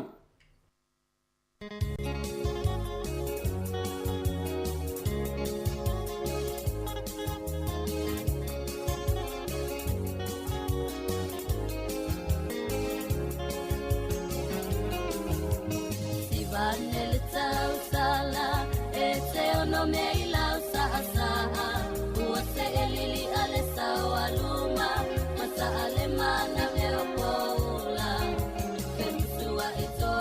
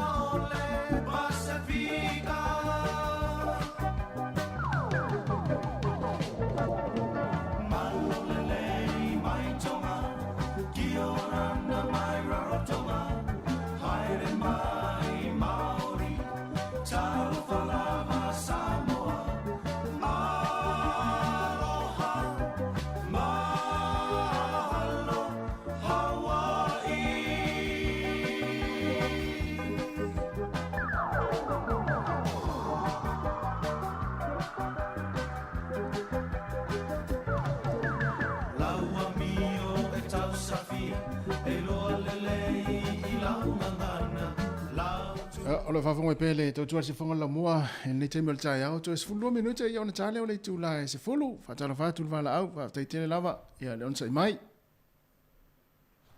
Alo se fua tasi ma to fine ana Malo se fua Alo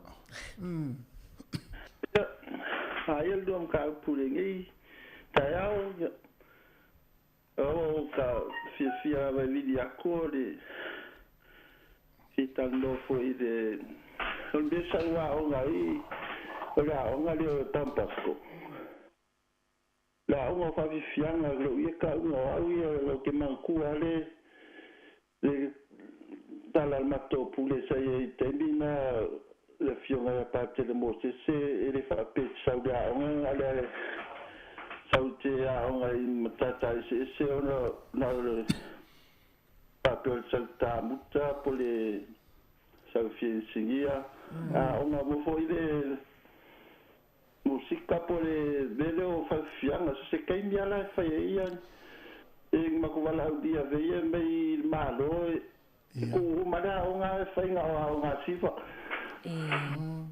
ai de kan para ona te o mo ka silva ya so me foi nga fa ia Fata ua te le fiora pa te le se wala ulia ia le leia o ngā siwa. Le ma whai whaka alo e ka biki se vea nga e kāka e sasi ia. Ma ka umara o ngā e whasi umara o. Sao lele. Le nga e sao le maa ia le ruam tau puine tau a fianga ia ya so baratua o nei I tamati ai so foi nei te doa ue foi atu langa gare I me tau ayulia tato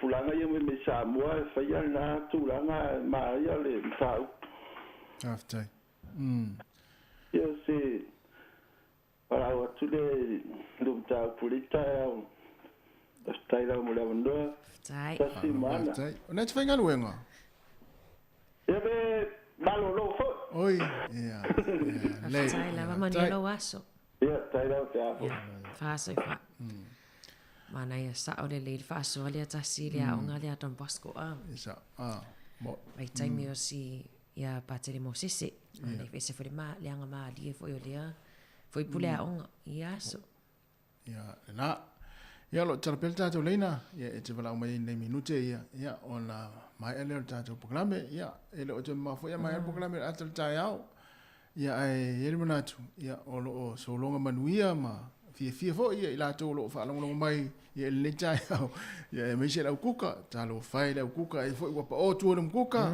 ia wa fo i malu tai au to ina man lo matua ia me se foi nei matua ia lo mafuta mai tono mo tanga ngasi ia ba mo to tanga matua ia mo ta to fie talo fa la ia talo fa malo se fu o on the line there ia na wa ilunga tina oh ia ono ingoa this the first time I rang up o mas Eva mangiring to the fuga o lo te mo ele we vala mai yeah, I did. I was thinking of the kids, and sometimes I was very sad when I see people what I want to share for because I was involved with those things during when I was young. Yeah.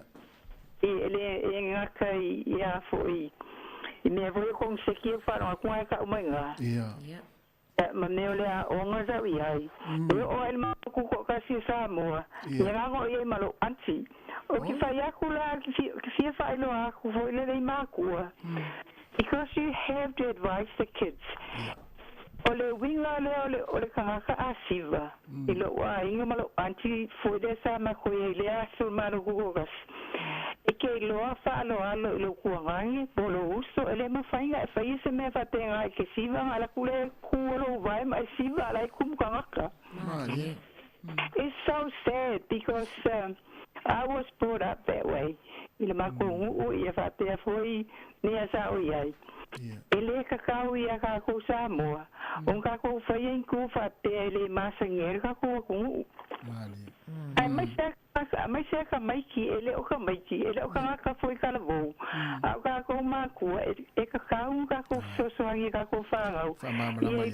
asa mo e lo fa lo e lo fa ile va wa vo la vo fa no aku I ka ko pa le mia e ele ma fa ia fa se me fa te asa fa ngo ia te va ia but I'm not allowed to do those things because if I may e lo ar ka mali ile me sa wai e wa o le mai lo va wa e ka wa lo ka ma fa te o se afinga wai ese ainga sa wai o fe na o sa wai e ka wa le o mai le ai le nga ka yo ma ku ale ainga ma le ngui ma fa sa le nga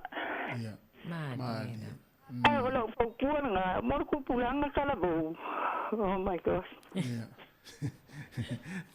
Paftai la vatina no fa so mai. Maiki because I always love the kids. Ele oi lo ka maiki me ngai fai ia o ngama me. It's so sad because also like kiki sama sanga fai e me ngal ma ko iwa. Ia ba penga pola o fa o ngama isi me ngai sa ia. Ai me se malo ku ko ka singa ke ki alo like kiki. Ia ele mga o ke se malo ku ko ka. Ala wa ngala mai fai me o ke ala ku. Primero antes o que ala. Ia o que le sa o que ala kuai. Ia ala ina me nga o si vai. Ia le ke wa le pe o isi kapo. Ele o fo se kapo. Ia ka so so angi ma ku ma lo nga kai ni ro ola. Oi. Ela nga o que so so angi ko pola. Por ka karani o ma kua ia iloa wa ole fanga inga ia iloa ka mai ki ele ka kaunga me ole var ko ngange mar ko singe fa lo ko singe ko ngange fa pe ko ngange ilo fa pe ko ngange ilo ko singe fa pe nga fo la ke ngele uso ika ka wenga ba ko lo uso la wala ko ilo vai wa e fa sa mo nga me a ko ya kulo ka mai ki fa ya ko fa ya nga me go la nga ele se ka winga me le nga fa sa mo yo se fa ya ku le nga ya so ya fa mang wi ale li ko por ka me o ko wa e ma fa ko fa so ngi nga ka mai ai la ko ma wa le ngi se le lo nga me Professor Soangia kungaringa kai ni ko vilia kwa le ko le kio. Tango ye la makango le kio nga. Tai la vatina. Ya, lo fatele tu la mo oi male ainga. Tai fa so. Good work and God bless you and have a great day and be safe. Tai la va. Ja. Fa so fa. Mana ya. Mana ya. Si fa so dinale. Ya sa le ya. Ya ole Mtafa yo ile ata to ma tuole ta ul tamba ma tene nei fa na wele tauna e vai le va enga si fa pe yo al telefone yo si ta mai tanga ta o te msano o le malama o le over fia e ta se au si vai I po rua fo I e Wellington e o toi fo initial fa na wa mata mai lalo ile lima tau sanga ia matuto tene ti mata mai vai ala to show I tau sanga taitas e matoi fa sa le va enga e fai e fono matua be a fai ta walunga taito atasi foi le e fai le fono fai le e si unga ri le unga le tautua dance e sa ona a fai ta walunga pe si wa tene ti a ona I ta watu ia inga a ona I sau se ayuli e mana e foi le ona le a mata mai le lai ta mai ti lima tau sanga ai lunga e fa malosia e la vale a ona I encourage pe oni fa malosia le va inga le e a ina fa na we si Mana ia fa so me la tunu ulta ta topu kala manita ya. Ya e le mana tua o fole le wa mai al tatu taimi. Ya e ula fo no le tam fo me le tunu ya ona le usa me le tatu kala me o le tu la se fulu. Ta noanga to fa salowina fa ta noanga le fiong pa le mia o le tatu ma no Samoa ia fa pe fo le fiong e sunga le fiong le pule. Ya sanga te alu moresi. Ya tans fulu ya ona fa salowina le to fa salowina ya na mai alo le ia ona telefone le tata ulina e fa so mel tata tu pa ni vai ngata o la to fa fa so mai ia ia le fa tanwanga le mani ta upu tanoi le fion pa bia male fion le pule ia ai o mai amal pukala mel atal ta ia mo le tu fa fa tele level tata o tunu la to fo in fa so mai le tata fa fasili ia ole tu langa level na ia tata mata upu tata tal noi le ta ia male ta ia e lava tātou manatu ia ai o le anganga lava ia ina ia maua se tasi ia ma ia ifo se anga ia o mta upu tātou tal no ai ia le lava tu whawhia fianga lea ia ona soorole mal tātou puklame pe ona sauri mai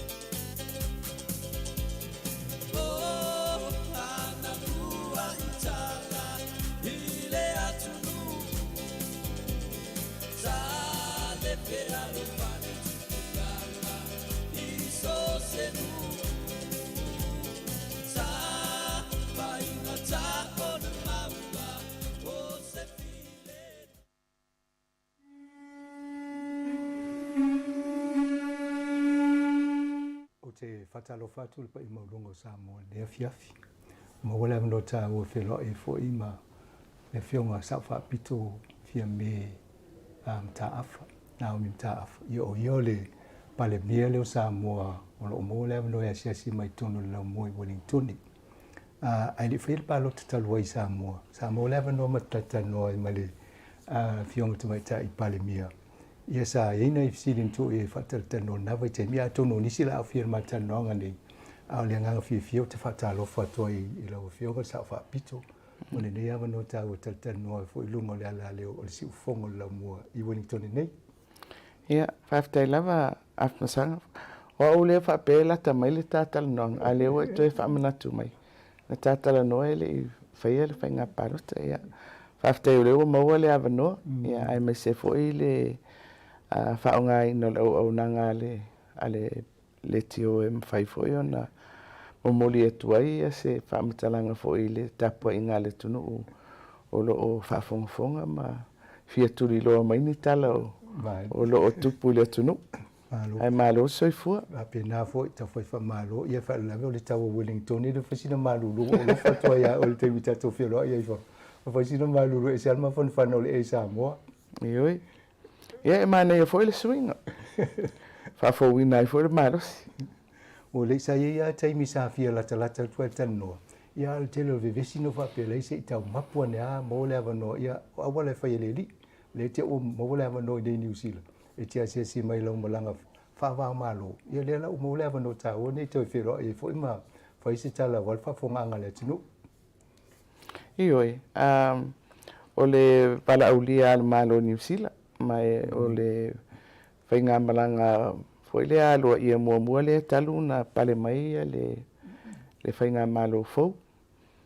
Sa o wi mai le vaiaso lai le sa.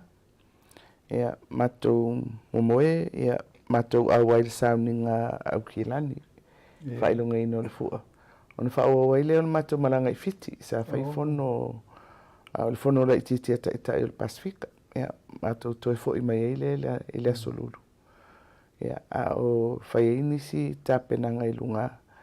O nei la le aso mua o le polkalame alua ia official visit. O le malo New Zealand. Malo te lea ia isi vaenga ia fufanga leo te vai tu te awhia. Ai fo le vai aso ne te awhia. Ia lono inga whai esi no pisi a leo fo mato whala vela o whionga leo ta o mwonga kapingita. Ma wale avanoa ia. Tai. O le iewna i vaenga ia le utausanga ne o lo o wha ta wam wha malua i le onus fu utausanga talong tuto tasi stato malo. Ma ne elva va ia tu me lo tupu Samoa. O le fo i tamu whaia nisi o mato i whafo mai Samoa. Ma ne fo i whaamtala po hani fo whangal malo i Samoa mo le wha mui mui. Ia o le whaiunga le kapeneta. E tausanga atoa e whailonga i le onus fulu. Ia na whailo lava i tūlanga masani la somo mua iuni na eile sauninga na whai i mulinu. Ai o se sauninga e tu iti mai le tūlanga masani. Pe o le sa e lava i ale au mautofi ia masui o vaenga ese o le tunu. A le anganga lava ia e whata ape atu i tua. I nuu mawhioanga mai tu malo whala posputonga. Fo i e tā pena fo i ala tau whailo ma o le tātou tutotasi. Ai o lo whatulanga fo i la le kālena. Ai fo i lea o ni fuafuanga a vaenga, so se vaenga o le atunu. E mwhai ona whailonga ia le ono sefulu tausanga. Ia pe o isi aso whaitauina ia fuafua i le kālena lea. O le aso mua au kuso. E atoa i le ono sefulu tausanga whainga ua mamai a New Zealand ma Samoa. Treaty of Friendship. Masalo e malangatu nisi o sui o malo New Zealand. I Samoa. Taimi o le te wila. O le ufuufua i whaatino ai nisi o tūlanga masani sa whai fo ile le taimi o iuni. Tūngā waa. O whaaringa ese. Ia ma tūlanga whapena. Ia, e tere foi potopatonga tāua pe o kalesia, ai mesela le oto e tatala ia le tātou whaalmalu. Ia le e whakasā ia le ua tonu e whaauau ia September, ia le Fontele. Ia pe o isi tuai ngā whaatasingal na foi le mwhai foi o na whataua ia le ono sifuru tausanga. Ia ai maise o le manatu au tu foi le o le whalau ma le whatuatua. Mane o le whaalonga ina o le ono sifuru tausanga o le malo Samoa. Au le tolu sifuru ina tausanga tanu whaavaile le tioni o si ufunga o la mui New Zealand. Ia tu sto le afana o matua tausanga o Samoa ma lo le ia foi whainga paanga ma New Zealand. Ia le lai mal masina nei e whaape whaiele mato whaamoe le la sulu i vole. Mai mau penga talawhea ngai malanga le wai e mo mia foi lo a wai le mato whaamoe le. Wa le temi te le tiolia. Sa no mai Samoa le fionga tofilau iti alisana. Ai tala no le Deputy Prime Minister nge Don McKinnon. Ia le whaape su e fusi avano e whai mesa sau noanga pia o le aso le whaamoe. Tatu tala no ai. Ai vana ia le uma o le avano e whatu e foi mo le whaadinga mo lo sila fia le tāua ngā renga whai pia le tio. Ia wala wale longo pui li le manu le tunu. I le ngangana Samoa. Pe whatau ina te le vaenga nai nei. I sa tatala no fore ngana Samoa. Wale fito au matu le vai aso a oto nei ngana Samoa. Na tusi atu la fionga ia au pito. E mo se fe au voi le mo le vai aso. Na la sa tapena mai ia. Sina whamatalanga e inga ngana i lua. Wha Samoa man whapitania. Malo kaftai e se fasile tula po le reflection i fainga malo talu to pale mai o ani vaenga fo le sa polo misi o to le malo to manu lauti a ani vaenga o mo fa tau no pe wanga i fo i lona tapenanga e fa tau no mo fo fanga malo Samoa ile tulanga o te tele la veia afamsanga o se vaenga fo ile ale fatu tu ile tu Samoa tasi. Foi le o le whainga malo e mana o foi le e tu inatu le tamau a inga e ngalue i tonu le tunu investment in the communities iona vaenga ese le o whai pisinisi titele, pisinisi laiti, pisinisi feololo.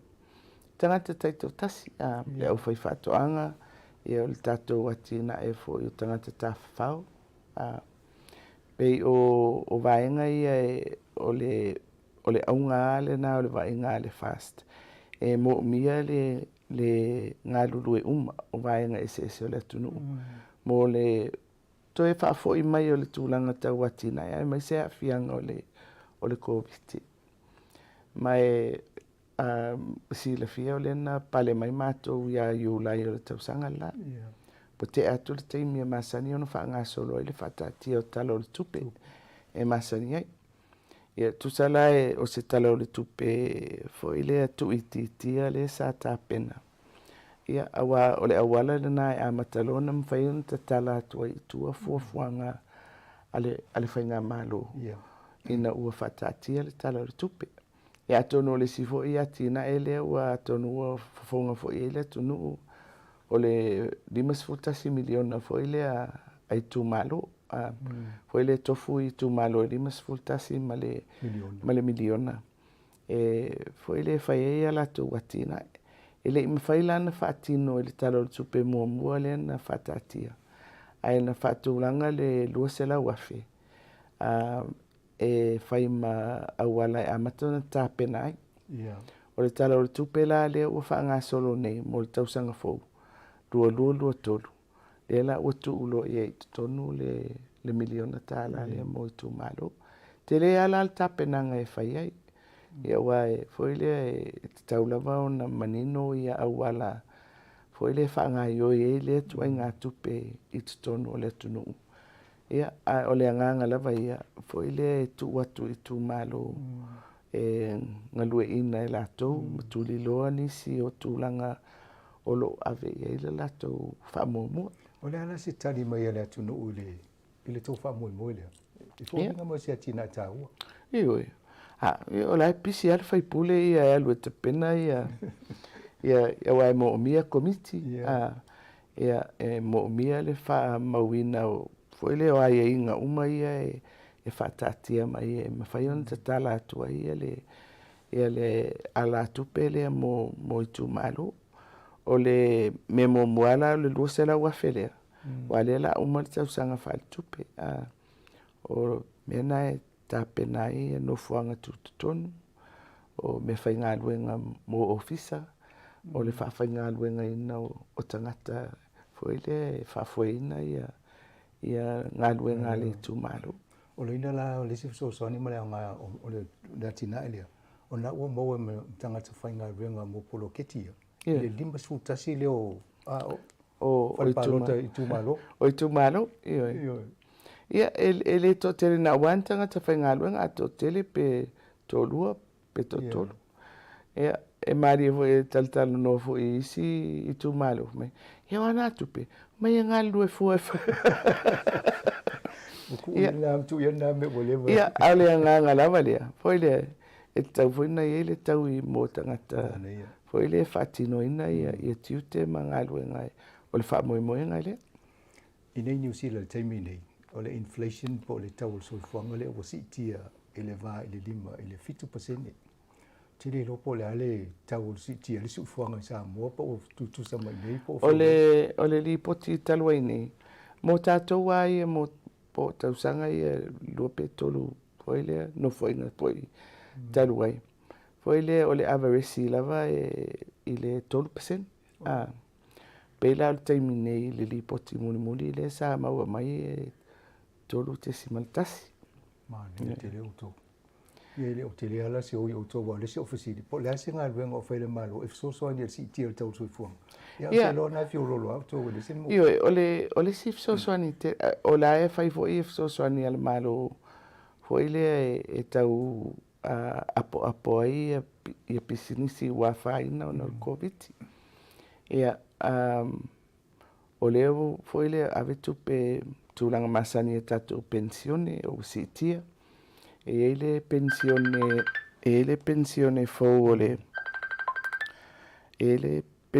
fo ole o lato ia mana onga faptua ia foi le aulisi vai nga tele o foi nga fa anga le malo e tawala tu I tupe tu atu I fala potonga foi le non-government organizations o lo ngafa ai me siamo au nanga ese I tono le tunu me tau soi fu malo loina le tau singa o ainga ia le sawa ina o tinama whanau e pei foi leo se por kalame e fau o initiatives e fau I le anganga lava lea e foi lea e avatu I le tamau ainga e ngalue ina I tonu o loto I fale o le atunu so ole na faila tala isi foi interviews ole tele ole sosoani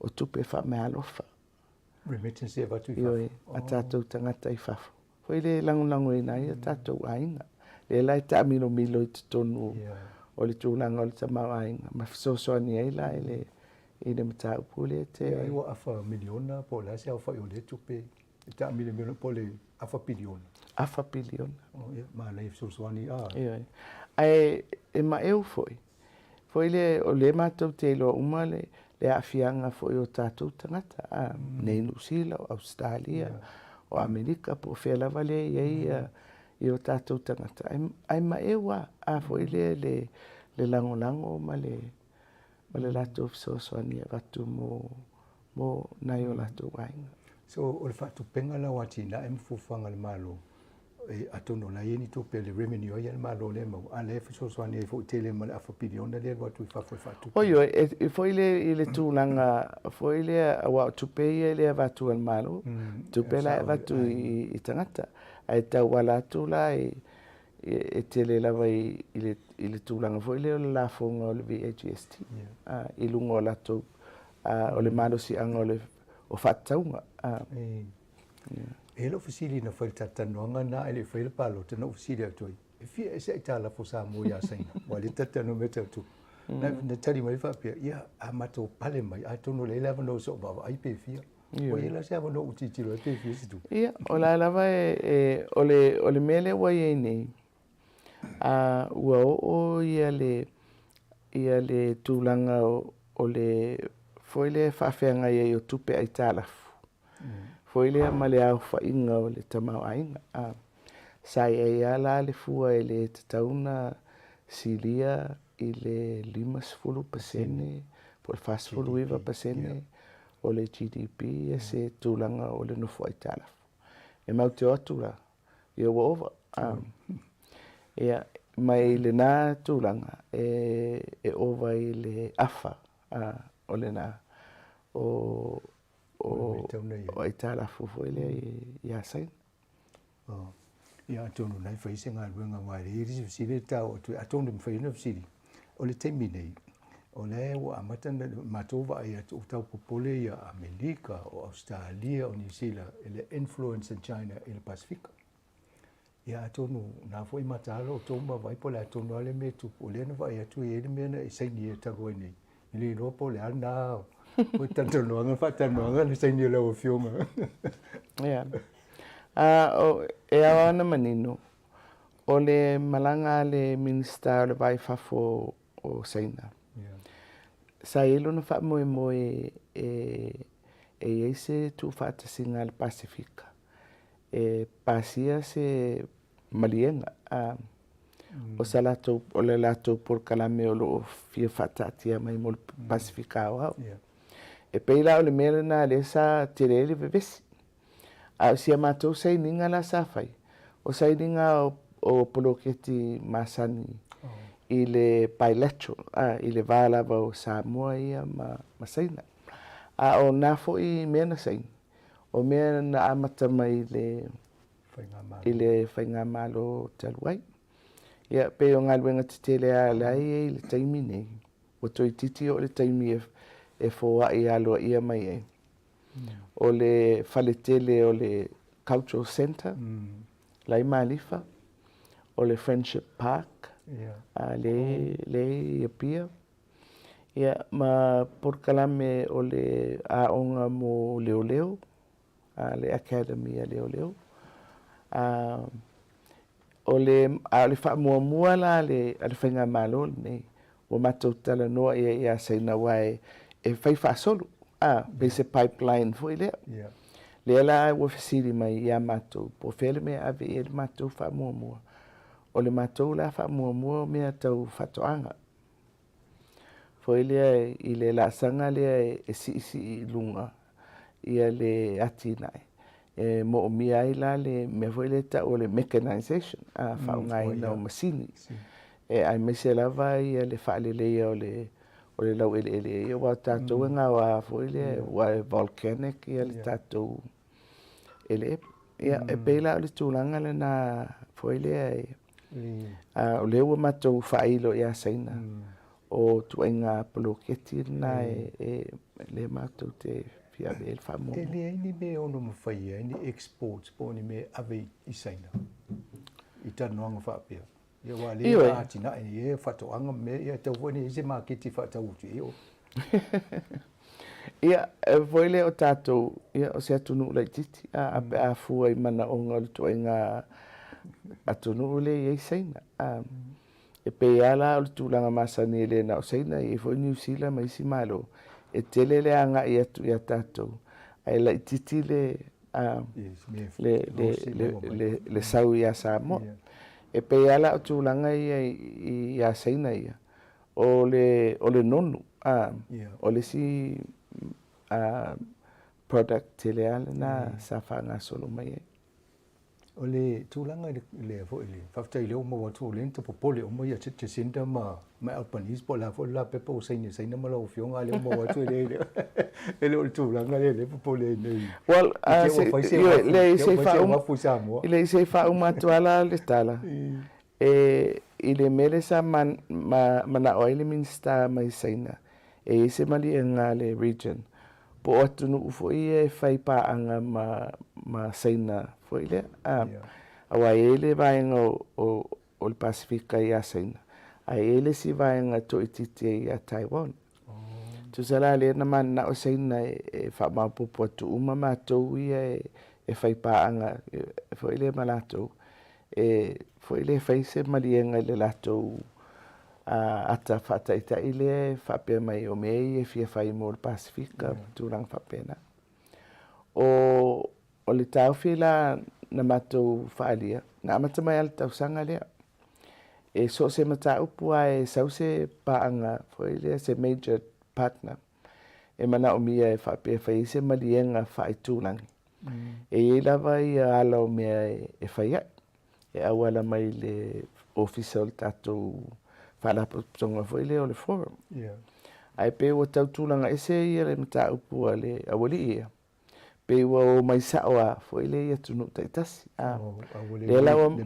le lawa vatu ele matu tali e matu le mali le i le whainga lea ele i ola se tala noanga i mea na mana oi ai tu sa o le awa ngata le matou tala noa i le matou le fia awai i se whainga ele uia i ala ia o le me foi la na i wa i le fonoa a malo ia sa fia feilo i mai e seina.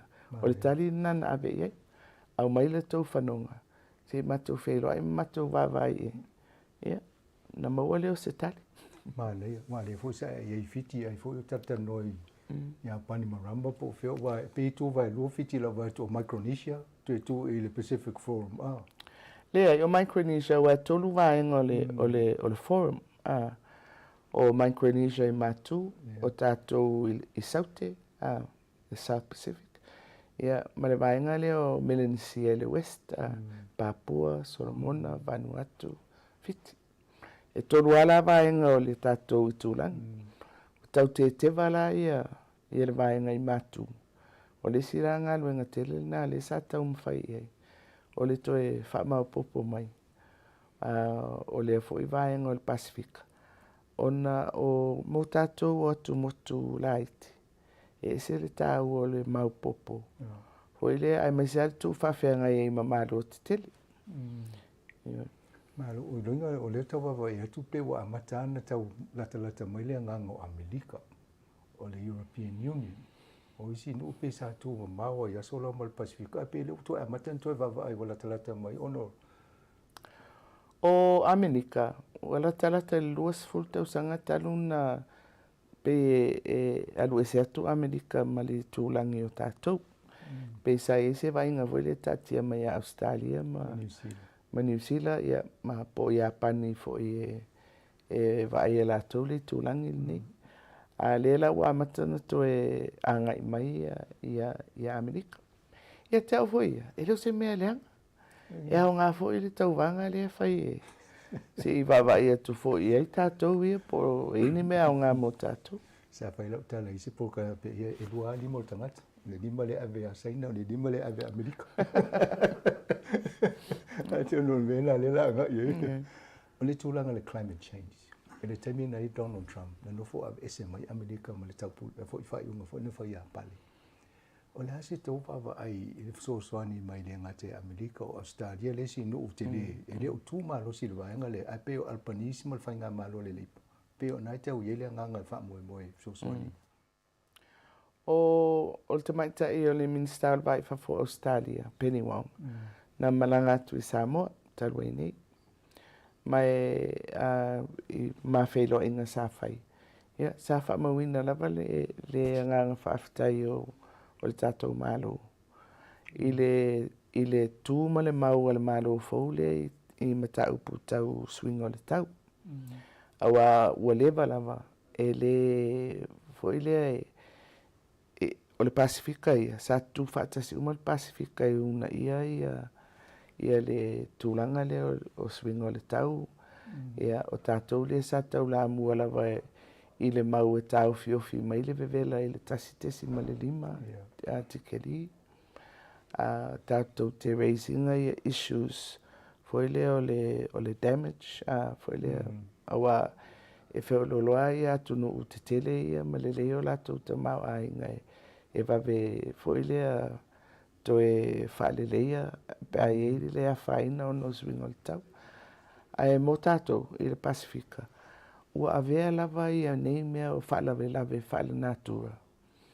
E foi ai pēa, foi le a tātou anga i luma, le tātou wati nae, tupu le melea, tātou toi foi mai tua.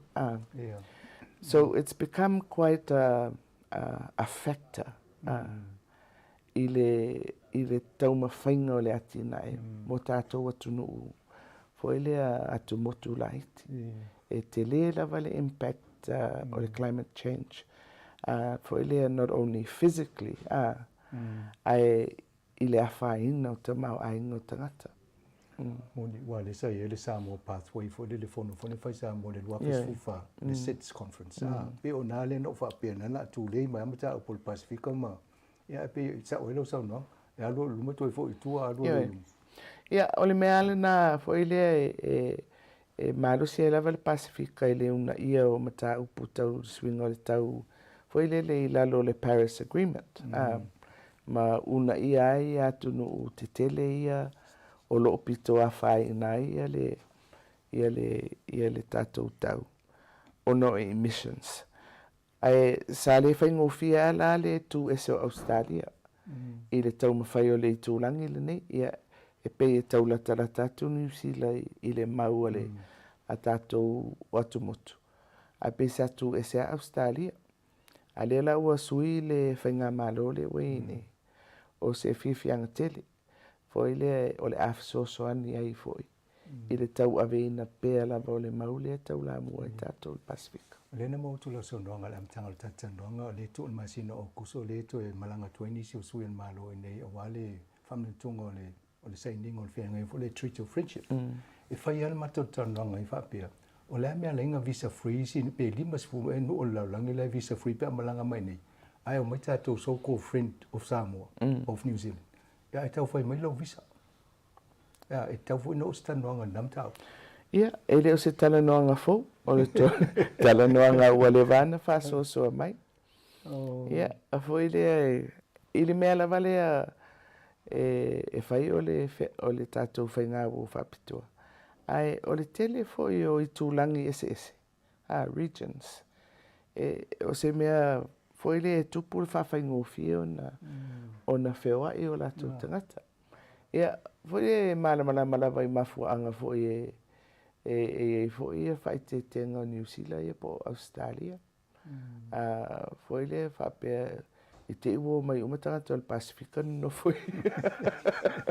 I nei New Zealand ma Australia. Ia, au le si foi tu. Ia, o le mana o le ua foi le ua una i atu le name. Taimi o whainga luenga whawai taimi. Ua mo mi e tele. Ia, o mea umala ia ale ai ele tātou quota system. Matulanga whapena. Ia, o le si foi mea. I le vainga tātou whainga malo le nei. E ono tele foi le awhianga o le atina o le tunu uia pēa o ese umamai o tātou tangata. O le ale winga. Le mo ni we pa o le telo fa le ni we o le apa le intanga no foi tu. O le sunga tu foi le fa tasi mai o ye fa tan nonga le fiunga pito William C. o telo Sfarili.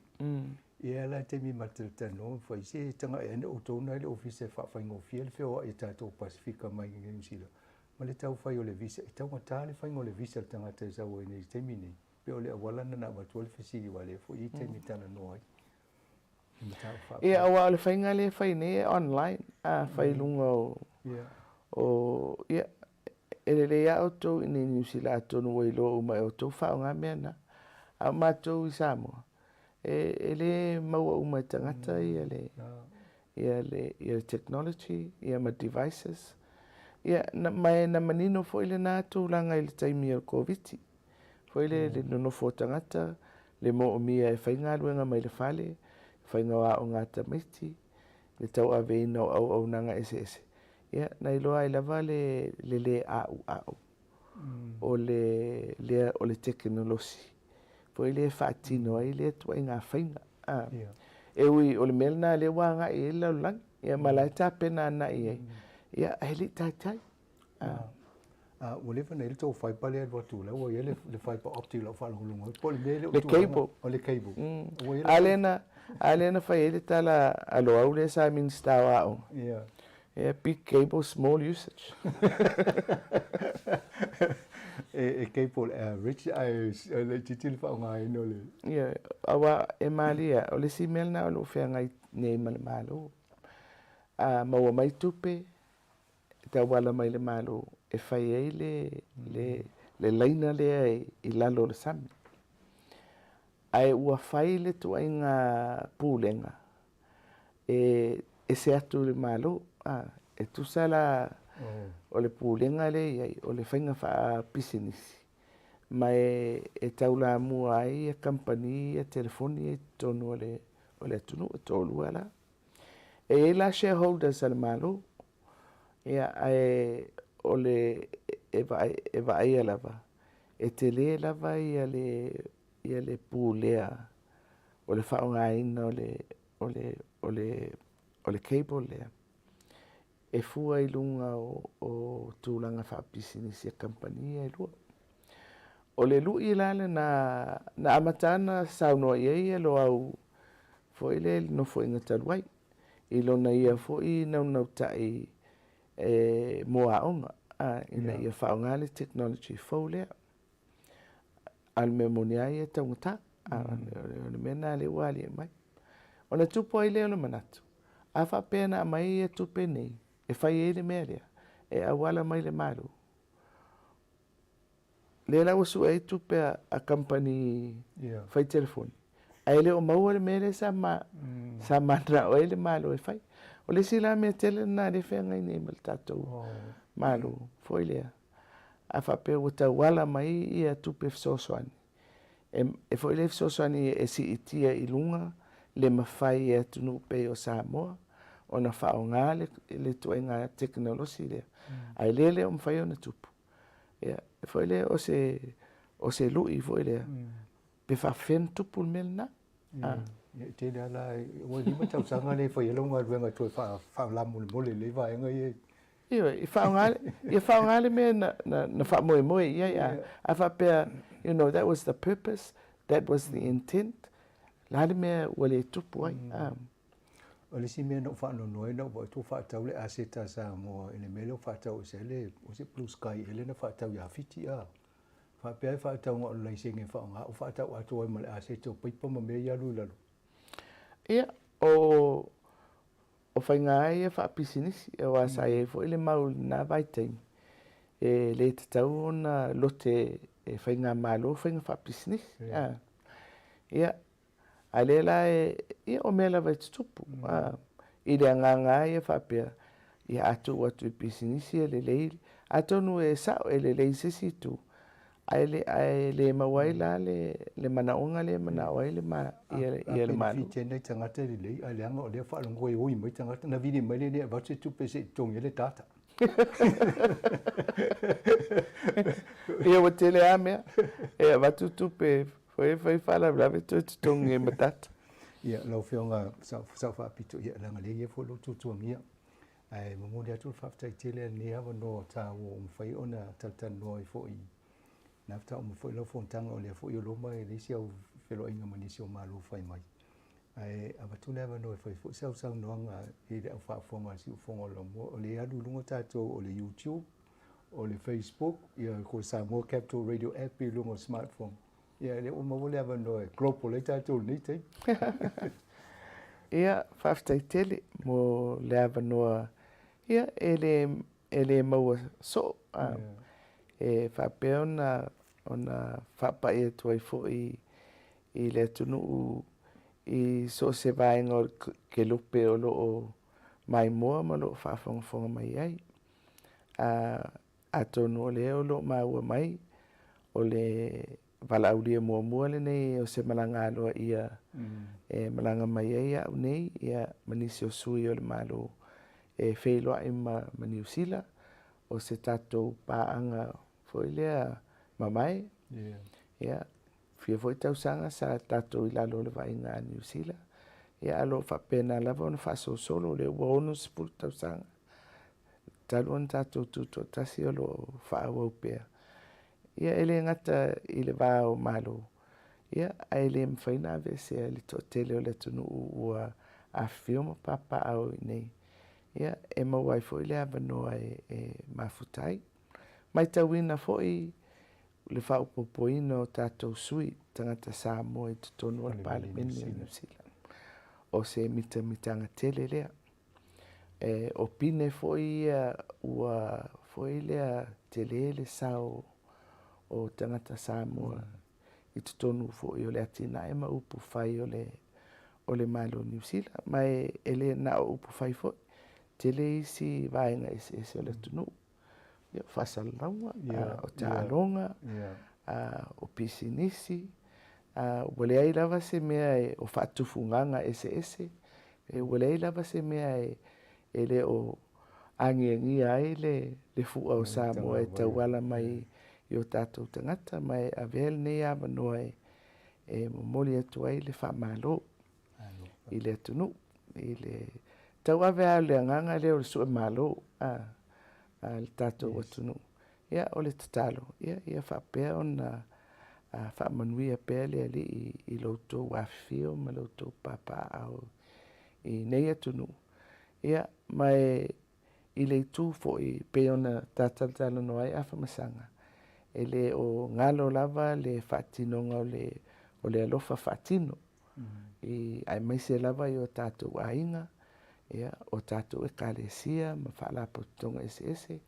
Ia e o lava i vaenga ese i tutonu o i tū malo manu. Ia pe o le si tū tāua le momoli atuai ia le whaftai tele. Ia ma momoli atuai mo ngā lofa. Mo le nei vai tau. Ia atonu o loo maua mai. Le ono sifuru tausanga o le tātou tuto tasi. O le tausanga atoa. Mai e na o mātou fo i Samoa. O mātou fo i whamoe moe. O whea o loo tō wafio ai. Whailonga le tātou ono sifuru tausanga. Leo wa tatala o tātou wā tua oi. Ia mātou whaatalitari mai i le asiasi atu foi. I le atunu. Ia ma mātou tatala mai foi ma mātou ia e. Peo le nei whai ngā malanga e asiasi mai e ma maua whailua i ngā mātango fie. E whaftai tele mō le awanoa o le whaatalinoanga. Ia manuia tele foi le au nanga. Le ua maua e tolu sifuru tausanga. Ia o se... E fia whatulau tusi walau lia tō malanga mai tātou sami whātasi. Ia wa oi fo tangata tuai tono Wellington e tawana i e me whapea. Ai wale le? Whaftai tele lava mo lea, ia tātou whapea. Ia whamania fo le tua lau fionga, ia me se fo le ta ingol malo Samoa. Ia mara tau whainga malo, mai atonu la isi taimi e mua la a whaini tātanonga. No fionga ia me se fo ele si fongo la mo wale long pui ali o le malo le tunu o lo pa o le ngata i tono Wellington ni ia o te ro New Zealand mo tua oi ia manuia lava i fufuanga o tai au maso to i tono malo mo ni ia me se fo lo to te di o tu Samoa Whawhetai ia paso i fo ia fa fonga le tunu ia vanona o mo faitata no e mo le fionga sa fa pito a fia me na mtaafa yo langa malanga mo le alo ia le va malo silam Samoa mo le ngo si fonga la mo ia so fua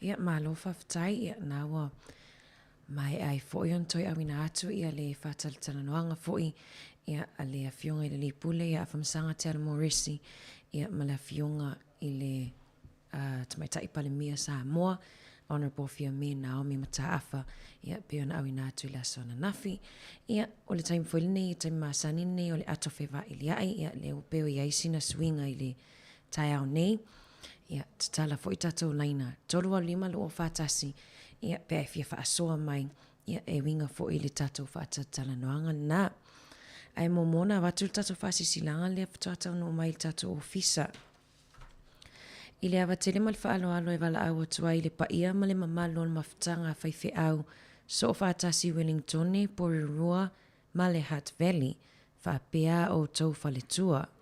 O le a whaatau no ina le tātou whaamavaenga ma lana fionga i le komisina o Samoa, Honourable Papali'i le asi Scanlon, ma lana masiofo i le aso lulu, aso lua se fululu o Iuni, i le itu lae ono i le afiafi.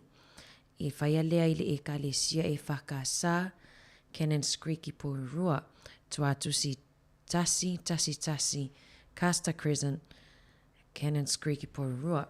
Talu ai ona o taimi mawanoa o lana fionga, ua le mawhai ai ona whātau no wina i le aso wharaile, aso se fulufitu o Iuni e pe ona sa fuafua inai, ma le whaalo alo lava, whaafetai, sainia e le laulau a fono. Nisina o tatou whaasisilanga, ia tatalau tatou laina tolwa lima o whaatasi, ia pia whapea foi e te fia whaaso mai, e me se lava i la tau le whaafonga mai lunga o tatou frequency, tasi o no te sima tasi wha mo, ia pia fia whaali so fina ngalo, ia i le whaataltana noanga le whatoa mai atu, au ina atu musika so i whiwhiloi, ia talia in tatou wala au nei tai au, ma lo lava tau atai, ma lo non sa inga luenga.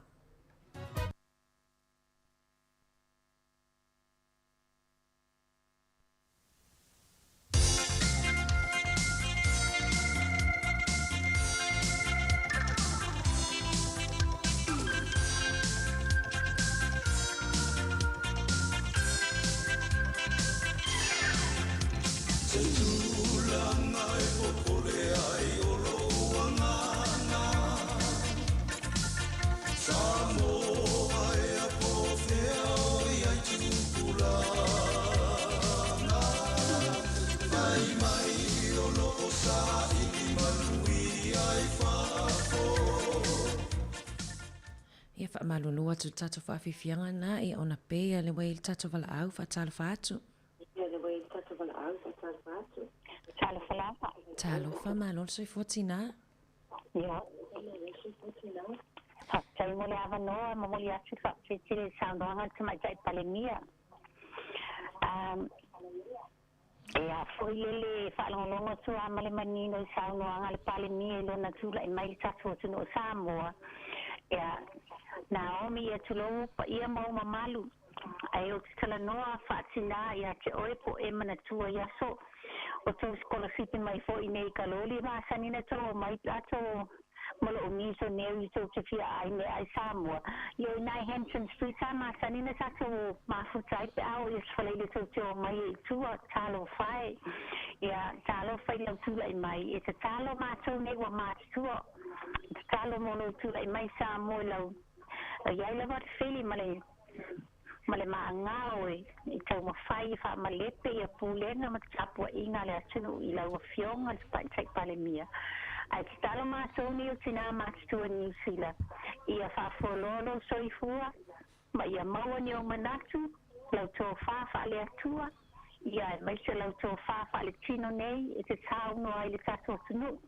A e tui malanga i Samoa, i a whaafua le atua a wala i lungo le ea, i a o le tala le alo matua, o ni i le se wha tionga pu, ai o te saunoa, o te tautala, ma le wha ni saunoanga le palemia, wha i lau saunoanga, i a o mamana, i a tō whaasui fua manuela. Whaftai lava tina mo lau whinanga le whaalia, manuia le aso. Whaftai, soifua.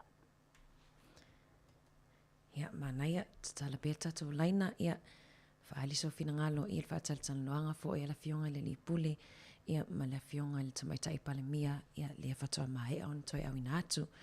Tolu walu lima, lua o whaatasi, le tato nu mera, pe fia wala au mai. Tolu walu lima, lua o whaatasi, ia, o le o wha, pe whape le te, wala au mai, ia, i lau mo pili, ia, po whafot fo i o Wellington. Mawalofa ilonga i umanu ia waona Moli tela nua i male o angalolo walofa Kone siti seni ai ni usila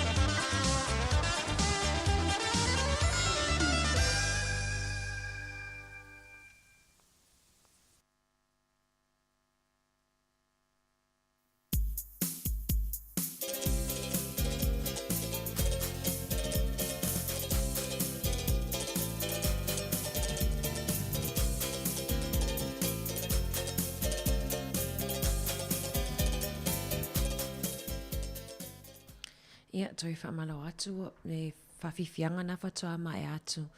Ia, o le Citizen Samoa, ia, whatunga mai le sunga ia lene sopoanga. Whamalo atu ai le tai au, o toi sfultasi minute, o na talo le tu la sfulmatasi, toi sfultasi fui minute o tato por kalame, ia, e te mawa 11 noa, e te whaasoa mai ai. Pāwhoi ni mta upu tā ua sa e whafonga mai o talatala noa atu ai foi, ia le fionga i le lipule, ia le ngatai lea, ia malana fionga i le tamaitai pale mio Samoa, pia whape te fia whaasoa mai. I le neitai au, tolu wa lima lua o whaatasi, ia pia fia whaalia so fina ngalo le tato whaatatala noanga na. Au nei ngalo le awa uli nei, ia le mwhai ona maua le avanoa, ia e whaasala lau sao mai tato tautua si fonga lau mua, ia i tai i le wha moe moe, ia pole tatalaina lea o le whale o Samoa, pole maota o le komisina mo lunga o Samoa, ia le mwhaon whaatasi atuai, pe a o le awhar sfuluanga i le tasi, pe o le tau le tasi, ia ona mai moa leo tato atunu o lunga o tato Facebook, le ngatai leo le tato YouTube, ia i lea wha moe moe, ia o lo wha peon mwhaiwhaon whaatasi atuai, ia ma lea fionga i le tamaitai pale mio Samoa. Ia e wha malo lava le ona sai i le nei tai au, tale tu la sfultasi, ia o le tato por kalame wha le anganga o le mōli o le ava, ia tapena ina lea e le sunga le whawhianga inga, ia Reverend Lilo Maiava, ma asa ngala mai le eka le sia, a le auso kerisiano i lo wahat. Ia ai o le whangasolo tupea tato whawhiwhianga su i whiwhiloi, tolu wa lima lua o whaatasi, pia whapea o lo e fia whaasoa mai le tatou mata upule nei tai au.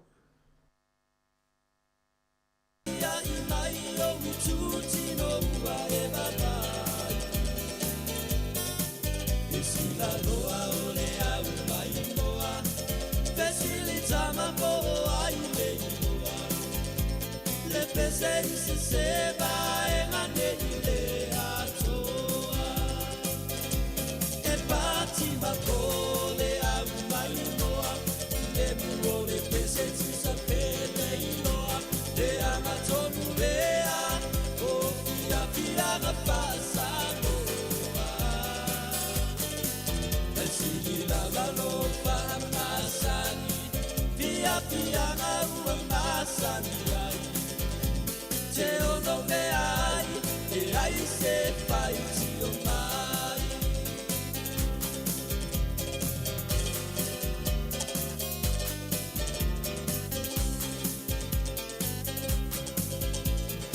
oh ana tua itala ile atunu sale per alfare tutala iso se nu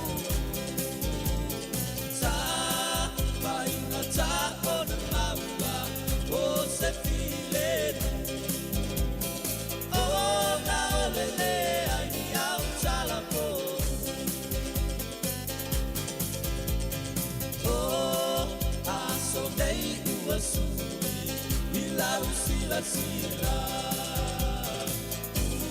bata alo fatas ole tu kulana ale ai oni bisa manita nata onana ona ua mau la tau mafaina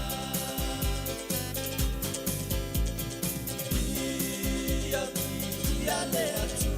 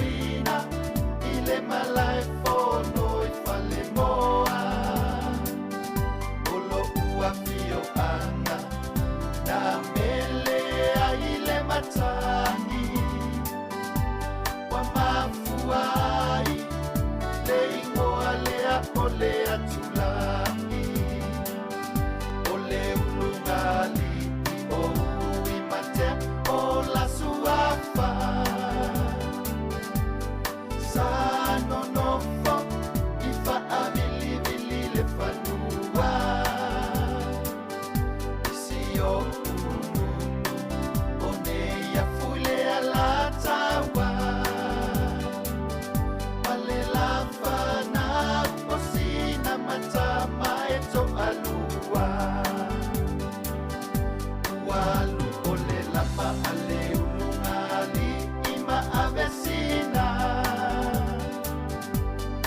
tama i le papa e tupu tafoi le a fio anga.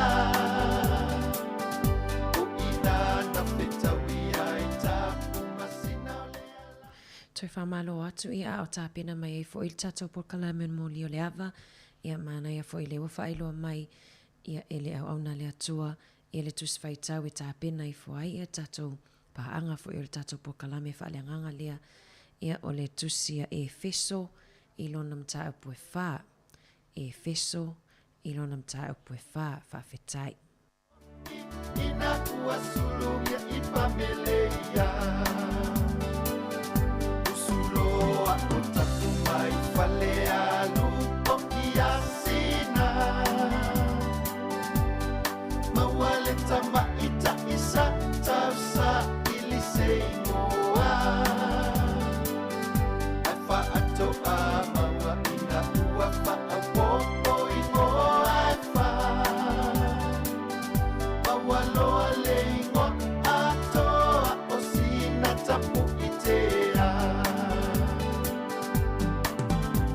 Le maungai o mafalu mafuli mai a peta numiai. Le ulua i masina maua ina ua mele ai le matangi. Manatua ilo uloto le nu o sikuwa masiona vai. Le upufa asamo na foai mai.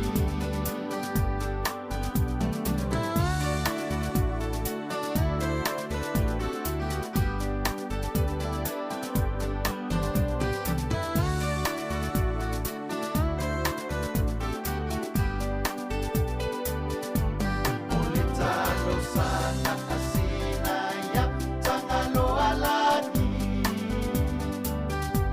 Na tema na omia ina ia faangi mai se matangi. Ole matangi muamu ole to ela una melele tama itani. A Italia ole la to uluai ulufai ole masi. Wamana onesi na e aluma ave la natama. Ifale alupo ile ainga polo natama. O inana mawai e alaua le fanua. Male ala ifanga tapa ua mapele osina. Usulo atu ifiti ia sina tapu itea. Tamaya na twa so sola mai fiti iwa tutua. Ia le o tāpena mai il tatou Pokalame o le moli o le ava. Tāpena ina Reverend ilo mai ava ma sa ngala usi mai ar whafonga.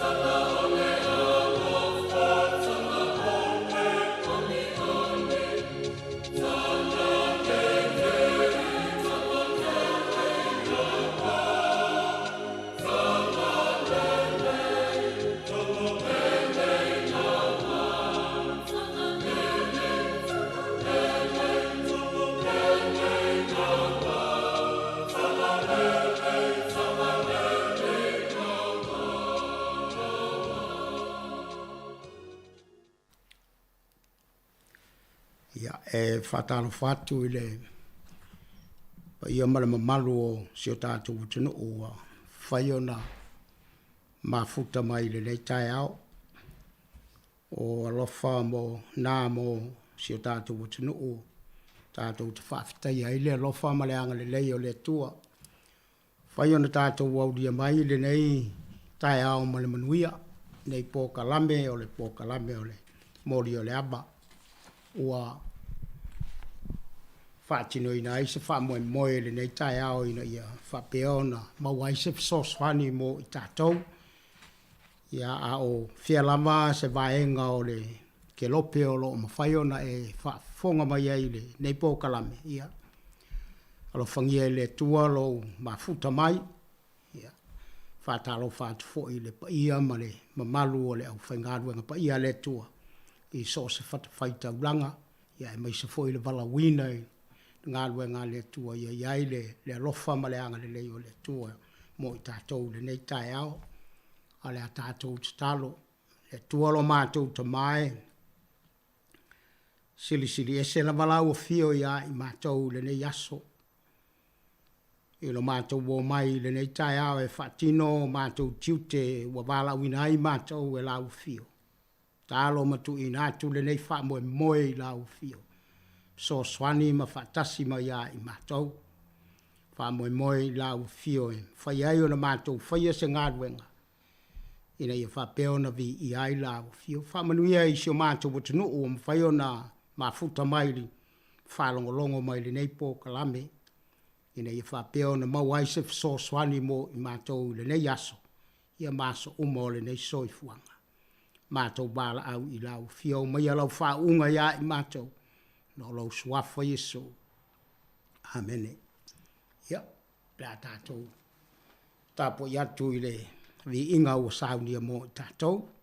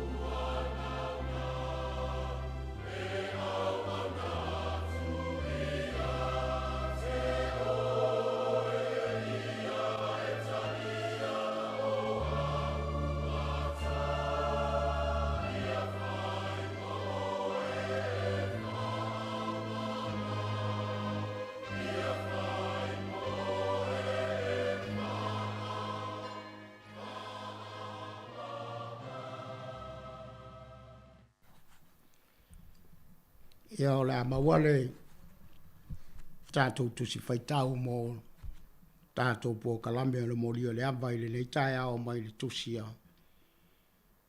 E feso alona mata upu e whā.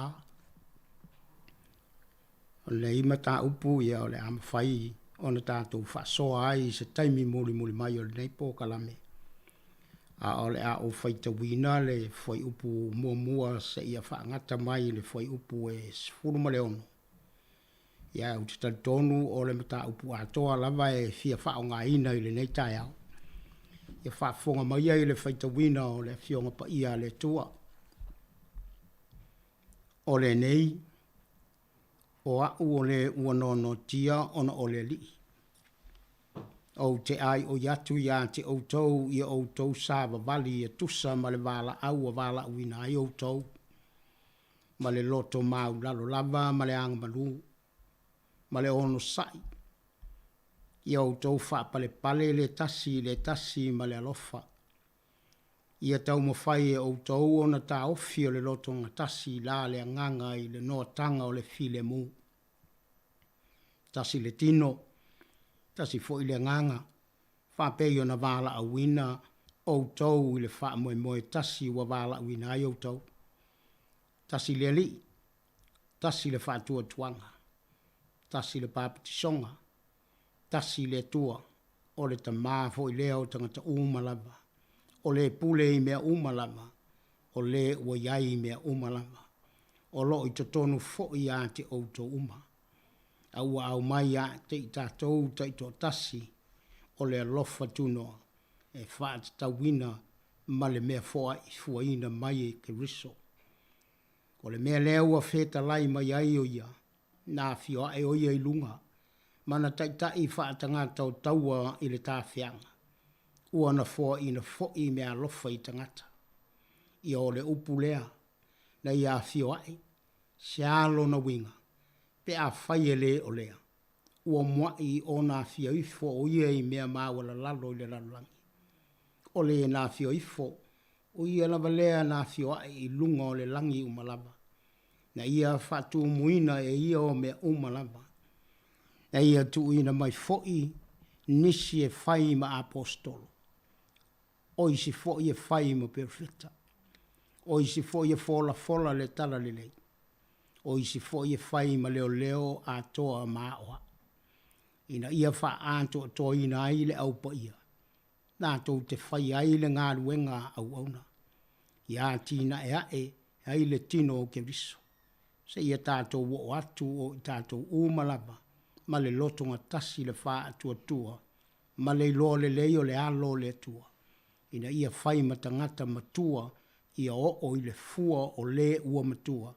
E te tau ma le tumu o ke riso. Ina ia le toi tamani ni i tātou o lo o whelafo ina e pei o pe au. Ma whe awea ina i matangi umalama o mata upu i le pepelo tangata. I tonga fiti le anga ua saunia e whaasese ai. Ai a mio wha maoni le lofa. Ia tutupu i tātou i a te ia i mea uma. Le uru lava ia o ia fo i o ke riso. E mai a te ia o na tupu o le tino umalama. O lo o whaatata wina ma whaasoina i ua umalava e whesoa soani i ai. Tusa ma le ngā ruenga i le fua i tu tino te tasi. Ia i u ina atina e ae. Hae le tino e ia te ia i le arofa. A manu ia le tua ina u whaafonga mai le nei tai au le whaita wina o le palakalafa mua o le nei tusi ai pei ona o whailo atu. O le tusi ato o le nei e feso tātou te whaasoa ai le nei tai au ina i mawhai ona mawai se fesosoani mo i tātou. Ia ai mai se fo i le tātou ngā rue ma au nai i le tua malona fina ngalo. Tātou te tālo le tua lo mātou te mai wa whaafonga si o mātou o tunu o whaita wina o le nei tusi. E ia fesosoani le mātou po kalame le nei tai au. Le aiso mātou poto e le aiso mātou o te mai. Ai mātou te wha moe manu i la ua fio, o le anga le lei mai la ua fio, i le ala i le mātou wha soa, ma le mātou whitu wha i la ua fio ngapa ia. Na ia wha pe ona mawai se wha swani mo i mātou, ona o lau suafa Yesu, Mātou wole mawala au tuai. Amen. Ia, ole tātou pōkalamele nā, ma le tātou tā upule nā. Ia fo le se taimi ona ta tala atu leo le laina o le tātou telefoni o le o whā tolu warulima lua o whātas. O whā tolu warulima lua o whātas. Ai le i tu ina atu la le awanoa e tātou te whaasoa i e tolu lava ni fesili ua o tā pena i le nei mata upu. Pe ao na utou whaafonga o le tātou te talanoa uma i le mata upu. Ina ia mawhai ona mawai se tātou mālamalama anga i le nei tusi. O le sina talala i le tusi le nei a Efeso, o le tusi le nei a Paulo e se fulu ma le tolu tusi na tusi a Paulo. O nei tusi e se fulu tolu e au fiai ma le tusi le a Efeso. Ma o le tusi lona fitu le a Paulo na tusi a mai to tonu o le fale pui pui, a o fale pui pui ai Paulo i Roma i le tausanga e ono se fulu AD. Sa mawhai o na maua lona avanoa e asiasi e tuai i tangata, e asiasi e tuai tangata i a te ia ma whaau au pea o na ia whaaso atu i le tala le leia ke riso Jesu. O ana tusi nei e wha ua ta uai lona fale pui pui le tusi a Efeso, tusi a Filipi, tusi a Kolose, ma le tusi a Filemoni. O nei tusi ua ta ua o tusi na tusia mai to tonu o le fale pui pui. Pei ona o whaso atu mo whailo atu o le tusi lona fitu le nei a Paulo na tusia e se puluma le tolu le au whai a tusi a Paulo na tusia. A o lona fitu le nei a tusi sa tusia mai to tonu o le fale pui pui le tau sanga e onda sefuru eiti. Mai sa le umio na sia e Paulo i Efeso i lana whainga malanga lona lua. Na tu uai a kula ma pisila e tausia le e kalesia.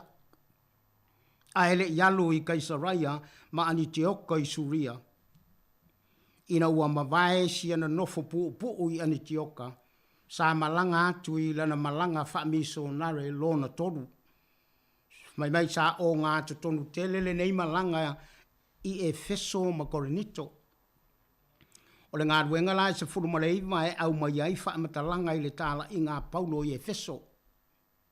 O Efeso o le lau mua o le aio Roma o Asia ma le au whaingo tangata i no nofuai e tusa ma le afa miliona tangata i le sentuli mua mua.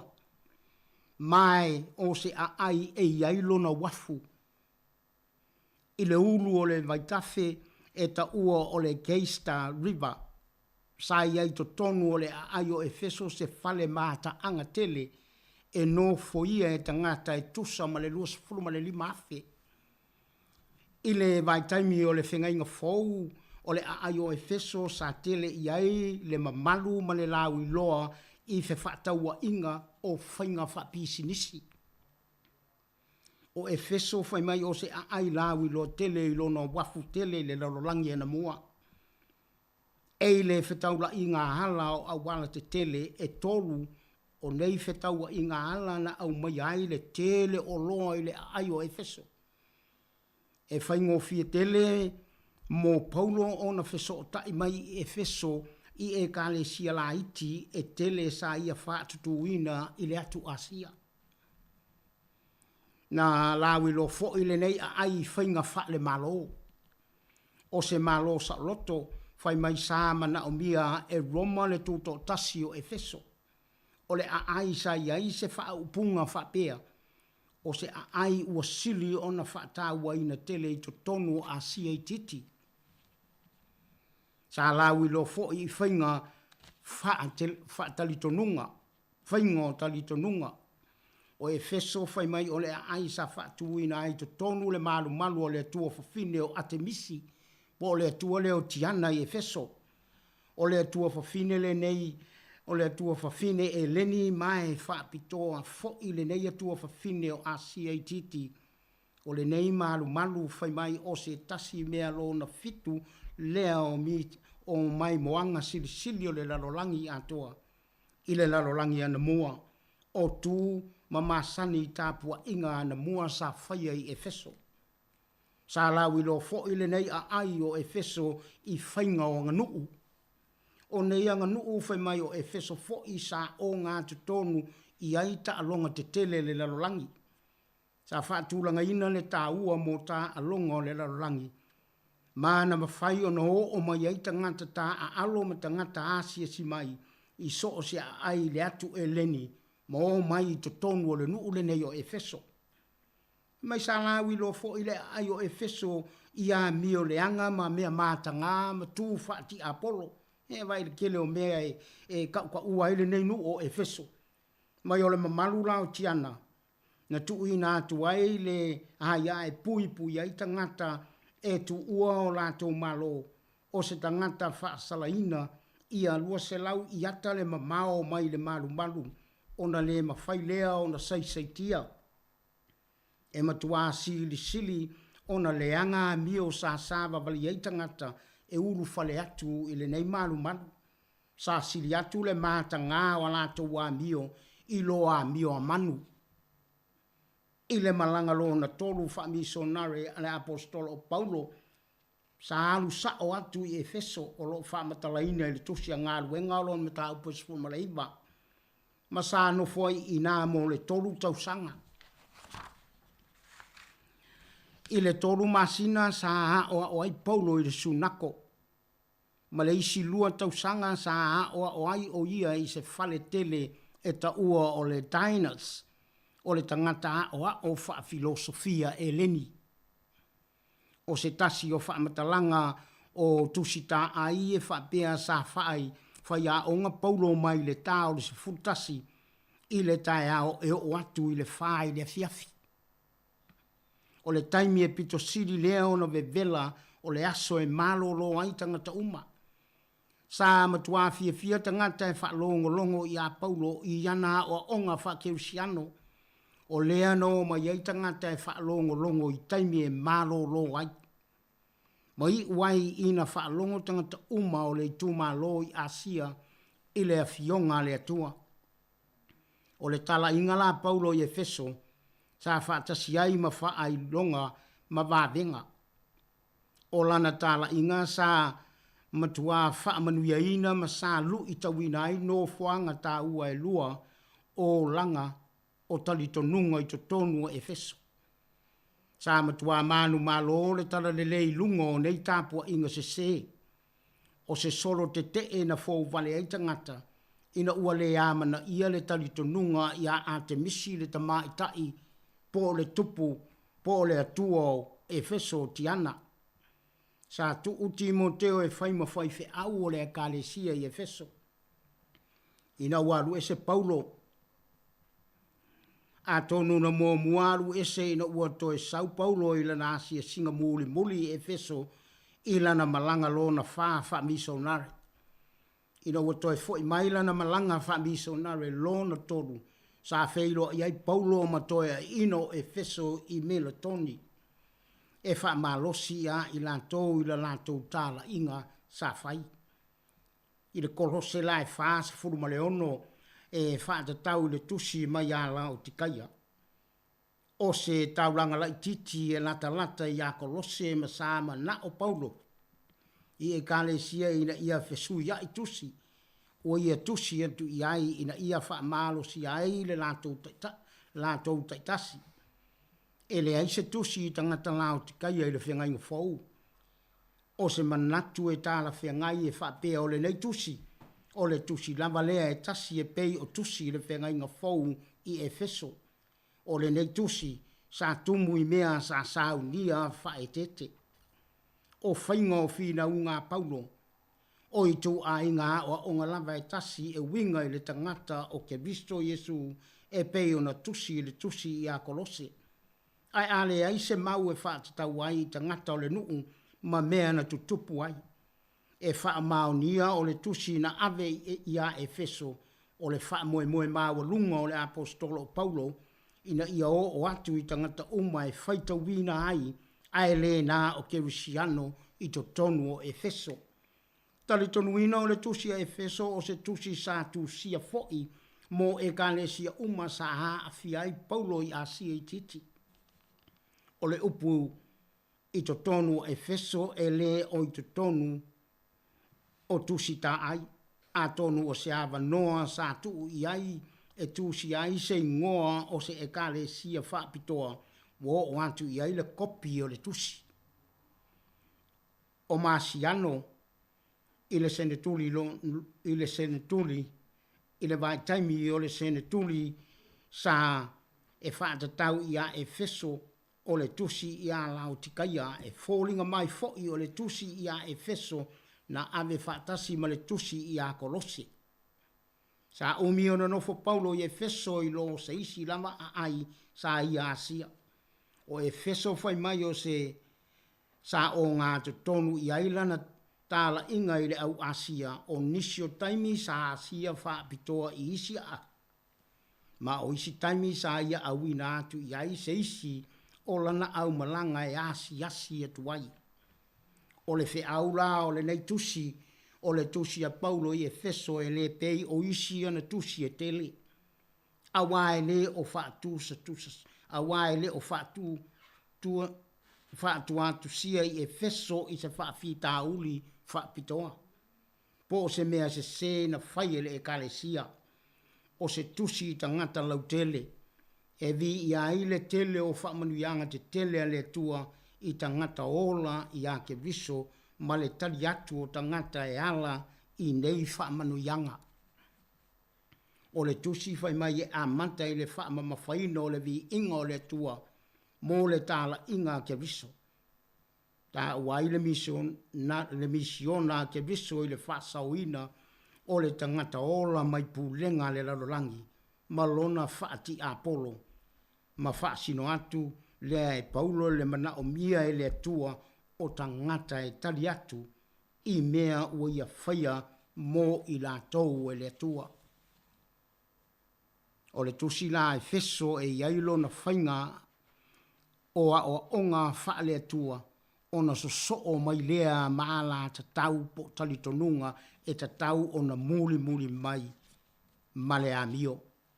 I le mua la le feso se i o le mata upo e tolu o le mea ua whaia e le tua.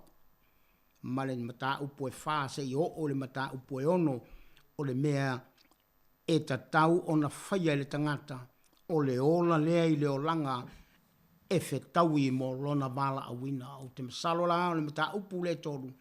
Pei o na mata upo le wha e pei o na tātou whafonga iai le nei tai au. O i la o le ata pena tu iai ni fesili se toru i a wala whafonga anga Samoa.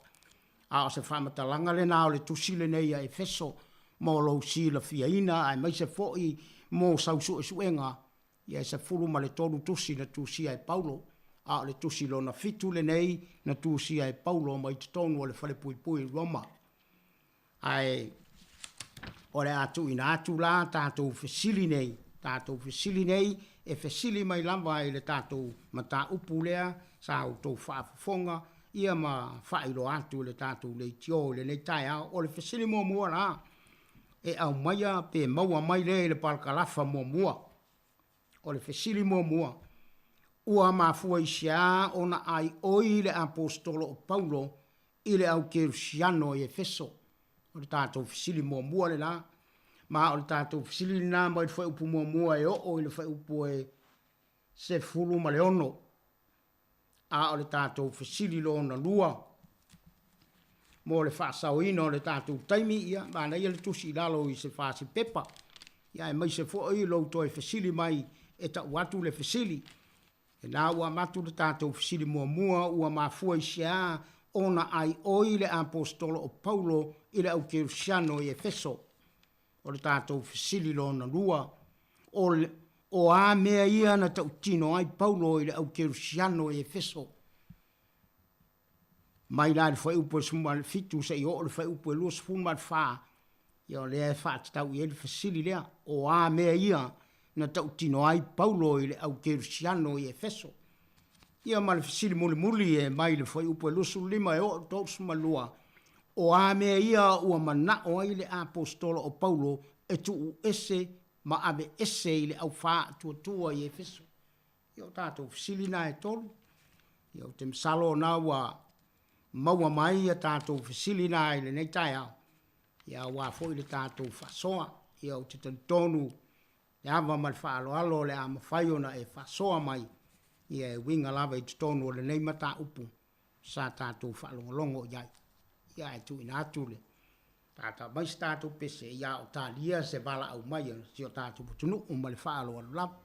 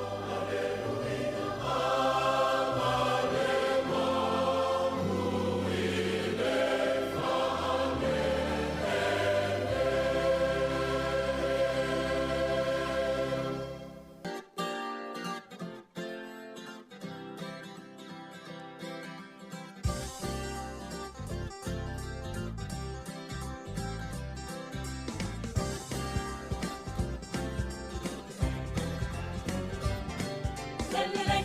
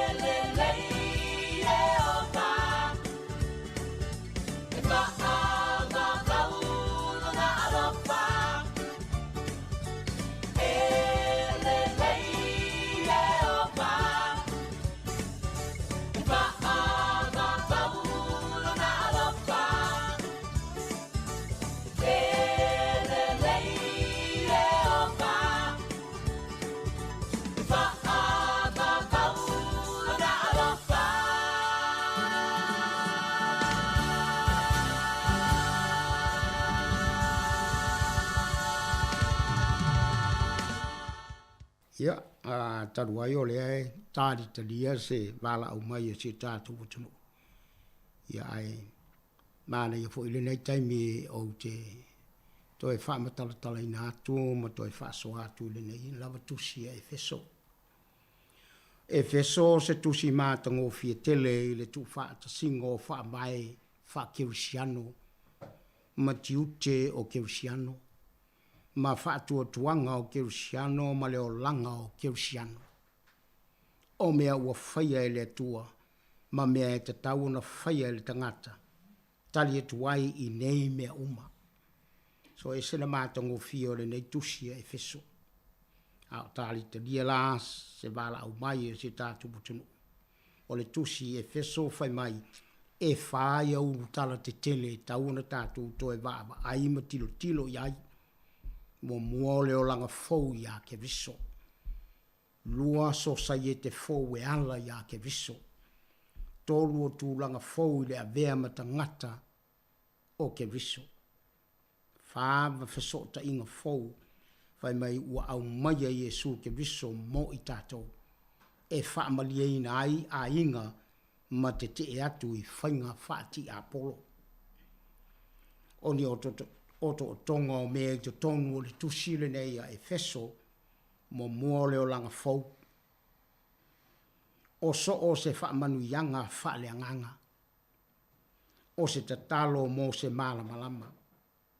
Toi tū whaatasi ma ke viso. Lua whai mai o so sa ye te fau. O lo whaamatala ina i le mata upu e lua se funu matasi tōru dusu matasi. O se tangata fau. O awa noa e winga ese a Paulo. O le mauti noa ina o le paoa o le tua. Ia mauti noa ina e Paulo. Po le tangata whaalongo longo le paoa o le tua. O le tūlanga fau o lo i mta upu e wha. Tu wha ta singa maha fe ese e senga i to tonu o le ekalesia. O a mio fau e o ofu ai. O nisi whamalo si au le a mio tonu. O wheso ta inga fau. O tane mahaba. O mātua. O tamaiti polonga matai. O pele nise mapawa. O le fili ua tātou whiangai nei. Mai tātou. Ai whai mai, ia o ofu tātou le ofu taua le tua. O lo tā ua ma whamatala ina i le tusi le nei a Efeso. Efeso, sa toi whaama mawhaina i le apostolo Paulo le tūlanga o ngā tutonu o ke viso i fuafuanga le tua i le o langa o le Kirisiano. Sa ia mata i le whaama natuatu i tangata whaitau. I le tele o awa no le lei wa lato maua i a ke viso. E ui o tangata sa tusi i ai Paulo. Sa urua i ola i se o langa e fia i le whaale tino. Moni ma wha maoni wa leolo ta ua i tu singa le apostolo Paulo. Wa tu e le tua i la wa tu e le tua i la tau i se tūlanga fau. Wa toe whaatutuina mai whaatasi la tau ma ke viso. So o se Kirisiano taito tasi. Ua avea matangata fau i fuafuanga le tua. E tu whaatasi mea uma ia ke viso. O mea i le langi, ma mea i le laro langi. O nisi o tangata sa whaitau le tusia Paulo. Whai mai sa mua na ta watu ia i e Paulo nei mea. Wa o lana tala inga whaapitole nei, ina ia launga atu i tangata unu ese le o loa ua whaulai i a ke viso.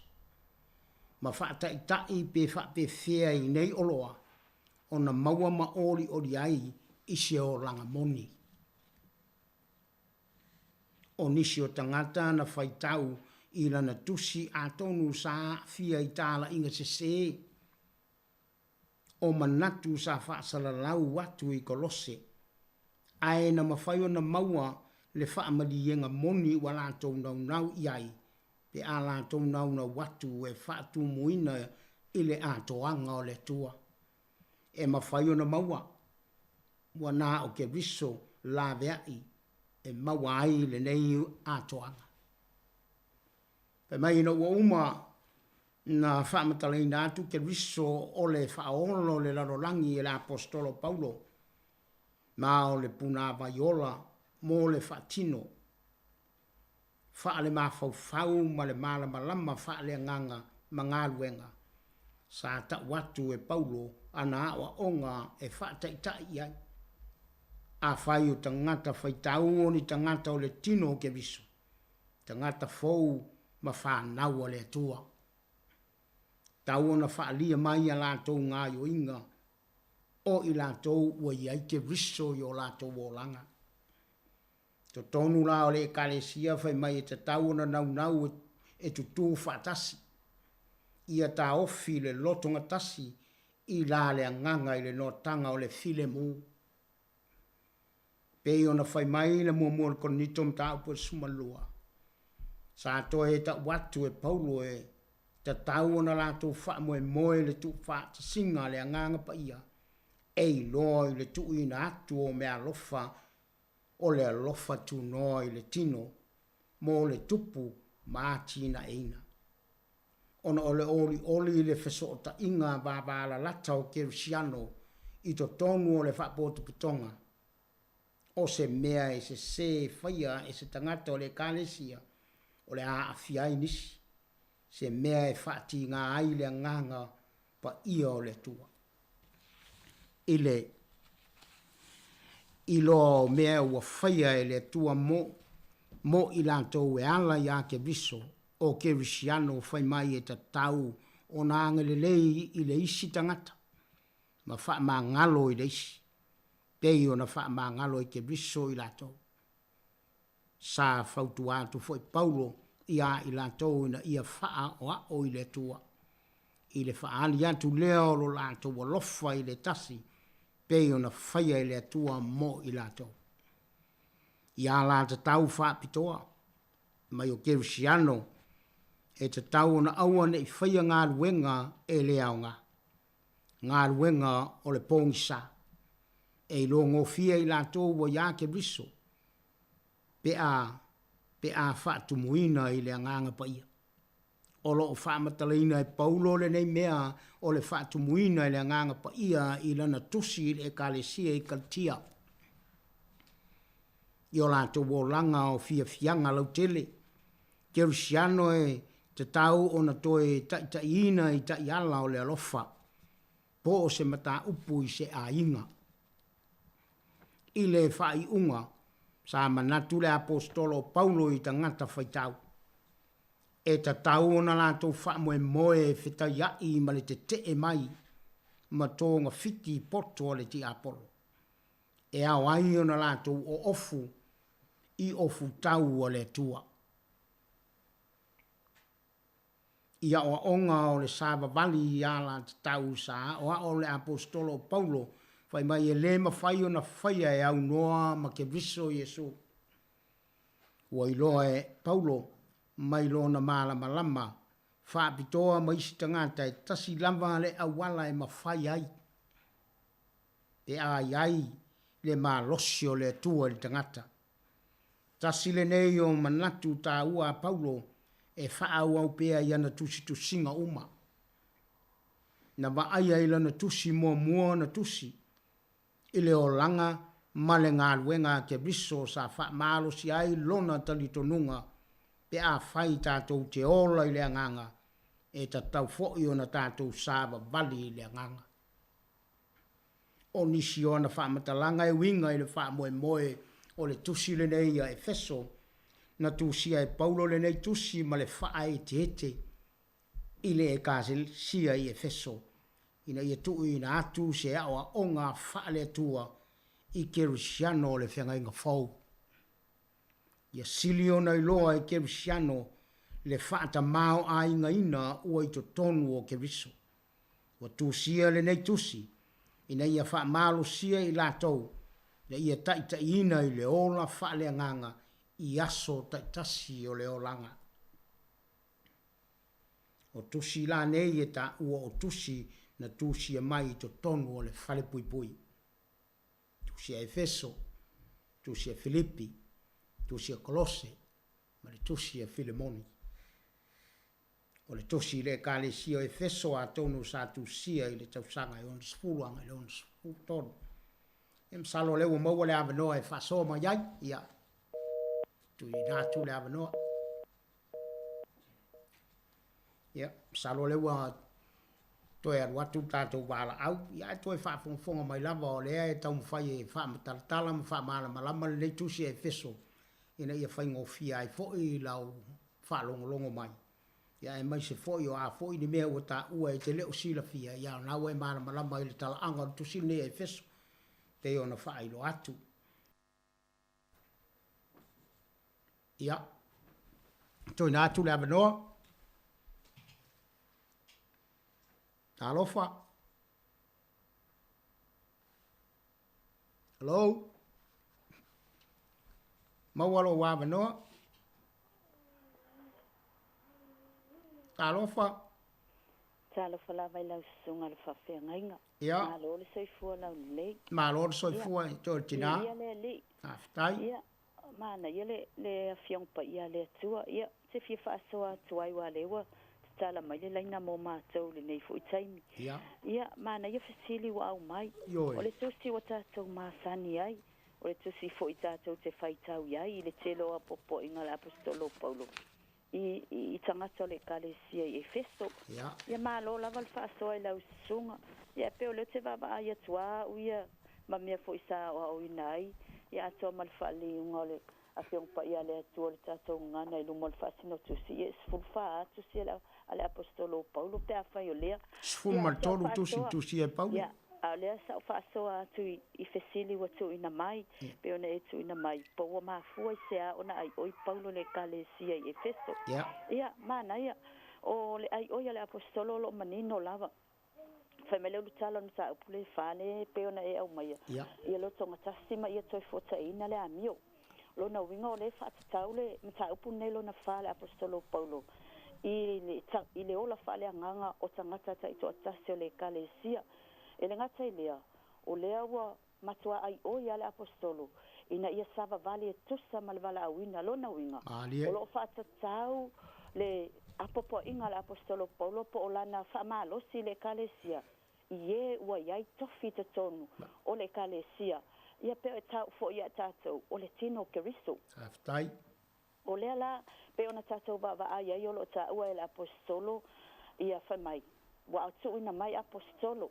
O ise fai perfetta fola tala lei o le wai tono le kalesia o le tātou wola le kalesia o tātou malamlama o tangata tātou o tātou o tangata whaatua tua ma tangata ua tali tonu ia Yesu ma tātou ngā lulua e kalesia taitasi o loo iai mea alofa nei ale atua mo i tātou o tofi wa wala awina i tātou ale whautua ma popo ale apostolo Paulo o lana i oifo i lea i mata upulelo na whaafa mai ia sava vali lo la e tusa ma le vala awina. Lo na winga, o le winga le upo le apostolo Paulo. A fai o le apostolo, i te tono le kalesia le atua po le tino keriso. Fai le ngaluenga le apostolo, a fai o le perfetta, fai la ngaluenga e tusa ma le perfetta, e fa pe fo ia te o e fola le tala le lei. Ia ma o le fai ma leo. Ia po le awa o ina ia awa o ina atu tangata. E le ngata ilea. Ele ngata tangata tono le kalesia na ia toi whaatupu ati li wao mana o mia le apostolo. Le fai mai, e te tau ona sabali e tusa malo wala uina. Ina ia a vea le tangata tali tono ma tangata au ona i le atua. O se tangata e matua le tala le lei. Lona winga o lo mana o mia le tangata matua. Ina ia au mai e le fua. E ona i toi tamani lona winga o le tamani. Ia o le saua o le tala inga ia tosina ia a lo mana o mia le apostolo Paulo le tu mau o le tangata i le tofi wa vala awina ai le peona ia ai oi ai a fai lava o el folfola tala lei just spread the gospel alo tala i tala leo le lo fatu no keriso a wal tala ia lo ainga a wal tala ia me te saua i malo tupuanga ai tala i lava sua fo Yesu le peona ia fama mafa mai ni so fai upu ia i loa le lei o Yesu Keriso o ia na fio ifo na mua fio mai ia ai na muli toi a fio le langi polo na no foanga tu mau o lo fa tali mai ai mo tatou ia malama le tamaititi le tina le tama le peona ia ta ua I mata polo na lima ia fa fine ile bao lesi malesi ile amio e fetau I mal tangata o fa tua lona winga o le mana o mia le apostolo Paulo a fai wa ia te o se tofio lo unga lu ele kalesia ia o loa po le a le autu o lo tofi po ati ute o lo tofi po le me tau o faia a o te faia fuale nga luenga o lai fai ele apostolo a o te alu fua fai nga luenga lai fai ele awao a ia fai wa mai a te au fa te inga o fai a ngasa ia fai le tofi tu sama le mea ua wala wina mfa wina ia utono le tino keriso ina ia mana o mia le atina ai o le tino keriso tupu tangata le fatu tua ma ia matua tangata le upo le atua ia mana ia ole ai oina le apostolo Paulo a o mea wa ia tautino mai ai le peo na ia tautino mai I fai upu ia tautino ia le kalesia mai o tau fa ato ina o manga luenga to te faia matina le tino keriso pe a faita to te savali tu samale taita ina lo na nganga paia ale se fa wina me la nganga paia ia matuane ele ia se winga o le mele ta to te ngalu lue ai lo na winga la ngalu le tino ia ele ngalu mai tono loto ato wa mele le fisisila ile tua sila le loto malie o le loto wa ato ina ia vatu ele taulanga ia teia le ngata ile o le tatou au nanga ia teia ia faia mai te tono le loto e mama o le loto e mawalalo ia le ngata ile o lo tatou loa o lo tatou faia ele atua a waso na viinga ia ele o nista ngata ina ia vi mai tangata e te a ia mau ai se viinga o le atua ia le fesili lo na fa le wa mai o a mionga I tawon tu ese ia oka meo le mionga a te pelo tala fa maoni lesi wa telo nei time ia pesta mai te pelo a pespela o me angata o pelo a o le fa maoni lesi ia wa ita lesi le fa mangalo pe nei tau no ia fa tai molo u avanoa ia o le tele yo o a mionga le ta uai le atata o faita wai wata tau le tangata fa atua o le tangata o vala awina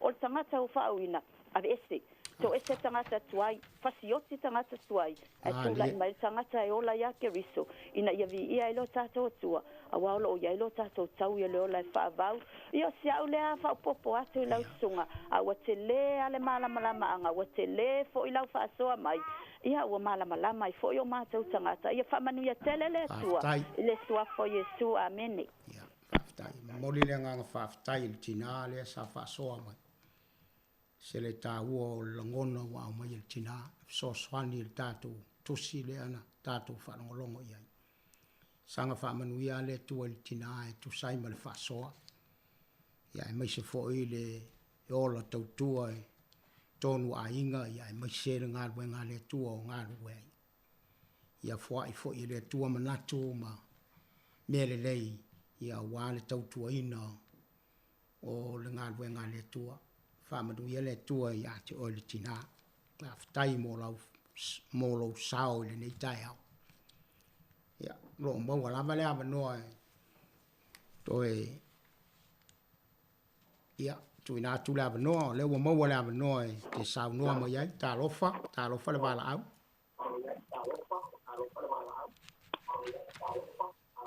falava ia so fu manuia ia te o tina o ia le fatto no ma wala no after so ile o falo no tu tandanga ile tu sta ile nei kai au ai tali son ia madavanga Paulo e se le talo ia mai matanga se son ile e fa mo le lava tina tau le mo atu lo si fongo no nai le tele lo la au o sa e usala na te fa na talo no mai na te fa longo lo tio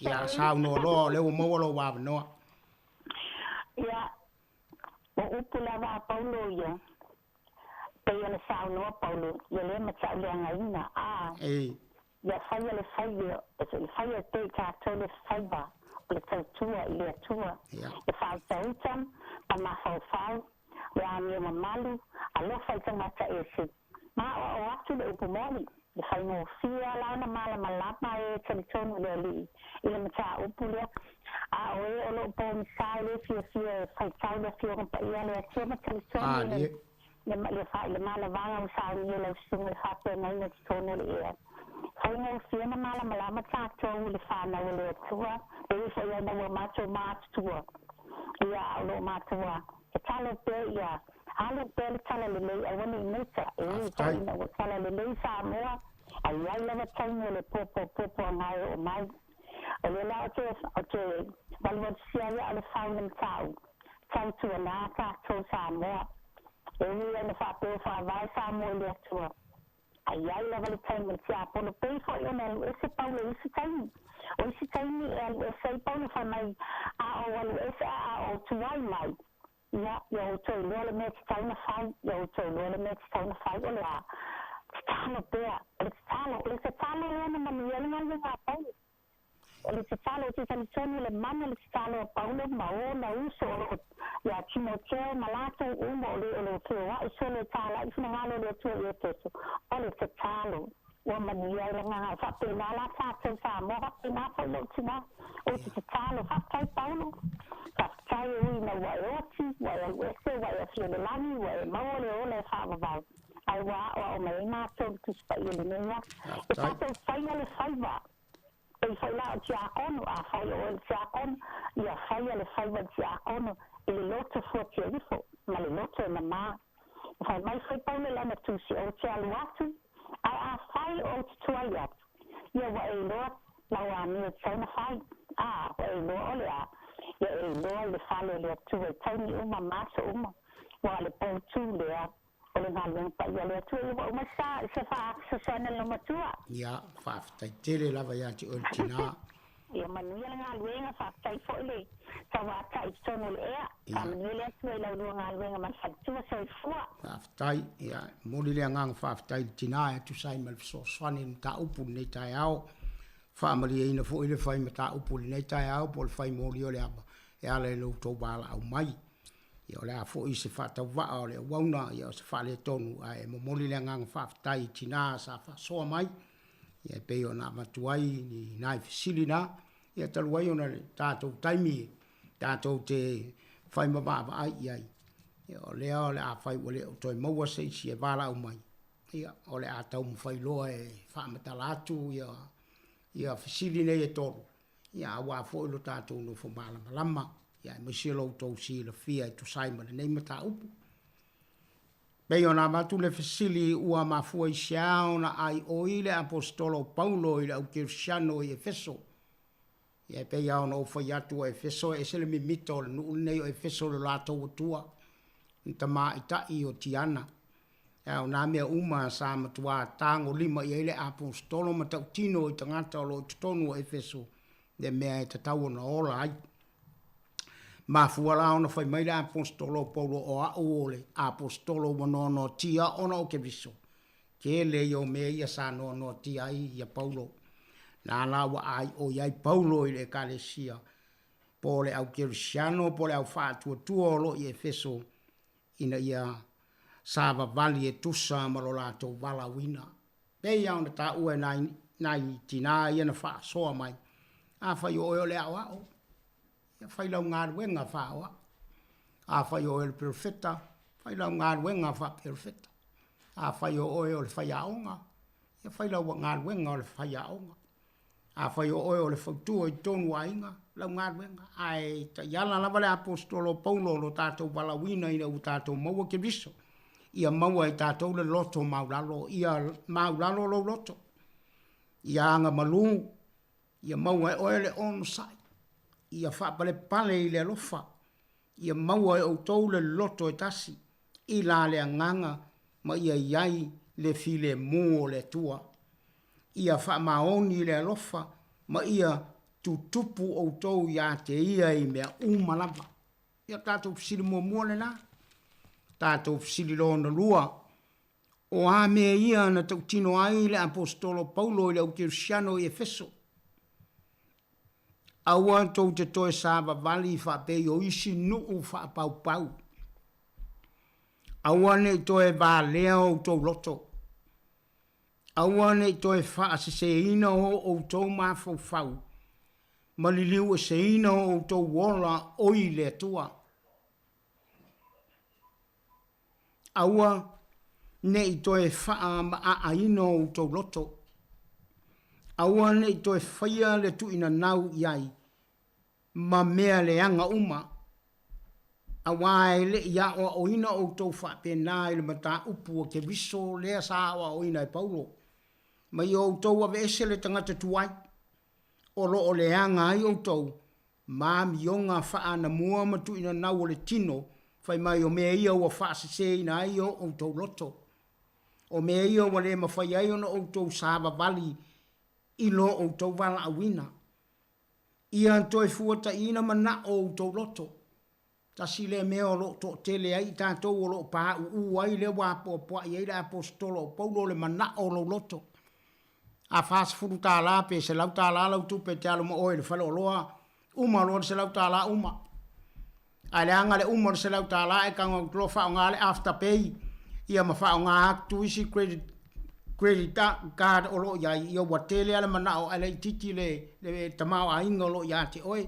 Le wa po i wa lo e Paulo le me le ma fati ai le Cristiano e Efeso fa ya tu sa o Paulo ya tu e sele mana o to loto na ngo me ia e to lalo ma fa ina ai ta to le si me no fa me Paulo ia o fu o to le tangata fo o fa ia e fo linga i le tua ia fo me uma ta to te fa ia ia le lei ma fa maoni la o to wa mi o le tala le lei Yesu ke viso na o inai o to le au Cristiano e Efeso o le talina tatou fisili lona lua ia ma le tatou fisili mulimuli o a mea ia ua manao ai le apostolo Paulo e tu ese ma avese i le au fā tuatua i Efeso ia o tou tu ese le pepelo ia wha maoni lau tautala a e ita aua e te anga salai aua ne ingoto le la o ita pea o tou aua foi le tu ina tu e o tou se mea e mautu waile ti apolo i lo loto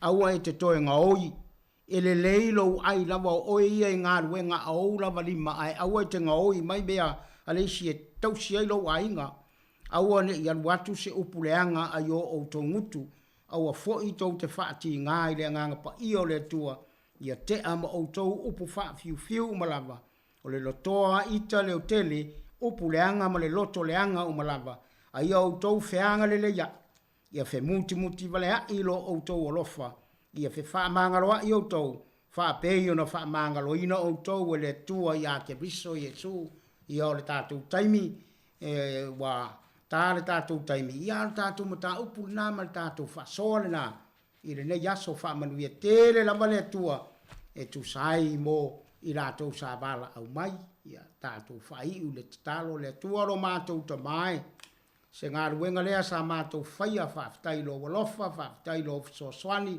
whaftai fo i e sa wala au mai sanga wha manuia le tua i lo rātou wala au mai talo fo i wha manuia lau fio i le ofisa whasa lau e meisi tiute me whaivo le ne yaso ia mātou tu ina tuai mea umai lau fio o no lo suafa Yesu mātou bole mawala au tuai. Amen.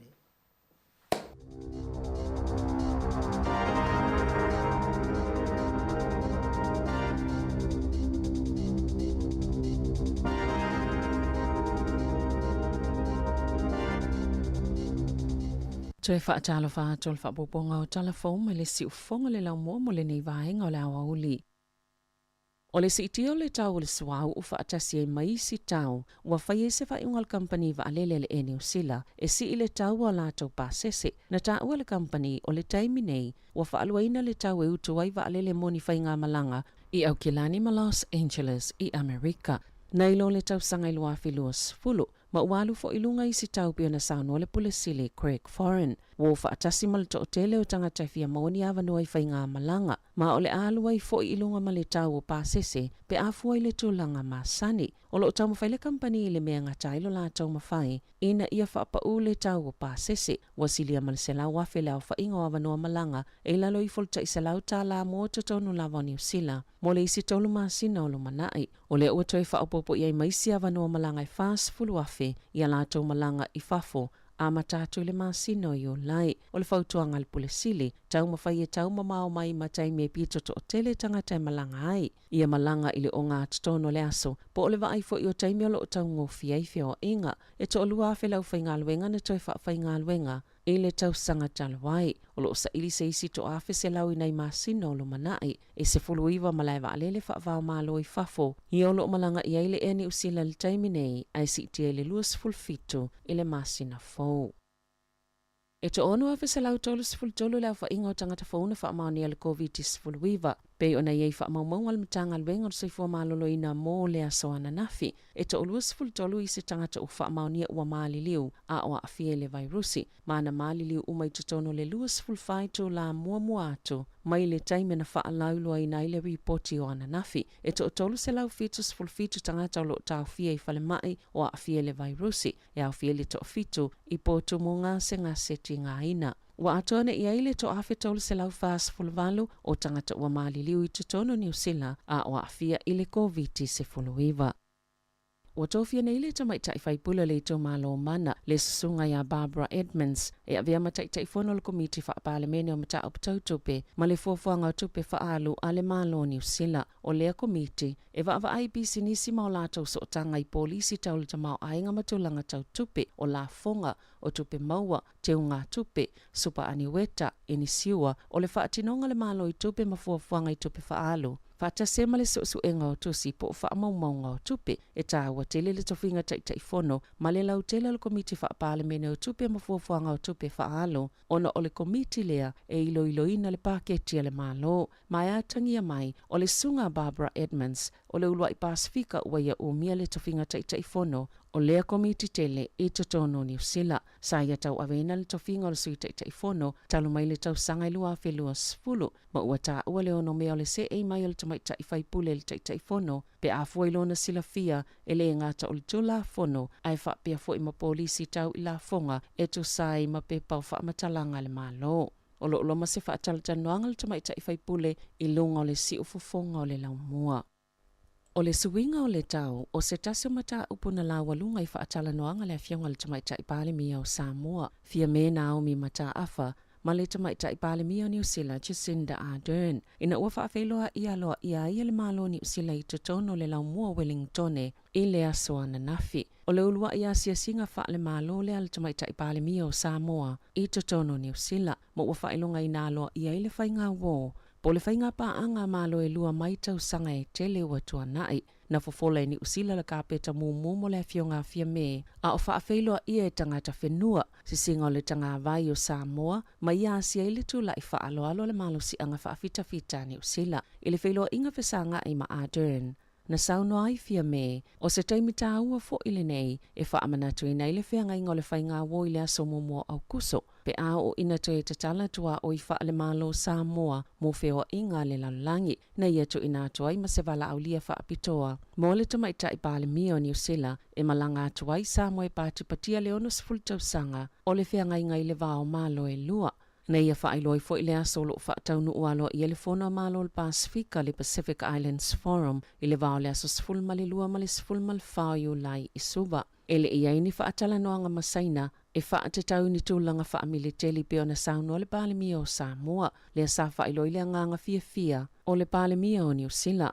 Na sauno Ardern, ilona nganga fia whaasila silai, se mafutanga whaapitoa e amana i ele tamaita i palemia o Samoa fia me Naomi mata afa, ma o le ato e amatalia i fo ile Prime Minister's Fellowship ma Samoa, ma ua tatala i nai fo ini whailonga fo, mo ta itai i tūlanga tau i tālonga, e whaapitoa lea, mo ta itai e longa lo lato tūla i mai. I tālonga i totono Samoa, ai mai se lava i le tūpau te ne matamaitai. Sa toi whaamausalina i Ardern, le lango mo le folfolanga ma le saini ngā lima le kainaki o ngā yoinga vave i e whaatino e tali e tuwai le suinga o le tau. Na sauno Ardern, o le suinga o le tau o se vaengai ave i le whaamua le Pasifika, ma ua wha tātu le tūlanga i ala le whaapopeni usila o lana whasosoani mo le suinga o le tau i le tasi te sima le tolu biliona tā la. Mai to sa malilima 10% o le vanga tope o le alu i le Pasifika. Sa whelo i atu fo i le fionga fia me i le minista o le vai whafua New Zealand na Naya Mahuta.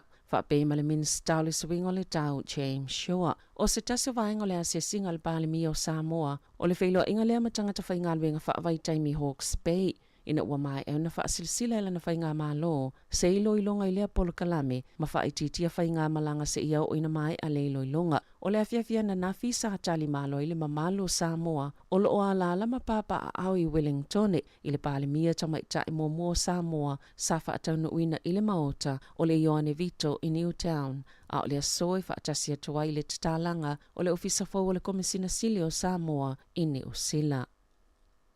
O ana nafisa mo ele avanu e whaatalitano e le fionga le li pule o si ufonga lau mua af masanga te alo Moresi le tamaita i palemi o Samoa le fionga fia me Naomi mata afa pe ona whaafonga ia i le atunu e te le vaenga sao i le whaatalitanoanga o mata upta ua mole no fusila fia o tangata Samoa o ala lai fafo e meiso le mafo angal whainga malanga pe ona ia i New Zealand. O le pala aulia al malo New Zealand mai o le whainga malanga foi le alo ia mua le talu na pale mai le whainga malo fau.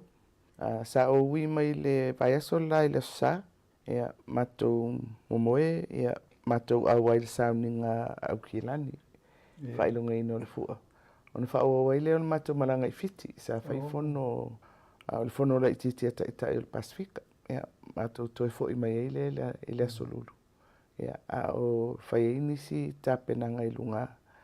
O nei la le aso mua o le porkalame alua ia official visit ma le malo New Zealand. Ief nei vaenga ia i le utausanga ne o loo wha tāwam wha malua i le onus fu tausanga talong tuto tasi stato malo. Ma nei wawa ia tu me lo tupu Samoa o le fo i tamu whaia nisi o mātou i whafo mai Samoa. Ma nei fo ia wha mtala po hani fo whangal malo i Samoa mo le wha mui mui. Ia o le whainga le kapeneta e tausanga atoa e whailonga i le onus fulu. Ia na whailo lava i tūlanga masani la somo mua iuni na ile sauninga na whai i mulinu. Ai o se sauninga e tu iti tia mai le tūlanga masani. Pe o le sai lava i ale au mautofi, ia masui o vaenga ese o le tunu. A le anganga lava ia e whata ape atu i tua. I nuu mafioanga mai tu malo, whala apotonga. Fo i e tā pena fo i ala tau whailo ma o le tatou tutotasi. Ai o lo fatulanga fo ila le kalena o ni fuafuanga vaenga so se vaenga le tunu. E mwhai ona whailonga ia le ono sefulu tausanga. E o isi aso whaitauina ia fuafua le kalena lea o le aso mua au kuso. E atoa le ono sefulu tausanga whainga ua mamaya New Zealand ma Samoa, Treaty of Friendship. Masalo e malangatu nisi o sui o malo New Zealand i Samoa. Taimi o te wila. O le ufufu ai whatino ai nisi o tūlanga masani sa whai fo ile le taimi o iuni. Tūngā waa o whaaringa ese. Ia matūlanga whapena.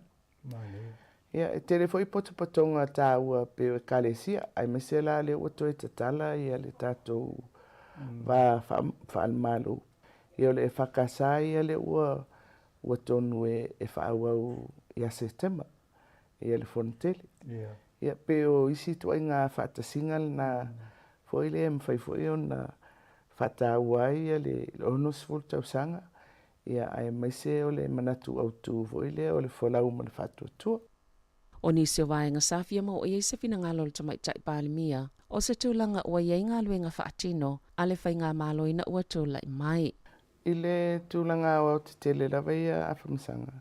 O se vainga fo ile a le whatuatua ile tua Samoa o tasi.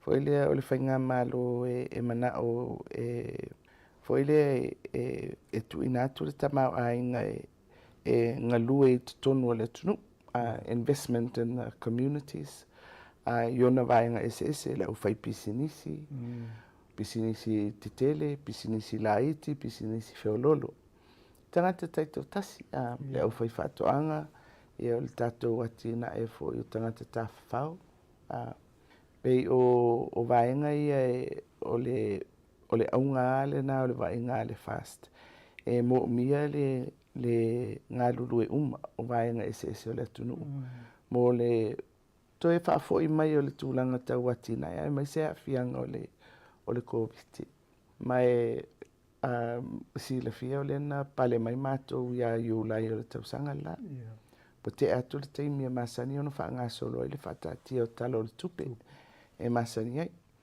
ia tusala o se talo le tupe fo I le atu ititia le sa ta pena ia awa o le awala le na e amatalona mwhaion ta tala atua I tua fuafuanga ale whainga malo ina ua whatatia le talo le tupe ia atono le sifo ia tina e le ua atono ua fafonga fo I le tunu o le 5 miliona foi le ai tu malo foi le tofu I tu malo 5 male miliona foi le fai la tu watina ele me fai la na fatino ele talo tupe mo le na fatatia ai na fatulanga le luasela wafi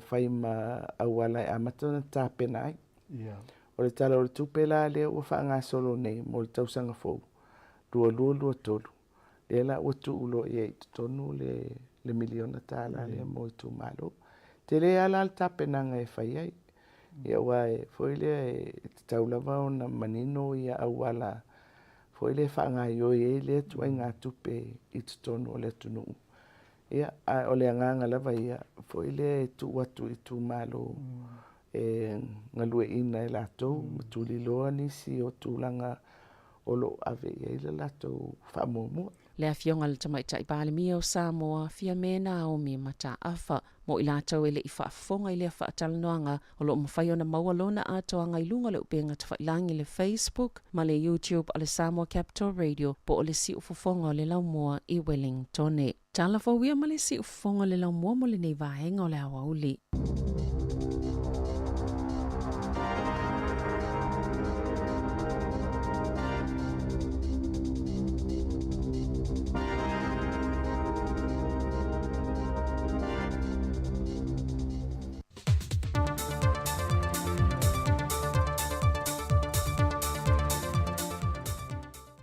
O te whatalo whal tātua tanu ule o ngā tonu nei fo I vaiaso ia ai o se isi wha opoponga o tātou telefou mai sa mo le tautua si whonga le la mua. O le toi wha manatu e le whainga pa anga maisi au nanga ma wha putunga SS a le mtanga luenga o tina mata mai tai a tina o nuu maanga whasotai.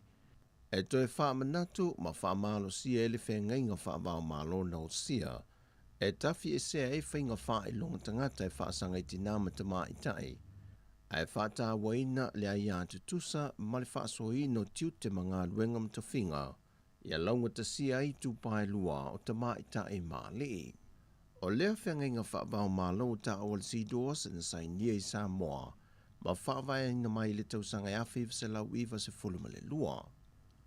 O se tasi o aunga au tu o le por kalame whaale o onga sa alo I ele mtanga luengo tina mata mai tai a tina e nuu maanga whasotai I le maasinan te nei. O le ngā luenga leo le so tau au le matanga luenga mwhaalapo tonga le malo au fantasi. E tau la maila na por kalame wanta o le Spotlight Initiative. O leha o onga o se tasi o vaenga tele o leu na ia leo ama noa tutusa. O le sila lea ele whaaso I no puna oa ma le tamau ainga. E atangi ai le amana I o tangata uma. E alai lea ele tāpena ina ma le fuafuina leo tala o le tupe. Ina ia mauti no ai e leo o le whaasoa I tangata uma o le atino. E lua vaenga sa vai ina I ele whaati nonga o ia o onga. O le vasengo sui mai nisi o whaalapu tonga tu maoti. Ma sui o a fio anga whaapele vasenga o sui mai le au nanga le malo. Ai me se foli vasenga mua sa whaati no ina le aso se fulma le iwa ma le aso lua se fulua me. Ai o le vasenga lona lua, sa whaatino ina le aso lua sefulu ma le ono, ma le lua sefulu ma le fito le maasina te nei, e le portofono le falta malo le tano ai songi.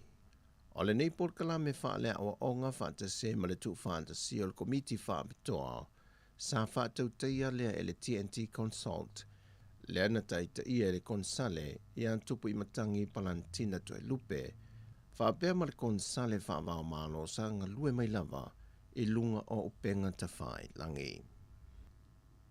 O le aso na nawhina whailua ea toi le whionga le teitai o le antunuu, le whionga fia mena o mi mata awha, e le tamaita i pālemi o le malo New Zealand, Jacinda Ardern, masui umo le pālemene na whaatasi e le aso ana nawhi, e se sauninga wha abitoa e whai masao le malo New Zealand, e whamanantua i le atua ngo le ono sifurtau sanga o le malo tuto tasi o Samoa, wa atoa i le neitau sanga lua awhe lua se fulma le lua. I le o ngā tutonu o tanga vai e lua le malo New Zealand, na sisi na e aile tanga vai o le malo Samoa, o se anta o le whainga pa anga malo si matutu mau, i le vao whainga malo e lua, ma whaati noi male asia singa a le tamaita i pa le mia, i le tula i wha aloaloa li i matamaita i leo leo a le malo. I le mai ai o lea sauninga wha apitoa, ma nga i lo mal whaatana noa ngā taita i o malo e lua, whaatasi e mal whailoa i atua i o le tamaita i pa le mia o Samoa, e le tamaita i minsta o le vai whafon malo New Zealand, le vionga nanaya mauta, ma whaatala noa i nisi o whengenga ma ngā ruenga i whaatino le anga i le lumanai, mo le ngā lulua sa o tau au e meisi o fisoa ni mai le malo telo New Zealand, mo le malo Samoa le suia ingo le tau, o ni fisoa swani mai le malo New Zealand le afia o Samoa le COVID-19. Ai meisi o le antina ino ni awala, e toi li fia i lunga le tamau aingo le antuno, a tu langa wha le tonu, ona o a fia ngol wha mai.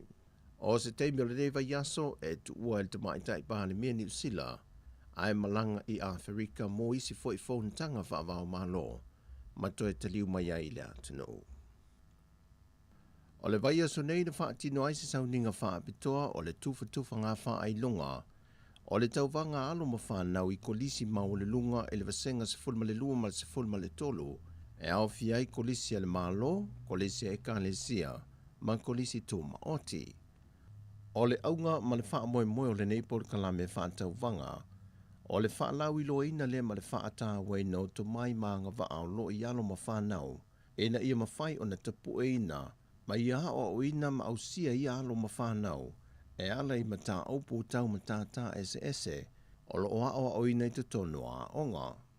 O le tauvanga ne sa masani le whātau wā i alo ma whanau a onga, e ala i ni tusi ngā tala po oata, e a ngai i se au tue whaatulanga ina i tausanga te tasi. O le tausanga nei, wa wha au tuina, o le lumanai, o whaiwalo filima po o matata ese, wa wha peritania ina o le TVET Skills for a Brighter Future. Peita ai o le nei tausanga, wa le mawhai o na whaatino ina lona teimi masani, ono le iai o le antunu i vavao le COVID-19 furuiva, wa whao ngai nei upenga ta wha i langi, e whaatino ai le atawanga. O le mantanga luenga o a onga ta alonga maanga nu, o i lantou i o lo tau la mua le whaafuina o le nei pōra kalame tāua, mo alo mawhana wa o onga le antunu. O le fionga le minista o mtanga luenga o a onga, le fionga seu ula yoane, na ia sau noa le sau noanga o tu e whaamalo si au yalo mawhanau, ma lui fo i li matamaita i whaia onga male matanga luenga, e na ia wha awau le whaata weina o mata opu matata ese, i to tonu a onga i le antunu. O se tasi o lui tau le fionga le minsta, e na ia tofu sao tangata uma, e mauti no le tau nuu le nei wha moe moe le manuia, a wā o alo mawhanau o le lumanai lea o le tātou atunu. E le ngate le malo o le matanga luenga, a e whape foi i mātua maainga, e na ia langolango sua i whanau, i a lātou wa o onga. E se lia ma le toa whase furu whanau mai kolisi ese le antunu, na whaamanuia ina i whaelonga na tuwhatuwhaina. Ua taunu mai leisi pepo whaamtalanga la ta mai o whaamaumaunga le whaamai o le COVID-19 furuiva, a le mtanga luenga le seifua maloloina i le poa na po. O le reporti o le aso lulu ma le aso tofi o le vaiaso nte nei, Lea e iei whaamaumunga na tamai wa maua e tātou telefou. Leo o atoi le se lau ma le fitu i lantou le mawhai una o ane no whanga e siaki, ma whaamawina ai wa a fia i sia mo le whaamai. Ma wā e a e lava i lunga le whai numero tangata sa mo wā a fia i sia mo le whaamai o le COVID-19. Mai le aso se fulma le fitu o manti, lea ua o atu le se fulma le whaafe, wha se lau lua se fulma le lua. E leit whaamawina se tasi na maliu te tono le reporti, mai le whaamai. Ma ua whaatu mawina i pēr lea whai numera i le lua se fulma le valu. O a tātou talafowia mai Samoa, manuia le iaso le tātou atino o whaasoi fwia.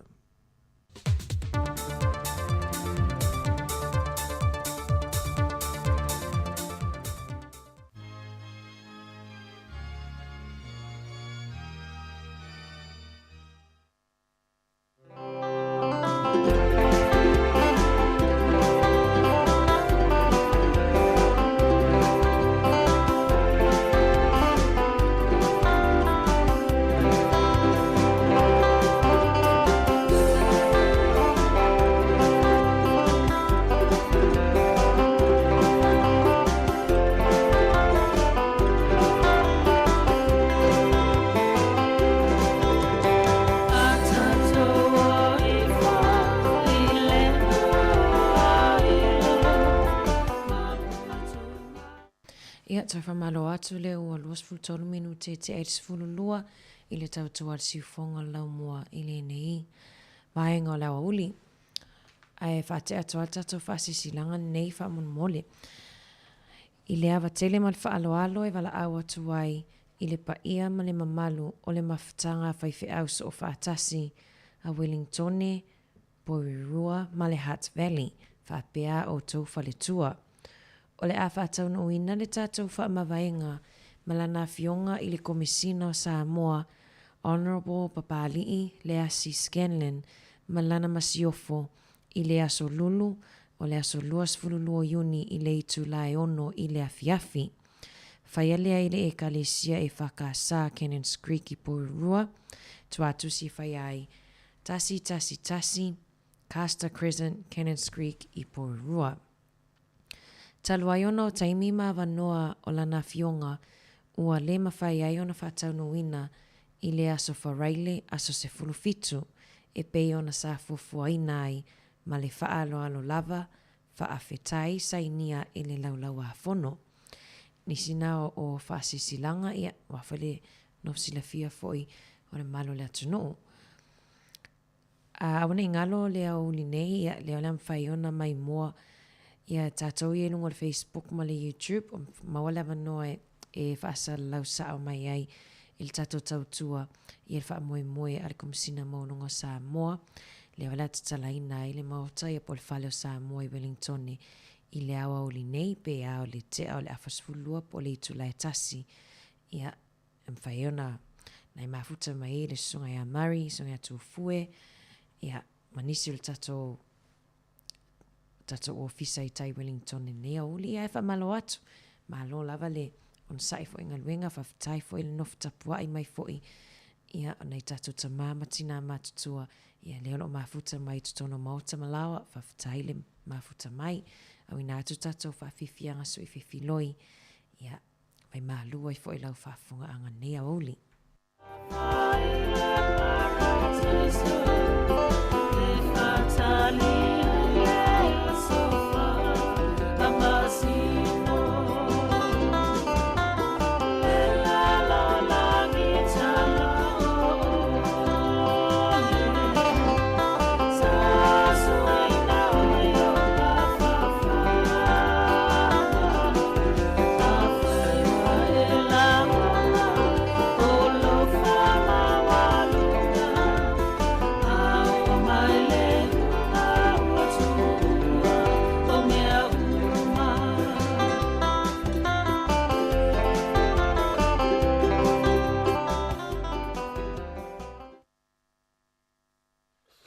Silanga o le ale so poloa whaalupe fili mafua se langona vai vai.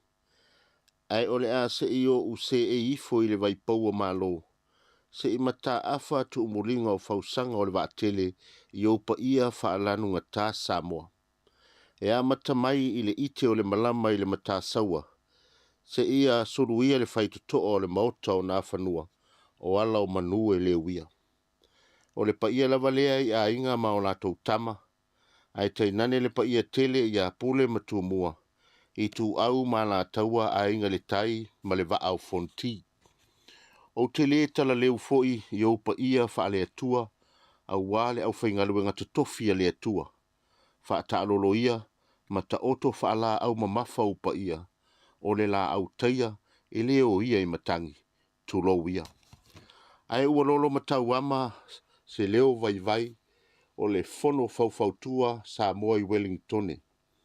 Ona ole whae wina ai o le tautua mata vela a le afionga le komesina sili o Samoa i New Zealand nei, le afionga i le matua le asi papari i Tommy Skellen, malana masiofo. Ua mātou whaatala uula atuai ma le whaalo alo tele i le mamalu o le tātou atunu i Wellingtone nei, o ne a whaia le tātou wha māwaenga ma le afionga i le komesina sili malana masiofo, i le afiafi o le asolua sifuma le tasi o yuni, i le itu lae ono i le afiafi, i le nofoanga nu me la wha, Resolution Street i Lyell Bay. So maia, tala mai a au, ma tātou mafuta, ma lulu a au ma wha mawai ai, i le afionga i le komesina sili malana masiofo, i le afiafi.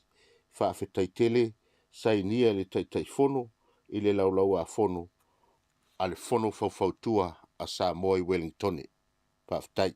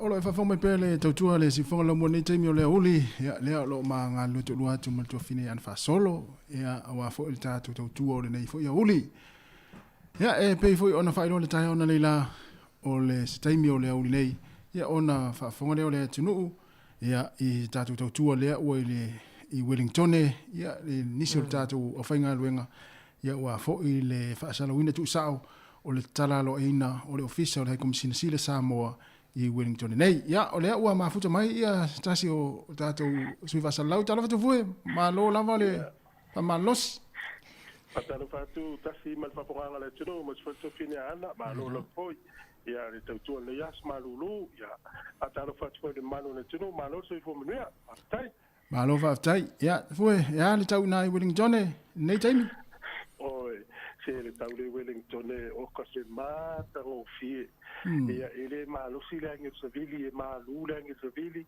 e malo le ia mata o fie o le tau to le ngi le ia pio tala tu le na ma lo fa tai o tau le foi ma fa mo ia le o la se taimi le to mau ia ona fa salau tu sa foi le tato o visa fa salau I lungo le tato Facebook mo lungo le tato YouTube ia ai o fele o lo ia taimi le nei tu foi terminei le o mai tonu le vai gale fa ia ile fa mo le nei aso le o mai e tonu I ma to mo mai se velina ta pe pena fa tu lang foi nei vai nga mo mi le tato fa sala lang ba ai ma fa una ma to fa ta lang fa pe o le mo la to mo le malo le tato tunu a fio ma su mai wa la na pala uki ma le tua e tu se la uki na abele official commission de sili ia o ele ini paka ita avale Pero minga mo mia mo mai ya la fa ga lo ngala I mai fa filo ya lo to afio mai no to su mai le nei lo wing ele stato paka e se sa mo se simala ta vale ni ya ke le la fa le to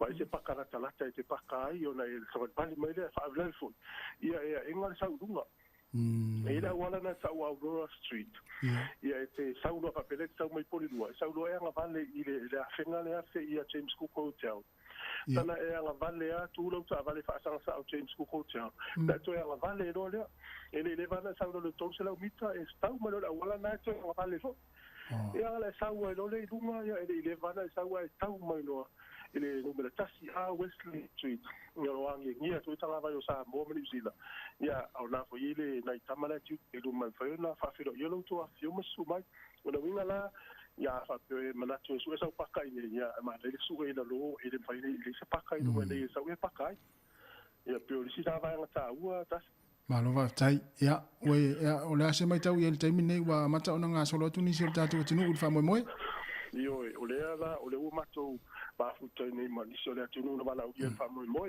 o le por kala mele ya te lo foi nei au do por kala ya o le to sfulima minute le tasi fa solo atu le sfulima minute te ai le tasi e tau o le au bala o ia ia ma no foi la to no fo tu no ya a fa lo le tasi tau no ultima tai pa mia ya le fionga ya fiemena o mi mutafa ya o le tasi tolu lima ya o le fai lo le tau talanga por sa no foi a le fionga le comisión silio Samoa ya le asi papa ali Thomas Kenneth ya e 5 minute le fa tu langa le sa no tasi fa sfulu porto e lus sfulu ile lua fai lo karakia ya amatori fo talo le maori o le to sfulu minute ile lua yo la fai talo e sa ni le fionga pa tele api ma reko tu fuga ya ona talo le lua yo la fai lo sa no nga le fionga ta papito le fionga mi a tatu pa dia right honorable fieme na minuta afa ya o le kwata te ile lua e la fai ele sa no ya ale fo ina ta ia ya le tu singo le ata ma le fai ngol ninga wenga el tangata so fai kai cleverly ya ona tala lo so tala le fale ya o le afala le dua yo le alu lo malanga fuile le fewa iso le mata so lo va ngol fale wa le pito i lalo le numero tasi po le fonga faltas ya o lunga la fonga fal dua le matu tanoi ai fo isi fonga fale alu ngol fale fai na lu tato tu al termina ya mal mata tanga mal mo ya na fa ali matu le va ngai mo silfia ya ole mai ole foi malanga e foi le mata i lunga ya matu no fa ya fai lo le sei ti mama ele se sapa ma fa yo pe me masani yo finger food foi na le ti a coffee male sina nei sa wisi mtu la ngotena ia talo le tolu mai alfa moi ia pe por karamena le uti u taimi nei malo va tai ia el manatu no matu amanino va ngana o tato poklame o le nei fo ia uli ia mo le ole a fa sala tu sa mai e tato fenga luenga ia fa moi le mai la amatanga tau le fa unga le nei aso tu voi ia ole lava tasi ma fa ko le tu ia uma lo tu ina tasi na suya le ole ole la fa sala tu le Facebook ma le YouTube ia ona mai mo mai lole ina i stam fai ngola stam fai to ia wala fo ilo to silfia ia me suena tato ai ngai den fai ona wa mai with it tole so se vai ngo New Zealand sa mo ia po fiala ko e mau me to asi fo ngalo mo ia fena mai mo mai temi na ile temi la vai e wato i tatu fasa logo msalo po le tasi pe tau no voltma tai palmia e fa solo per termina sa wale termina ile afo le luale fai ile mai mo nga solo fale a lo temo le ti ona malole tu foi nei te wa ini si foi le fia e fia o atoa le ia ni tu si vala ulia pe fai nei fa manino le vaenga le pena o la tona mau tu si vala ulia ia sa o le ia mana tu foi le titi ale le vai re tonu le fai ile kala fa mo le nga o mai uma sa mo e de tai yo o que le ta fia la sa mo yo mai ia e fengta fu yo ta sa mo le so tu si vala ulia moni tu io ata la tu me oi foi lo swafa ia si o tu le se tai mo ia ta la ona le ma le ia te lo ma lo ta poi me fale la tu le mo tu si vala ulia ia o la va ngale fengta tu sui ia mai mo ale TV ia i la YouTube ma Facebook ia wa te ta pasa lo ma nei a te le family no ngal vai ngai te fu fa pera tu so le na fai mai le ia le samo capture video le ta tala le tu no mai le fal ia na ma ne fa mani no mal vai ngal na ia tau na fo le tu la tolu ia ona fa mai ele ele a fa le lua ta ape fai me ai man te mai le ta tu live ia fa o pe le tolu ia wa mai mo ngal ta tu tu fu ma le ta tu fai ngal io le ape o le afa le lua ma lo mai mo ngale ta milo yo na ta filia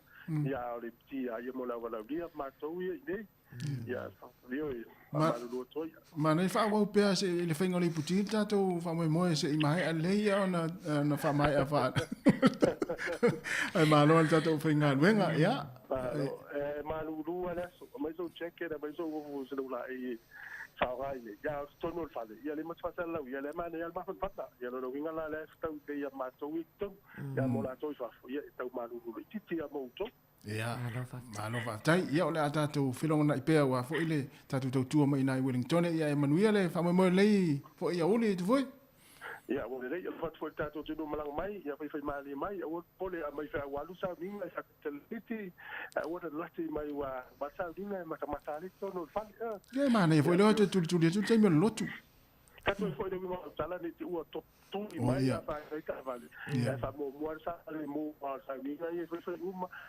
ta mata i lo YouTube mai ia fa le mata ia so ato le la to le ai mai o le lati mai se si tu poi fa le no va tai tu foi ia ma dia ngalo ngau ia ia ma tu ta tu YouTube ko Facebook ela ta fai to ta to ngalo ngene va tu fa sa lo mo lo to se fia mal mai mo mal foi malo mala o to ta ko inga fa sta tele lava tai ja so ich vor man net tai ia sunga atu foi e ma tata ofenga nga le tai le tata fa mo le tasi ma na ia tele po kala me na ia tele pu anoa moni le mai ta wa ia la mai tata to tua ia le te mau yo mai mo le ngol tata Facebook mo ngol tata YouTube ia se pa ia to le fa lu le no le pti ia tata sia pea tata ua ia ai on mai vai nga le tai ia tata sia ono ma ue Aya Dennis. Ya ana ya la sunga engineer. Ya fa o no na tu tu ne o ya so me ya tu fa fo ye si nei vai nga ya fia fa mai al tatu. Ya fa fi anga so fi loi ya mo ne oli.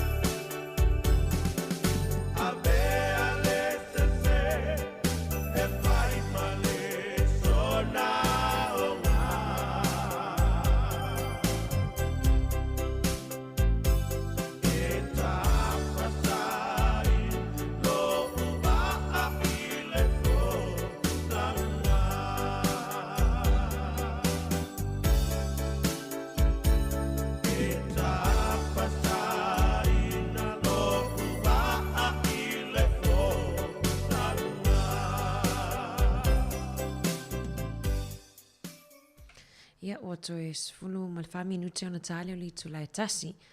Tali tulai tasi ia ona fa muta foi leo tato tautua i lungo tato ala leo ia ai fa salau tu sao mai ai loi tai tato fa moi moi o lo fa ai tai i le tala lo ia lea o le fale o sa moa pol maota o sa moa ia ngaluenga ale kumsina maulungo sa moa le fionga ia papali i le asi Scanlan ia leo le atatala ina le aso lea la fai mai le report ia le sunga tu fue mana ia por kalame le aso i puu a fa pe foi ele i maua sau valaulia po sau tusi valaulia maua lava noa te mai moa i lungo le tato YouTube mal tato Facebook leo le a pasal lau tu sa mai ai i el tato sui o le tato ofisa pasal lau ia lei tai min nei o le toi sfun mal lima o le toi kuata le tasi anga i le kuata i te le tasi ia le to ai tau nu ai le au valaulia no foi ai foi ia o le afa le tasi e tau nu ai ia le sa o le fionga te mai tai pale mio sa moa Honorable Fiamena Naomi Mata afa o le tasi tonu lima ia o le whaiale o le tautalanga ia ale hai komisina le fionga ia le asi o le toe lua se fulu i le lua whaiel tatalo ia pore karakia ia a Maori toe se fulu minute i le lua ia whaiel tatalo le fitaitunga ai le fionga ia patele mariko i tulai lua whailisa unuanga whapitoa la fionga le tamaitai pale mio Samoa kuata i te ai le lua e whaile tautalanga ia le sunga fo ia po le ali ileana tusia ia le ata ngaluenga a whale i tulai lua ia oro leo tangata ia malau walau lia matamata ia i le ngaluenga ia mawhaia le le iputi ta le tulai tolu ia ona fa umalole mfa mai ai ia le fa moi moi mana ia pupu